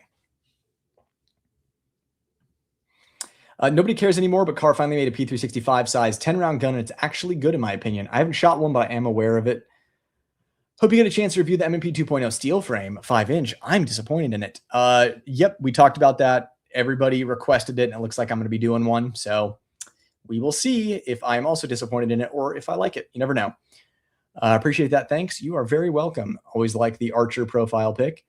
Any rifle or shotgun videos in the making? Dude, all the time, and then they always get interrupted. Like I'll get an opportunity to review like a hot pistol and pshoo, comes in there. So I've kind of pigeonholed myself into doing handgun stuff the vast majority of the time. But at the same time, I do like the DPMS Kitty Cat review. I do the Sugar Weasel review. I do the CZ Scorpion review. None of them really take off. Like it's the pistol reviews that get a lot of views. So yes, I want to do rifle and shotgun videos. I have some really good ideas, some really cool shotguns and rifles to do videos on. It's just a matter of, again, man, can people stop releasing pistols all the time? Can I send you a CZC A01 LD or Romulus comp to review? Oh, you can send me one to review if I wanted. If you're on Instagram, DM me, because that Romulus comp would be definitely interesting. I don't know if the CZC would get a lot of views, so I would want to think about that one. But I mean, people keep asking about the Romulus, so yeah, I've done that before where I've gotten viewers to send in guns. It's a little bit of a pain for both parties, so just kind of have an awareness of that. Also be aware that I'm shooting it, so like if you don't want any dings or scratches on your guns, I'm always really careful, but as you know, stuff happens. It's never happened before, but I always let people know, if you don't want a scratch or a ding on your gun, don't send it to me. But yeah, it's a rare thing that I'll take one in, but I'd be interested. So DM me on Instagram if you have it. If not, email me at nightwoodguns@gmail.com. And if you really want to see me do a Romulus comp review, we can figure it out. Any thoughts on the Bursa M211? No. Again, Bursa is another company that, in fact, I don't think they send out any guns. I don't think they have a marketing budget at all. So I haven't shot one, so I can't really speak on it. Any chance of you doing reviews on high-end stuff like the Ray City Defense or Cossaint Arms? Right there, Cossaint Arms. Something in that 4 to 6K range that isn't Atlas. Yeah, it's always a possibility. The thing is, I can usually get. So here's what I always run into. I can get one Atlas, or I can get like 5 to 8 other guns for videos for the channel, if that makes sense. So that's usually what I end up running into when I buy stuff out of pocket is I'm like, I'd rather invest 4 to 6K in like 6 videos instead of 1 video. That's where I'm at with the business right now. Like I could go out and buy one for myself, but at the same time, I like revolvers. Like whenever I'm getting personal guns, I'm typically getting like old Smith & Wesson revolvers and stuff like that. So it is possible. Most of the time when I review stuff like that, it's on loan. So I'll definitely be keeping an eye out for it. Give my channel another year and I'll be able to get stuff like that piece of cake. With all of your guys' help, of course. Waiting for the review of the Resident Evil Requiem revolver. Did you get one sent to you yet? Man, do you have any idea what that thing is worth? Like just off the top of my head, that thing's got to be worth like $8,000 or like $12,000 or something. It's got to be like the rarest revolver on the planet. But no, I did not get one. I will be shooting one tonight though. Get your cans before the midterms just in case. Yeah, I mean, mostly just because they might all be gone because people are panicking. RE9 Story is a wild trip. Hope you get to play it. I will be starting it tonight in about 1 hour, about 55 minutes. You got to do sub 1,000, 1,500, 2,500, best 1911, 2011. Yeah, been getting a lot of demand for videos like that. Just ordered a Prodigy 4.25 for $800. Excited to make it project. Yeah, that should be a lot of fun. That first of all, decent price, great project gun. Have fun. It's always a blast working on those things. Would you leave the trigger stock lem or do a gray gun short reset or Lazy Wolf trigger job for an EDC USPC9? Normally I'd recommend Lazy Wolf, but he's been so slow and flaky. I don't trust sending anything his way. If you were thinking about doing Lazy Wolf yourself, like using the trigger or whatever, I would just do the gray guns short reset with the gray guns flat trigger shoe. I think that's an awesome setup. And then light lem combination. Sometimes it doesn't play well with the gray gun short reset, so make sure you know what you're doing.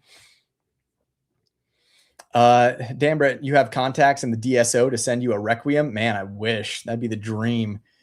Thoughts on West Virginia with their machine gun NFA end run? I don't even know about that. Machine gun NFA end run? What's going on with that? I'm gonna look that up after this. I haven't seen that.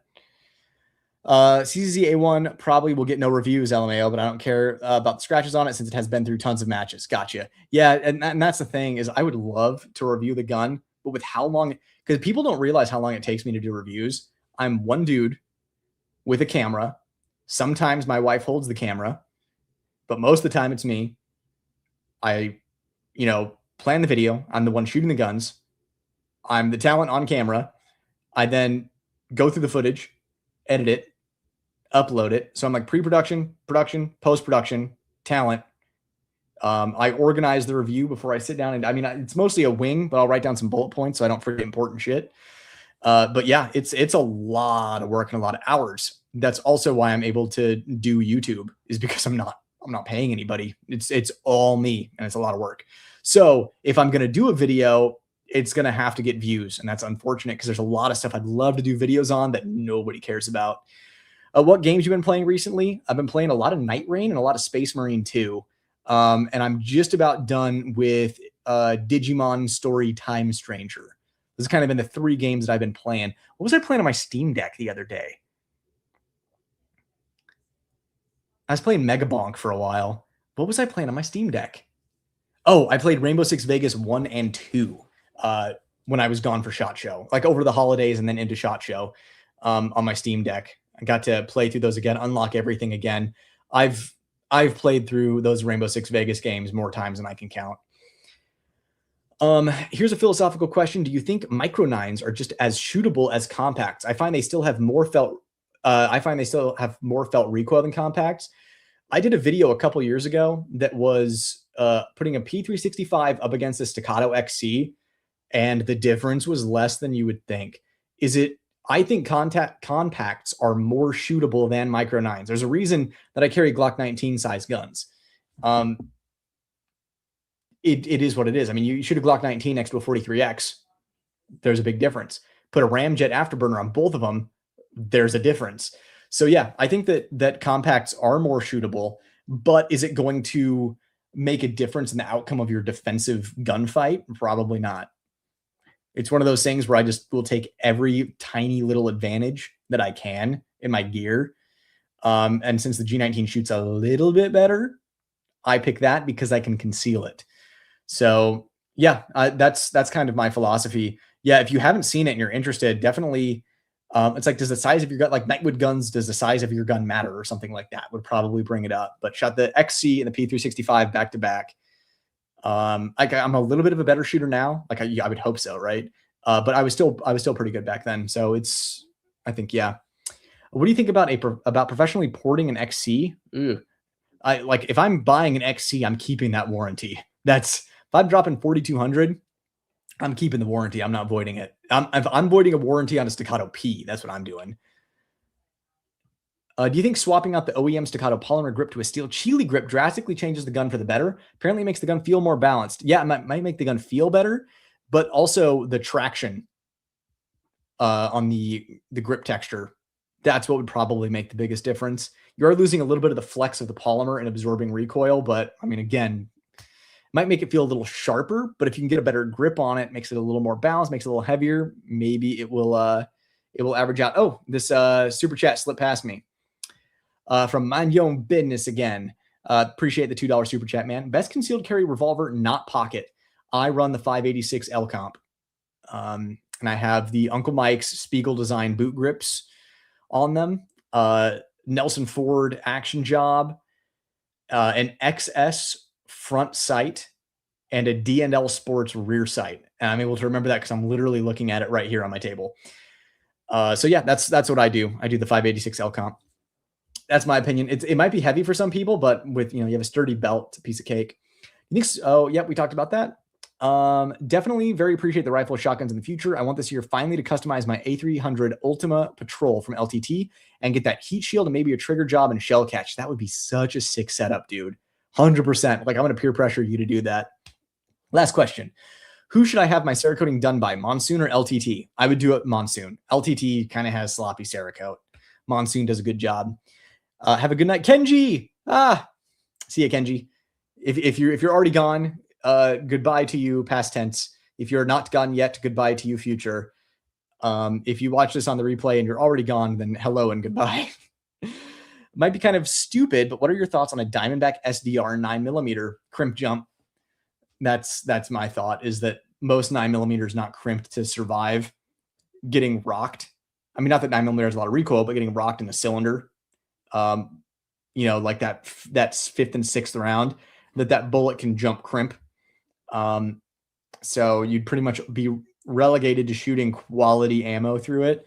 But yeah, I don't know. I don't really see the point outside of if you just want a revolver and you want to either one, like train with it. Let's say you carry a Diamondback SDR with 38 special plus Ps or 357 mag, and you want to train, you want to just get used to the trigger shooting it, or you just want to have fun plinking with an SDR. You get like a 3-inch, for example, get it in 9mm. But outside of that, I personally don't see the point. Who would I have do the Cerakoting? Yeah, I would just do Monsoon. What's your favorite rifle or rifle manufacturer? Ooh, that's a good question. I mean, my main AR is an LWRC, but the thing is, I probably prefer BCM. I just have an LWRC because that's what I have. Man, I'm trying to think, because I really like shotguns. I can tell you my favorite shotgun stuff, but rifles, yeah, I like Weatherby's for bolt guns, but mostly old stuff. Semi-autos, yeah, like ARs. I like LWRC. I like the ambi controls. I think that's cool. Fluted barrels also neat. Has some drip to it. But yeah, like if I were getting a rifle today, I would probably just get a BCM or a Daniel and call it a day. Just buy once, cry once. Not that the LWRC was cheap, but I got it, a while ago. All right, everyone. I think that's going to be about it. We're at 4 hours and 13 minutes. Looks like comments have slowed down. We got one more coming in from Oak Boys. Got some money banked up right meow, but I can only get one. If you are buying the Bull SAS2 or the LTT NP3 Centurion 92G, oh man, I mean, you're literally talking about like my top two guns, right? Like a quality 2011 and a LTT'd Beretta. Ooh, boy. Oh man. I would go bull. The reason I'm hesitating is because I don't think bull has any in stock right now. Maybe they do, but yeah, I would get whatever bull gets you most excited personally. Um, but you can't go wrong either way. I love my LTT Beretta. In fact, I really want to get a compact, but every single time I have LTT money, I just end up buying a 2011. So, oops. Or I end up buying an old Smith & Wesson revolver, like some 29-2 will come across my way, and I'm like, well, I can't let that get away. They only made so many of those, and that one's in mint condition with presentation case. So yeah, can't go wrong either way. Get whichever one you're most excited about. My personal recommendation would be to go with the bull. I'm glad that you're feeling better. Good night, y'all. Appreciate it, Jose. I'm really glad you're able to stop by. And take care. Speaking of DD, did you see Short Shot Tony's DD Mark 18 with the loose rail barrel nut? Yeah, I did. Yeah, it's just what I want to see is like, is that going to be a new trend for Daniel, or is that just like a fluke? We'll see. But anyways, that's going to wrap us up for this evening, everyone. I have to go eat so that I can play Resident Evil 9 tonight. But definitely appreciate all of you. Each and every one of you is responsible for the success of this channel and for the growth of this channel. And I appreciate all of you. You guys are the spine. You guys are the backbone of the channel. Without you, it doesn't exist. I do my best to do right by you guys. So I'm always trying to improve, always trying to get better, and really grateful for you all. Thanks for hanging out. I had a great time chatting with everyone. Love the stream. Keep up the great work. Appreciate it, David. Good night. Enjoy RE9. See you later, man. Egon packs. But just know that you all have a place in this world. You are all loved. You are all worthy. You are all special. So get yourself that gun that you want and enjoy shooting the heck out of it. I appreciate it, Rocky. I'm glad you enjoyed the live. Wish Monsoon had DLC. Yeah, but if so much goes into DLC, dude, there's a reason almost no one does it, is because it is a very finicky, expensive process that can go wrong with a single molecule of dust. One molecule of dust, it's over. So, yep, there's a reason. If he did DLC, he'd outsource it, and his turnaround time would quadruple. So it is what it is. But y'all are awesome. I'll look forward to the next video. Probably won't be one this weekend, but after that, it should be like boom, boom, boom, boom weekly for, man, a long time, for at least a couple of months, and with a lot of really cool stuff on the horizon. So appreciate you all very much. Glad you enjoyed the live. It was great hanging out with you all, and see you in the next video, everyone. Enjoy your night. Have a good time. Toodaloo.